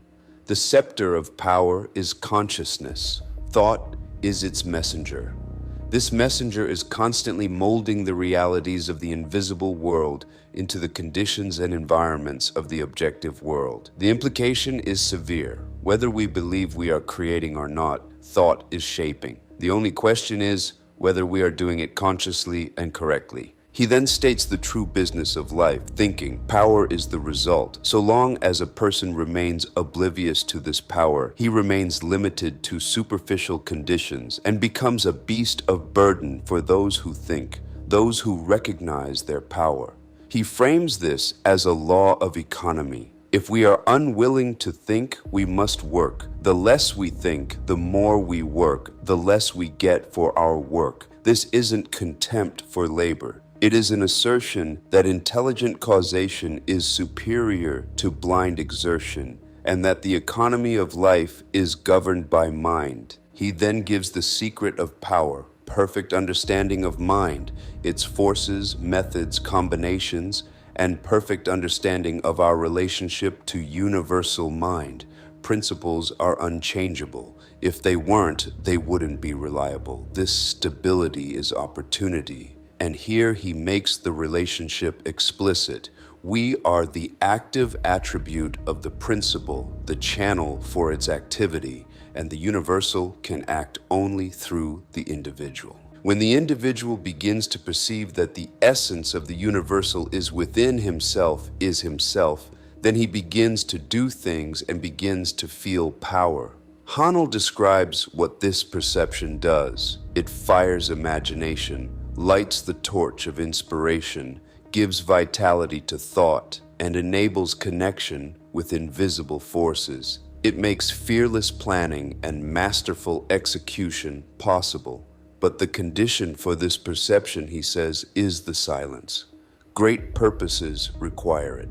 The senses must be quieted, and the inner workshop must be entered, because imagination is the workshop where the ideal is visualized. He then instructs that because understanding of the nature of this power is a primary condition for its manifestation, the entire method must be visualized over and over until it becomes usable at any time. He calls supreme wisdom the ability to follow the method by which one may have the inspiration of the universal mind on demand. The phrase on demand is important. Haanel is describing inspiration as a reproducible relationship, not an unpredictable gift. He then repeats a warning that runs through the whole book. We can fail to recognize the world within and exclude it from consciousness, but it remains the basic fact of all existence. When we learn to recognize it not only in ourselves, but in persons, events, things, circumstances, we have found the kingdom said to be within. This recognition isn't merely a private interiority. It becomes a way of perceiving all life as expressions of one principle. He then explains failure in the same lawful way. Failures aren't a special curse. They are the operation of the same principle. The law doesn't deviate. If we think lack, limitation, and discord, we find their fruits. Thought messengers carry the summons readily. If we fear calamity, the feared thing comes. If we think unkindly, ignorantly, we attract the results of ignorance. This isn't moral condemnation, it is causation. He then states that the power of thought correctly used is the greatest labor-saving device ever conceived, but incorrectly used, it becomes disastrous. Yet with this power, one can undertake what seems impossible because it is the secret of inspiration and genius. Haanel then defines what it means to be inspired. It means leaving the beaten path and the rut because extraordinary results require extraordinary means. When we recognize the unity of all things and that the source of power is within, we tap the source of inspiration. He then gives a long definition of inspiration, not as ornament but as instruction. Inspiration is the art of imbibing, the art of self-realization, the art of adjusting the individual mind to the universal, the art of attaching the proper mechanism to the source of power, the art of differentiating the formless into form, the art of becoming a channel for infinite wisdom, the art of visualizing perfection, the art of realizing omnipresence of omnipotence. The repetition of art matters. It means practice, method, discipline, not accident. He then says that understanding the omnipresence of infinite power present in the infinitely small as well as the infinitely large allows us to absorb its essence. Further understanding that this power is spirit and therefore indivisible allows appreciation of its presence at all points simultaneously. But he adds another requirement. Intellectual understanding alone won't assist. Emotions must be brought into action. Thought without feeling is cold. The required combination is thought and feeling. Here he returns to the principle repeated in earlier parts. Vitality is feeling. Without it, thought doesn't become living cause. He then comes back again to silence. Inspiration is from within. Silence is necessary. The senses must be stilled, muscles relaxed, repose cultivated. When we obtain poise and power, we become ready to receive the information, inspiration, or wisdom required for our purpose. He warns not to confuse these methods with clairvoyance. They have nothing in common. Inspiration is reception aligned with what is best. It isn't passive surrender to lower currents. The business of life is to understand and command invisible forces rather than be ruled by them. Power implies service. Inspiration implies power. To understand and apply the method of inspiration, he says, is to become a Superman, meaning not a different species, but one who has mastered the principle and therefore isn't driven by circumstance. He then introduces a specific application through breathing, and he does it in a way that reveals his method.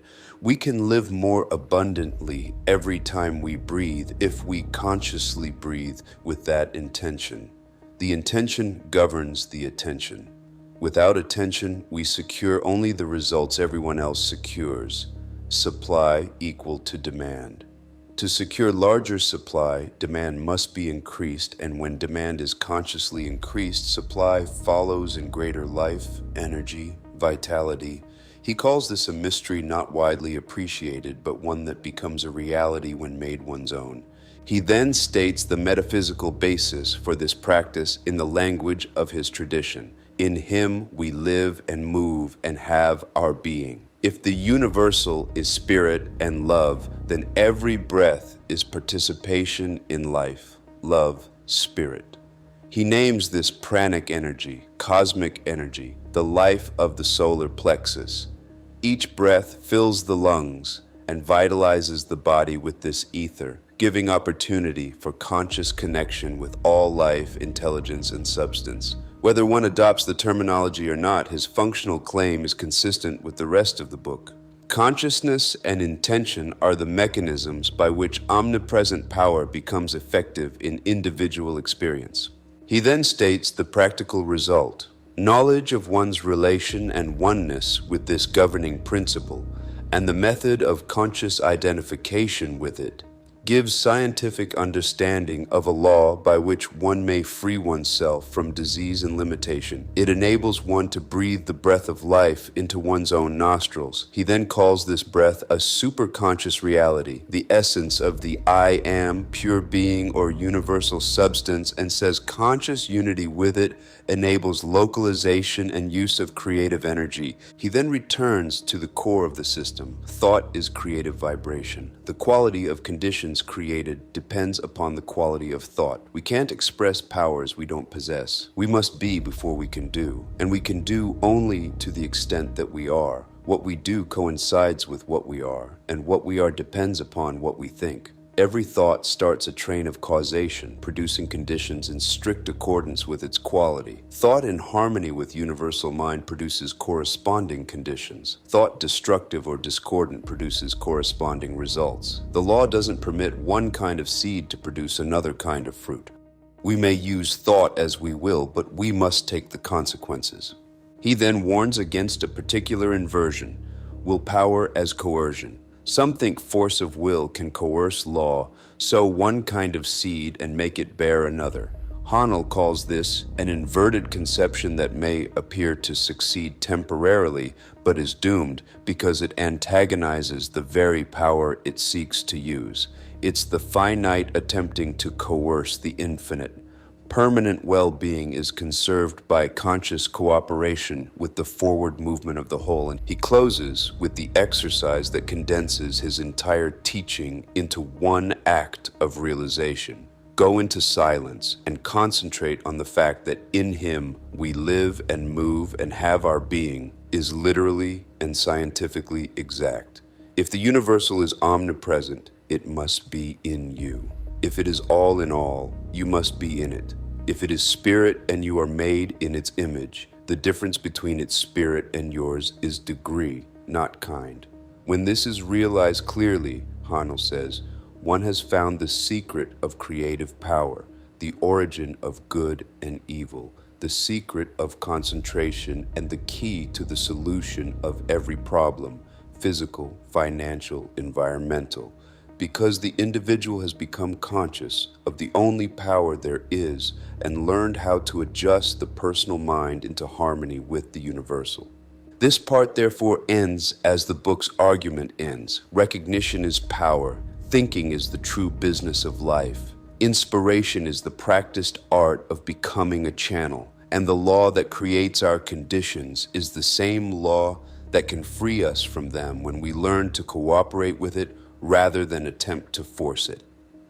The Master Key System, Lecture 21. In this part, Haanel explains how an individual may come into possession of power sufficient for every situation, not by acquiring new external instruments, but by awakening a faculty already present and bringing it under law. He is again insisting that imperfect conditions aren't removed by chance or by accident, but by mental action.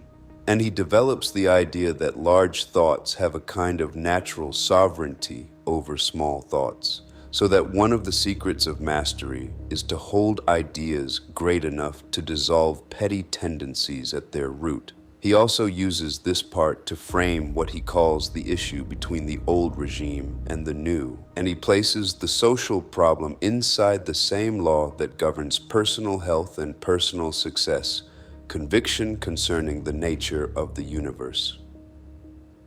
He begins the introduction by pointing to two statements he wants the reader to treat as decisive. One is that a master of life thinks big thoughts. The other is that whatever is held in consciousness long enough becomes impressed upon the subconscious and becomes a pattern which creative energy weaves into life and environment. He calls this the secret of the power of prayer. In his system, prayer isn't begging, it is impressing, it is holding, it is fixation of a pattern until it becomes operative as cause.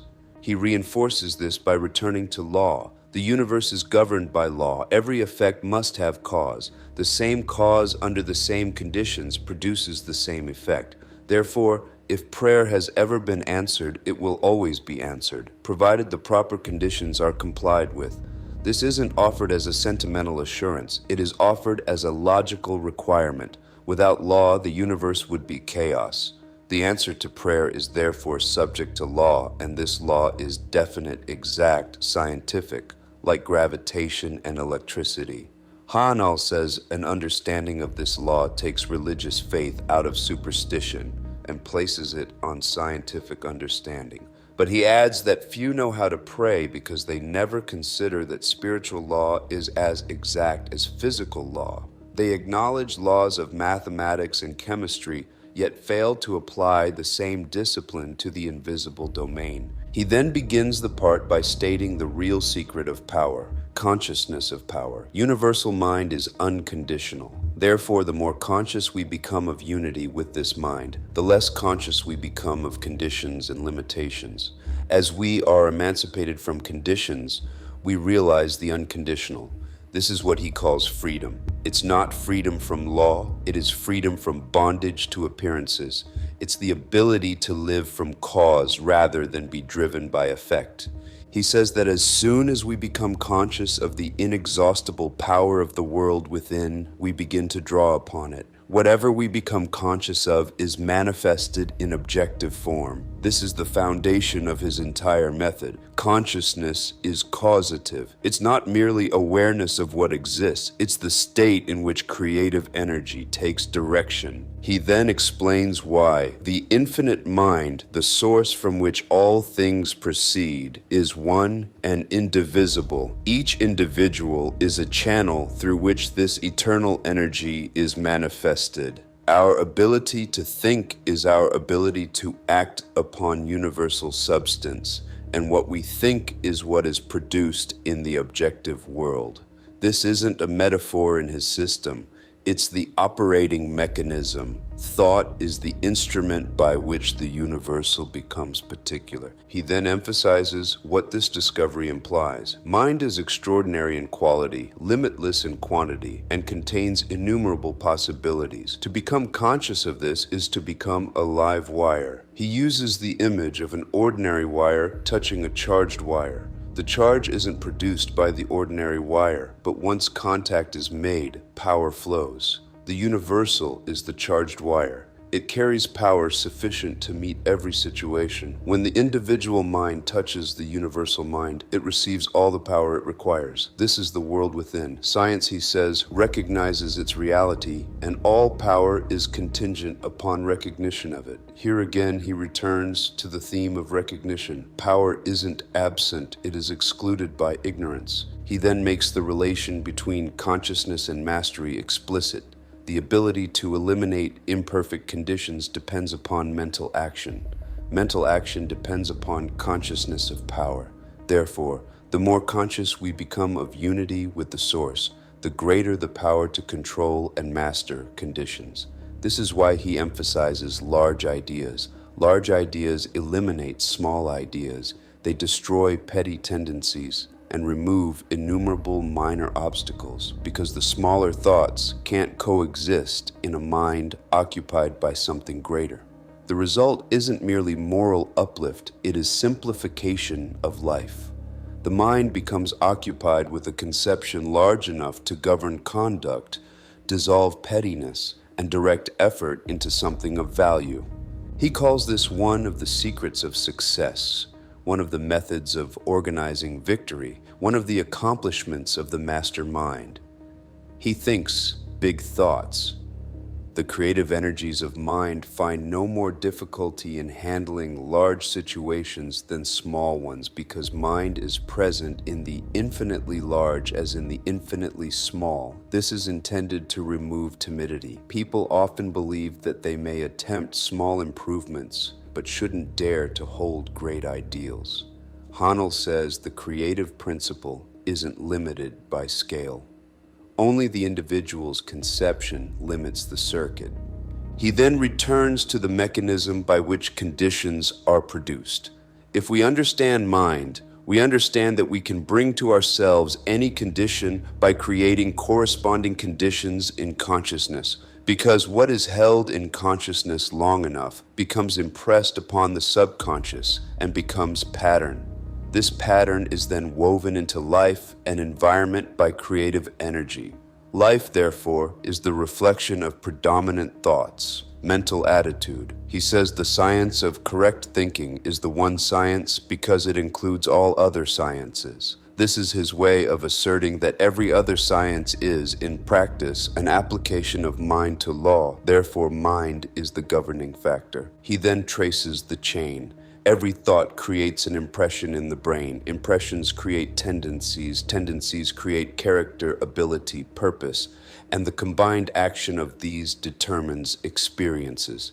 Experiences come through the law of attraction. Through this law we meet in the world without what corresponds to the world within. Predominant thought is the magnet, like attracts like. Mental attitude attracts conditions corresponding to its nature. This mental attitude, he says, is personality, and personality is composed of the thoughts we have been creating. Therefore, if we wish change, the place to change is thought. Change thought, and mental attitude changes. Mental attitude changes personality. Personality changes the people, things, conditions, and experiences that come. This is the full causal sequence he wants the listener to accept, not as poetry, but as mechanism.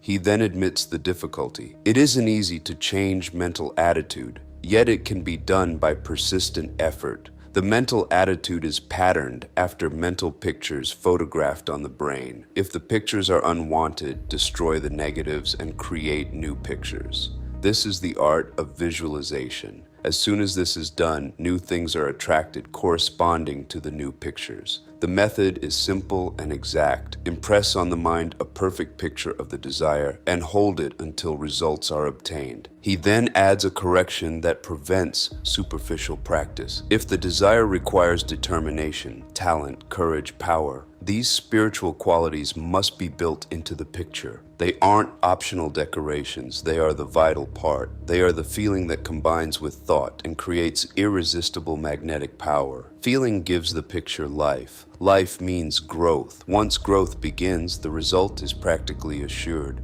Here he is repeating what he has said elsewhere in different words. Thought without vitality remains cold. Thought impregnated with feeling becomes living seed. He then instructs the reader not to hesitate to aspire to the highest attainments. Mind forces are ready to lend themselves to purposeful will that crystallizes aspirations into acts and events. He illustrates how mind forces operate by comparing them to habit formation. We repeat an action until it becomes easy and automatic. The same rule applies to breaking habits. Stop, avoid again and again until free. If failure occurs intermittently, one shouldn't lose hope because the law is invincible and gives credit for every effort. The point isn't moral optimism, it is persistence within an absolute law. He then states without ambiguity that there is no limit to what the law can do. Dare to believe in the ideal. Think of the ideal as already accomplished fact. Here again, already accomplished isn't denial of present conditions, but a method of impressing the subconscious with the pattern. He then broadens the discussion to what he calls the real battle of life, a battle of ideas, fought by the few against the many. On one side is constructive creative thought dominated by an ideal. On the other side is passive negative thought dominated by appearances. He says both sides contain educated people, men of science, letters, and affairs, because the battle isn't between ignorance and knowledge in the simplest sense.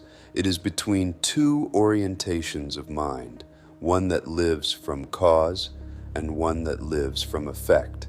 He describes the creative side as including those working in laboratories and those who dominate commerce and politics through understanding. He describes the negative side as including those who mistake law and precedent for truth, those who mistake theology for religion, those who mistake might for right, and the millions who prefer precedent to progress, who look backward, who see only the world without and know nothing of the world within. He then makes a severe conclusion. In the last analysis, there are only these two classes. One must go forward or go back. There's no standing still in a world of motion, and the attempt to stand still gives sanction to arbitrary and unequal codes. He then reads the unrest of the age as evidence of transition. The old order feels insecure. A new dawn implies the old can't endure. This language is dramatic, but its function is practical. He is saying that old structures of thought can't coexist with increasing knowledge of law. He then identifies the crux of the social problem, conviction in the minds of the people concerning the nature of the universe. When people realize that the transcendent force of spirit is within each individual, laws can be framed that consider liberties and rights of the many rather than privileges of the few. As long as people regard cosmic power as alien to humanity, it remains easy for a privileged class to rule by divine right. Therefore, he says, humanity's interest is to exalt and emancipate the human spirit, to recognize that all power is from within, that no one has more power than another except what is delegated. He names the social crime of privilege as institutionalizing fatalism, the doctrine of divine election, making law seem superior to the lawmakers. He then returns to the nature of the divine mind. It is universal mind. It doesn't act by caprice, wrath, jealousy. It can't be flattered or cajoled. It makes no exceptions. When an individual understands unity with universal principle, he will appear favored because he has found the source of health, wealth, and power. This statement is meant to remove the idea of favoritism and replace it with law. He concludes with the exercise. Concentrate on truth, realizing that truth makes free. Nothing can permanently obstruct success when scientifically correct thought methods are applied. Silence is presented as the ever-available means of awakening the highest conception of truth. Omnipotence is absolute silence. All else is change and limitation. Silent thought concentration is therefore the method of reaching, awakening, and expressing the potential power of the world within. Part 21. Therefore gathers many strands and presses them into a single method. Consciousness of unity with the universal is power. Large ideas dissolve small tendencies. Predominant mental attitude is the magnet. Visualization destroys old negatives and builds new patterns. Feeling vitalizes thought into irresistible attraction. And the broader social struggle is, at root, a struggle over whether people will live from effects and precedent or from inner cause and law. The Master Key System. Lecture 22. In this part, Haanel undertakes to explain the cause of present conditions in the most intimate field of all, the body. He insists that character, environment, ability, and physical condition aren't independent accidents, but the results of past methods of thinking, and that the future can be shaped by applying knowledge. He places the entire subject under one governing principle, the law of vibration, and argues that the panorama of nature is continually altered by changes in rate of vibration, and that the body is no exception. The difference, he says, is that these changes are usually made unconsciously, and therefore often with harmful results. The purpose of this part is to show how the change may be made consciously, so that only harmonious conditions are produced, and to frame health not as an exception granted, but as the effect of compliance with law. He begins the introduction with a statement he wants the reader to treat as literal. Thoughts are spiritual seeds. When planted in the subconscious, they have a tendency to sprout and grow, yet the harvest is frequently not to our liking. He names the kinds of thought that produce a harvest of physical disturbance: fear, worry, care, anxiety, jealousy, hatred. In his view, inflammation, paralysis, nervousness, and diseased conditions generally are manifestations of these destructive mental states. His point isn't merely that these states feel unpleasant, but that they are causative. They plant seeds, and the seeds bear fruit. He then introduces a physical framework to support the argument. Life processes are carried on by two methods: the constructive process of taking up nutritive material to build cells, and the destructive process of secreting and excreting waste. Life depends upon both. Food, water, and air are the requisites for cell construction, so it might appear that prolonging life wouldn't be difficult. Yet he says it is the second process, the destructive activity of elimination, that is, with rare exception, the cause of disease. Waste material accumulates, saturates tissues, and produces auto-intoxication, local or systemic. The practical problem in healing is therefore to increase the inflow and distribution of vital energy. And this can be done only by eliminating destructive thoughts that tear down the nerves and glands controlling elimination. Nourishing foods and tonics, he says, can't bestow life because they are secondary manifestations. The primary manifestation is a vital energy with which the mind must come into contact. He then begins the numbered part by returning to knowledge. Knowledge is priceless because, applied, it enables us to make the future what we wish. When we realize that present character, environment, ability, and physical condition are the result of past thinking, we begin to understand why knowledge matters. It gives access to causes. If health isn't what it should be, he says, examine the method of thinking. Every thought produces an impression. Every impression is a seed that sinks into the subconscious and forms a tendency. The tendency attracts similar thoughts. And before long, a crop appears. The harvest will correspond to the seed. If thoughts contain disease germs, the harvest is sickness, weakness, failure. Therefore, the essential question becomes, what are we thinking? What are we creating? What harvest are we preparing? He then offers a method for changing physical conditions through visualization. Make a mental image of physical perfection. Hold it until it is absorbed by consciousness. He claims that many chronic ailments have been eliminated in weeks, ordinary disturbances in days, sometimes minutes. The crucial point for him isn't the timetable, but the mechanism. The mind controls the body by the law of vibration. He explains what he means. Every mental action is a vibration. All form is mode of motion, rate of vibration. Therefore, any vibration immediately modifies every atom in the body. Every cell is affected. Chemical changes occur in groups of cells. This is his explanation of the mind-body relation. Mental states aren't separate from bodily processes, but are higher vibrations that govern lower vibrations. He then generalizes it into a universal statement. Everything in the universe is what it is by virtue of its rate of vibration. Change the rate and you change nature, quality, form. Nature is constantly being changed by vibration. Since thought is vibration, we can exercise this power and produce any condition we desire to manifest in the body. The key distinction he makes is that we are using this power continuously, but usually unconsciously, and therefore producing undesirable results. The problem is to use it intelligently. He insists that this shouldn't be difficult because we have sufficient experience to know what produces pleasant vibration and what produces unpleasant. Consult experience. When thought has been uplifted, constructive, courageous, kind, desirable, certain results followed. Mental, moral, physical health. When thought has been filled with envy, hatred, jealousy, criticism, discord, other results followed.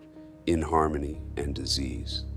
If such vibrations are kept up, he says, they crystallize into form. This is the essence of his argument. Mental vibration becomes physical condition by law. He then points out obvious examples of the objective mind's effects on the body. Laughter that shakes the body, sympathy that produces tears, anger that reddens the face. These show thought controls muscles, glands, circulation. But he notes these objective effects are temporary. They pass and leave the situation unchanged. He then contrasts this with the action of the subconscious. A wound is healed by innumerable cells without conscious direction. A broken bone is welded by a process no surgeon can perform. Poison triggers violent elimination. Infection is contained and destroyed by defensive processes. These are actions of the subconscious intelligence in the body. He then makes a crucial claim. These processes proceed perfectly so long as we don't interfere. But because the repair cells are intelligent and respond to thought, they are often paralyzed by fear, doubt, and anxiety. He uses the image of an army of workmen repeatedly interrupted by strikes and changing plans until discouraged and ineffective. The purpose of the analogy is to show why people often block their own healing. Not because the body lacks intelligence, but because destructive thought continuously breaks the necessary rhythm of constructive cellular work. He then restates the remedy as a law-based method. The way to health is founded on the law of vibration, the basis of all science, and this law is brought into operation by the mind, the world within. It requires individual effort and practice. It is a waste, he says, to deal with effects in the outer world, which are reflections.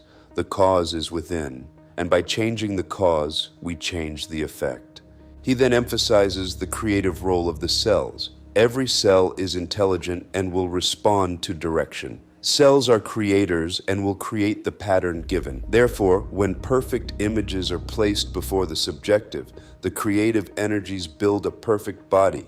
He extends the same logic to brain cells. The quality of the brain is governed by mental attitude, and undesirable attitudes conveyed to the subjective are transferred to the body. Therefore, if the body is to manifest health, strength, and vitality, that must be the predominant thought.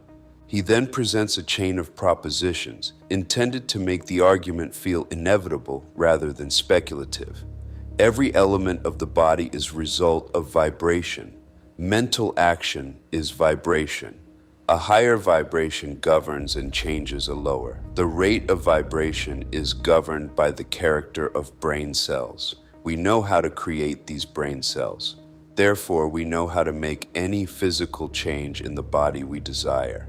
From this, he concludes that there is practically no limitation on our ability to place ourselves in harmony with omnipotent natural law. This is the climax of his claim. Health isn't a special favor, it is harmony. He then notes that this influence of mind over body is increasingly understood, and that physicians are giving it attention.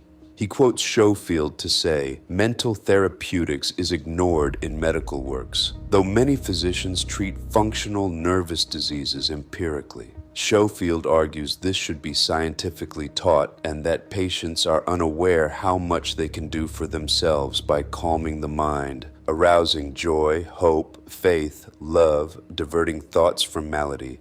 Haanel uses this quotation to reinforce his main thesis. The mind is the central controlling power for bodily good, and the method is mental adjustment rather than mere external treatment. He then gives the exercise. Concentrate on Tennyson's lines, "Closer is he than breathing and nearer than hands and feet," and try to realize that when one speaks to that presence, one is in touch with omnipotence. He then makes an argument meant to dissolve a common belief that blocks healing, the idea that sickness and suffering are sent by God. If that were true, every physician, surgeon, nurse would be defying God, and hospitals would be rebellion. The conclusion is absurd, he says, yet many still hold the belief. He then criticizes theology for teaching an impossible creator who creates beings capable of sin and then punishes them eternally, producing fear rather than love. The purpose isn't merely polemic, it is practical. Fear is one of the destructive thoughts that paralyze healing. A theology that manufactures fear manufactures illness in this system. Therefore, he urges the reader to return to the ideal man made in the image and likeness of God, and to appreciate the all-originating mind that sustains all. Part 22, therefore, turns the law of vibration into a method for health. Thoughts are seeds. Predominant thoughts become tendencies. Tendencies crystallize into form. The subconscious carries on healing perfectly unless interfered with by fear and anxiety. Every cell responds to thought. A higher vibration modifies a lower. The remedy isn't to bargain with effects, but to change causes by holding an image of perfection, cultivating constructive mental states, and realizing unity with omnipresent power. In this framework, health isn't mysterious. It is the natural consequence of harmony in the world within. The Master Key System, Lecture 23. In this part, Haanel speaks of money, but he doesn't treat it as an idol and he doesn't treat it as a vulgar subject. He treats it as a field in which law becomes visible. Money, he says, is woven into the outer fabric of existence. It engages the best thought of the best minds, not because it is sacred, but because it is a medium through which exchange, service, opportunity, and power are distributed. Therefore, the question is never merely how to get money, but what kind of consciousness sets the current in motion that draws it? What stops that current? And what kind of inner pattern is required so that supply comes by law rather than by accident?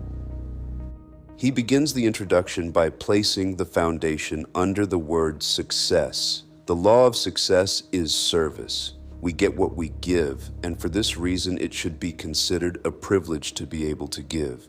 That statement isn't sentiment, it's the law of compensation expressed in the language of commerce. When the individual truly gives, whether money, goods, skill, thought, he becomes a channel. And channels aren't filled by hoarding, they are filled by flow. He repeats that thought is the creative activity behind every constructive enterprise. Therefore, nothing of more practical value can be given than thought. The most valuable service is often the idea that organizes labor, capital, and effort into effective form. But thought of this kind requires attention. Attention develops concentration. Concentration develops spiritual power. Spiritual power, he says, is the mightiest force in existence. This is why he frames the whole subject of money inside the larger subject of mind. Money is an effect. The cause is the quality and direction of thought and the degree of inner power brought to bear. He calls this the science that embraces all sciences, the art relevant to human life. Its mastery isn't acquired quickly. It's the labor of a life. Not to go forward is to go backward. He then adds a principle that is meant to govern the entire discussion. Constructive, positive, unselfish thoughts have far-reaching effect for good because compensation is the keynote of the universe. Nature seeks equilibrium. Where something is sent out, something must be received or a vacuum is formed. Therefore, by observing this rule, profit must follow in a measure that justifies the effort. He then begins part 23 by naming money consciousness. Money consciousness is an attitude of mind. It is receptivity. It's the open door to the arteries of commerce. Desire is the attractive force that sets the current in motion. Fear is the obstacle that stops the current or reverses it, turning it away. This is one of his most practical statements because it explains why many who work hard remain blocked. They keep the outer machinery moving, but inwardly they are reversing the current through fear. Fear of loss, fear of failure, fear of being judged, fear of responsibility, fear of lack itself. He then defines fear as the opposite of money consciousness. It is poverty consciousness. And because law is unchangeable, we get exactly what we give. If we fear, we get what we feared. Money is woven into existence because it is connected with exchange. And exchange is connected with thought. Therefore, money engages the best minds because it demands perception, foresight, organization, and understanding of value. He then states how money is made in the deepest sense. We make money by making friends, and we enlarge the circle of friends by making money for them, by helping them, by service. This isn't a claim that friendship should be exploited. It is a claim that commerce is relationship, and relationship is sustained by benefit. The first law of success is service, and it is built on integrity and justice. He then speaks with severity about those who aren't fair in intention. Such a person, he says, is ignorant. He has missed the fundamental law of exchange. He is impossible. He will lose, certainly. He may think he is winning, but he is doomed. He can't cheat the infinite. Compensation will demand equilibrium. This is Haanel's way of saying that dishonest gain is structurally unstable because it violates the law that governs the flow of supply. He then describes life forces as volatile, composed of thoughts and ideals which are molded into form. Therefore, the problem is to keep an open mind, to reach constantly for the new, to recognize opportunity, and to be interested in the race rather than the goal. Pursuit rather than possession. He is warning that fixation upon possession produces rigidity. The pleasure is in pursuit because pursuit keeps mind alive, receptive, and in motion with law. Possession, treated as end, tends to stop the current. He then makes a statement that clarifies what he means by being a money magnet. To make a money magnet of yourself, first consider how you can make money for other people.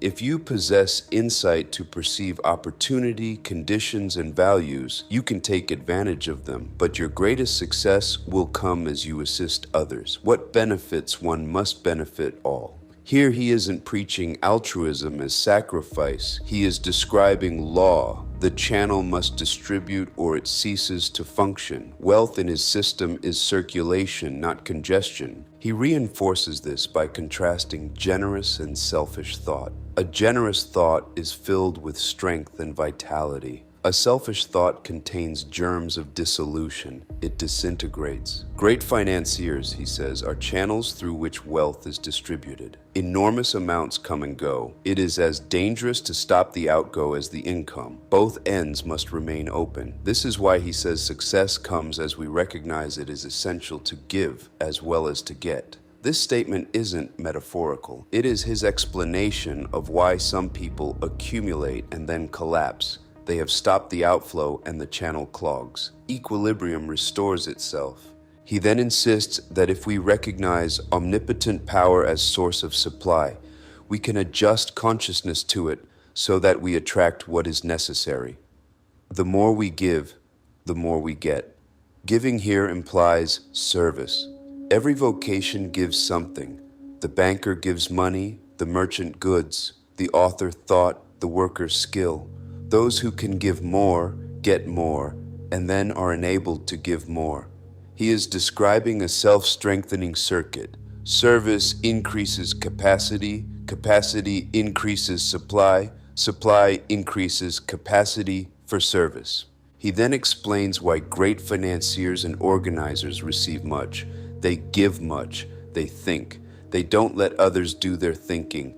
They insist on knowing how results are secured. When shown, they supply means by which many profit, and in proportion as others succeed, they succeed. He names famous, wealthy figures and asserts they didn't become rich by losing money for others, but by making money for others. Again, the principle isn't worship of wealth, it is demonstration of the law of exchange. Gain that brings gain is stable. Gain that produces loss is unstable. He then turns to a harsher social observation. The average person, he says, is innocent of deep thinking. He accepts ideas and repeats them like a parrot. This docility, willingness to let a few do all thinking, enables a few to usurp power and hold millions in subjection. Here, Haanel is framing money consciousness not merely as personal prosperity, but as mental independence. Creative thinking requires attention. Those who can't or won't attend become instruments of those who do. He then returns to the mechanism. Attention is concentration, directed by will. Therefore, we must refuse to concentrate upon anything except what we desire. Many concentrate upon sorrow, loss, discord, and because thought is creative, this necessarily leads to more of the same. On the other hand, when we meet success or gain, we naturally concentrate upon it and thereby create more. Much leads to more. This isn't superstition, it's the law of correlation. The mind that holds an image invites its reproduction in conditions. He then introduces Atkinson's argument from advanced thought to support his claim that spirituality is the most practical thing. Spirit, whatever else it may be, is the essence of consciousness, substance of mind, reality underlying thought. If ideas are phases of consciousness, then spirit is the ultimate fact. Therefore, true understanding of spirit and its laws of manifestation would be the most practical thing possible. Practical men would rush toward it if they grasped it. They aren't fools. They simply haven't seen the fundamental fact.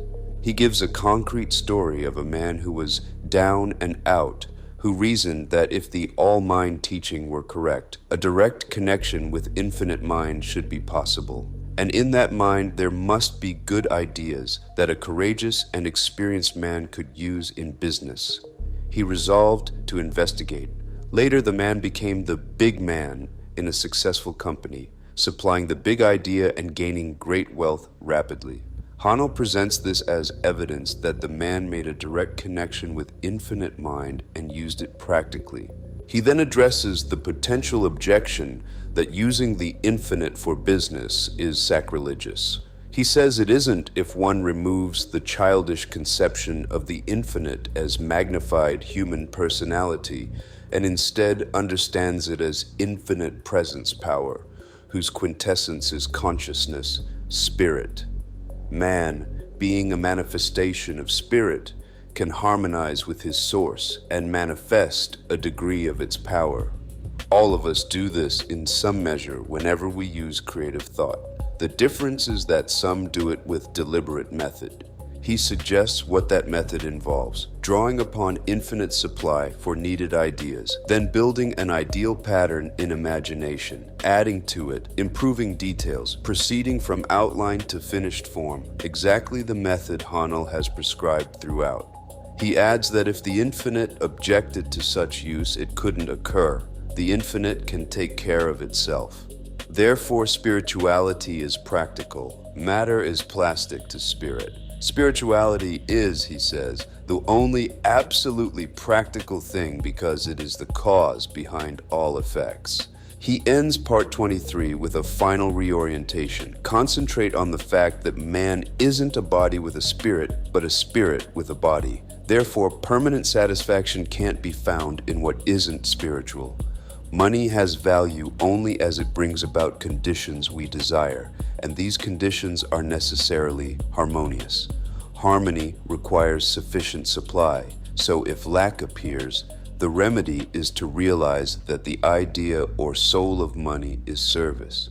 As this thought takes form, channels of supply open, and one sees that spiritual methods are practical. Part 23, therefore, turns money back into law. Money consciousness is receptivity and courageous desire. Fear reverses the current. Service opens the arteries of commerce. Integrity isn't moral ornament, but structural necessity under compensation. Giving and receiving must remain open at both ends. Attention and concentration govern the formation of opportunity and the attraction of supply. And the most practical act, in Haanel's sense, isn't frantic pursuit of effects, but deliberate connection with cause, creative thought aligned with universal intelligence, so that ideas become income, and income becomes a natural consequence of value given. The Master Key System, Lecture 24.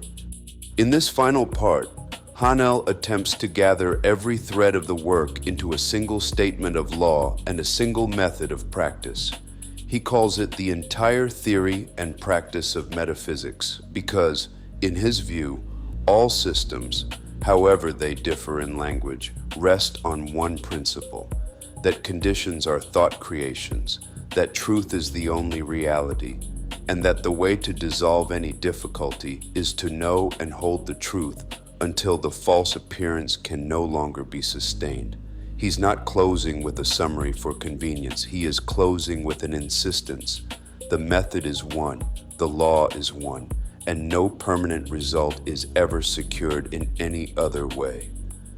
He begins by reminding the listener that if the daily exercises have been practiced, it becomes evident that we get out of life what we put into life first. This is his constant theme of compensation and reciprocal action, now stated as the practical test of the whole system. He cites the adept who said the master key thought is almost overwhelming because it is vast, available, definite, reasonable, usable. He then names the fruit of this knowledge as the truth that makes men free, not merely from lack and limitation, but from sorrow, worry, and care. The freedom he describes isn't exemption from responsibility. It is freedom from bondage to false causes. Law, he says, is no respecter of persons. Omnipotent law doesn't ask who someone used to be. It asks only what is now being done. Therefore, past habits don't bar the way. The way is prepared because law is stable. He notes that the method is accessible in any language of mind. If one is religious, a great teacher made the way plain. If one is scientific, law operates with mathematical certainty. If one is philosophical, teachers such as Plato or Emerson speak the same truth. In each case, power has no limit except understanding and fidelity. He then makes his most striking claim about alchemy. Ancient seekers tried to transmute metals, but the real transmutation is inward. Gold in the mind becoming gold in the heart and in the hand. The inner value becomes outer value by lawful expression. He then begins the numbered section with analogies designed to loosen the tyranny of the senses. When scientists placed the sun at the center and set the earth in motion, the conclusion seemed absurd because the senses testified otherwise, yet evidence carried conviction. The point isn't astronomy, it is the unreliability of surface perception. He then uses sound. A bell is called a sounding body, yet all it does is vibrate air. Sound isn't in the bell. It is the sensation in the mind at certain rates of vibration. Beyond a range, there is silence again. The bell didn't change. The mind's capacity to register vibration changed. He then uses light and color. The sun doesn't give light as a substance. It gives energy producing waves at certain rates, and what we call light and color are sensations in the mind. Change the vibration and color changes. Reduce vibration further and light becomes heat. Therefore, he says, we can't depend on the senses for realities. If we did, we would believe the sun moves, the earth is flat, stars are small, matter is fixed. The senses report appearances. Truth requires knowledge of law. With this foundation, he states what he considers the whole range of metaphysical practice. It consists in knowing the truth concerning yourself and the world you live in, and then thinking in accordance with that truth. If you wish to express harmony, you must think harmony. If you wish to express health, you must think health. If you wish to express abundance, you must think abundance. To do this, you must reverse the evidence of the senses. This doesn't mean denying observation as observation. It means refusing to accept the appearance as final cause. The senses show effects. Truth concerns cause. He then states the decisive implication. When you come to know that disease, sickness, lack, and limitation are results of wrong thinking, you have come to know the truth that makes you free. He speaks of mountains being removed, and he clarifies that mountains may be doubt, fear, distrust, discouragement. Yet they are real in effect and must be removed completely, not merely reduced. Here he is again insisting that inner states aren't harmless. They are objective obstacles because they determine action, direction, and the creative pattern impressed upon life. He then defines the real work, convincing yourself of the truth of these statements. This is the central claim of part 24. The work isn't persuading the world, it is persuading the inner consciousness so thoroughly that thinking the truth becomes natural. Once this happens, the truth, because it contains a vital principle, will manifest. Haanel's insistence is that truth isn't merely correct, it is powerful, it is living seed. He then says those who heal by mental methods have come to know this truth and demonstrate it daily. Life, health, and abundance are omnipresent, filling all space. Those who allow disease or lack to manifest haven't yet understood the law. In his system, disease and lack aren't real entities. They are mental conditions in which the person fails to perceive truth. Remove the error, and the condition is removed.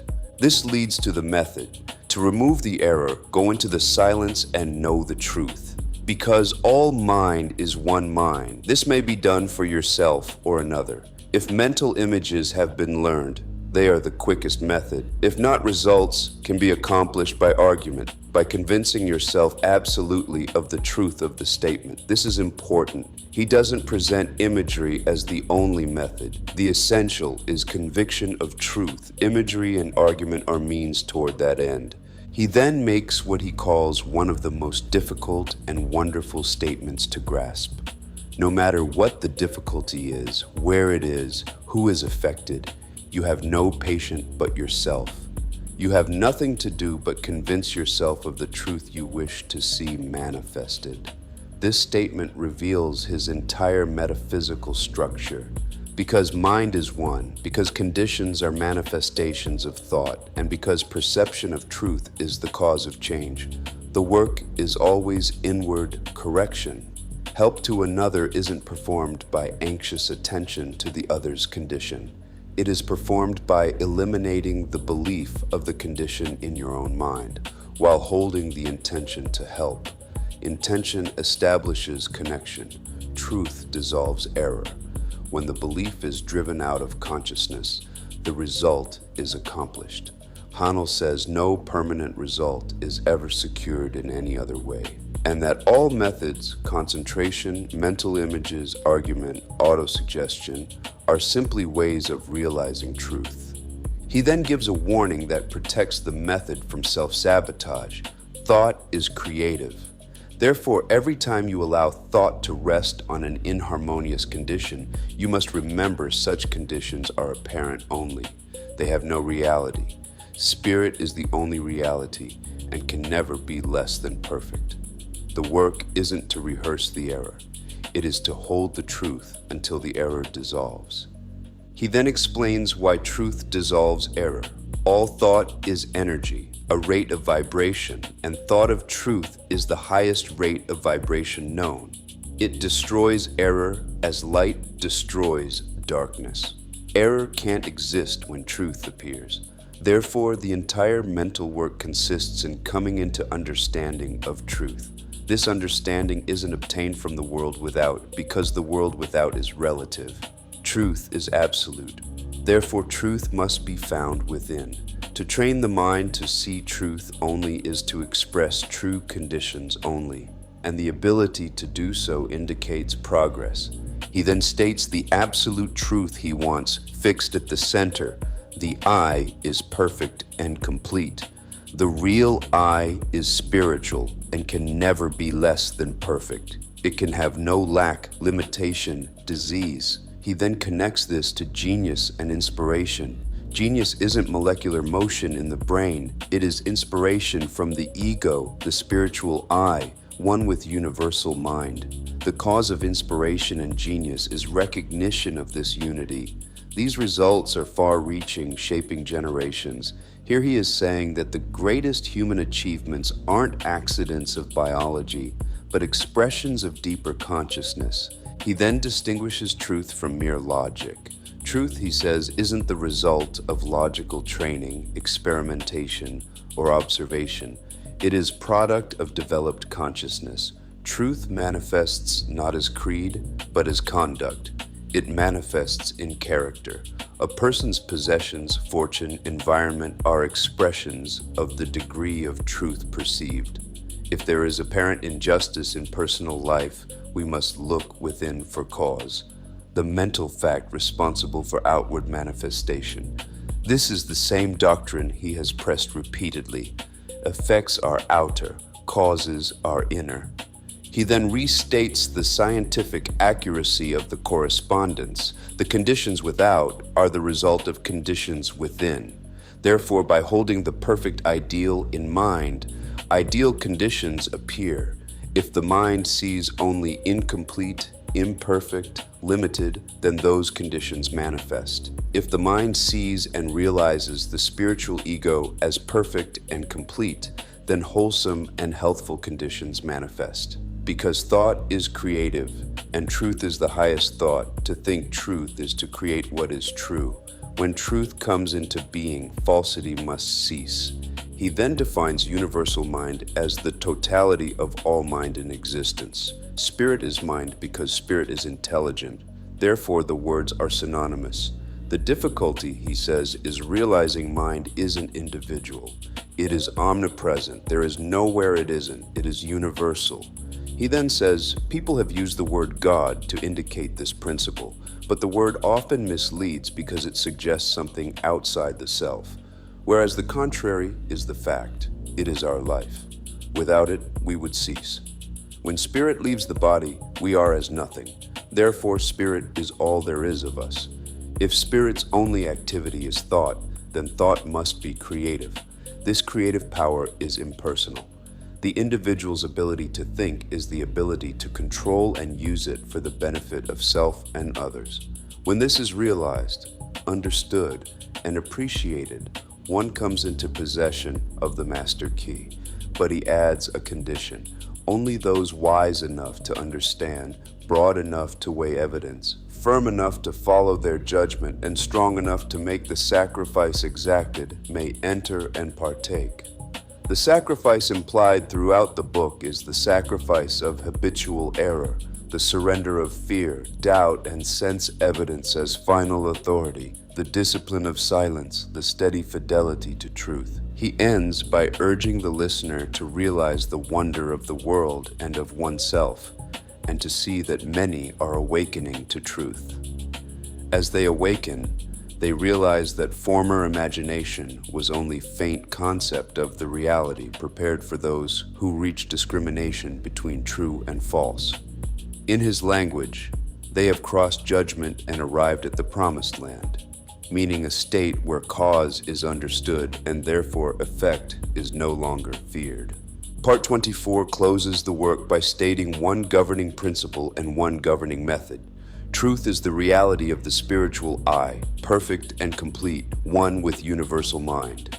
Error is appearance sustained by wrong thinking. The only way any difficulty is removed is by convincing oneself of truth until the false condition dissolves. Every exercise, every technique, every method is simply a way of realizing truth. And because mind is one and omnipresent, this realization isn't confined to the self. It becomes the channel by which harmony, health, and abundance are expressed in the whole field of one's life. What remains now is not theory but use, not agreement but practice.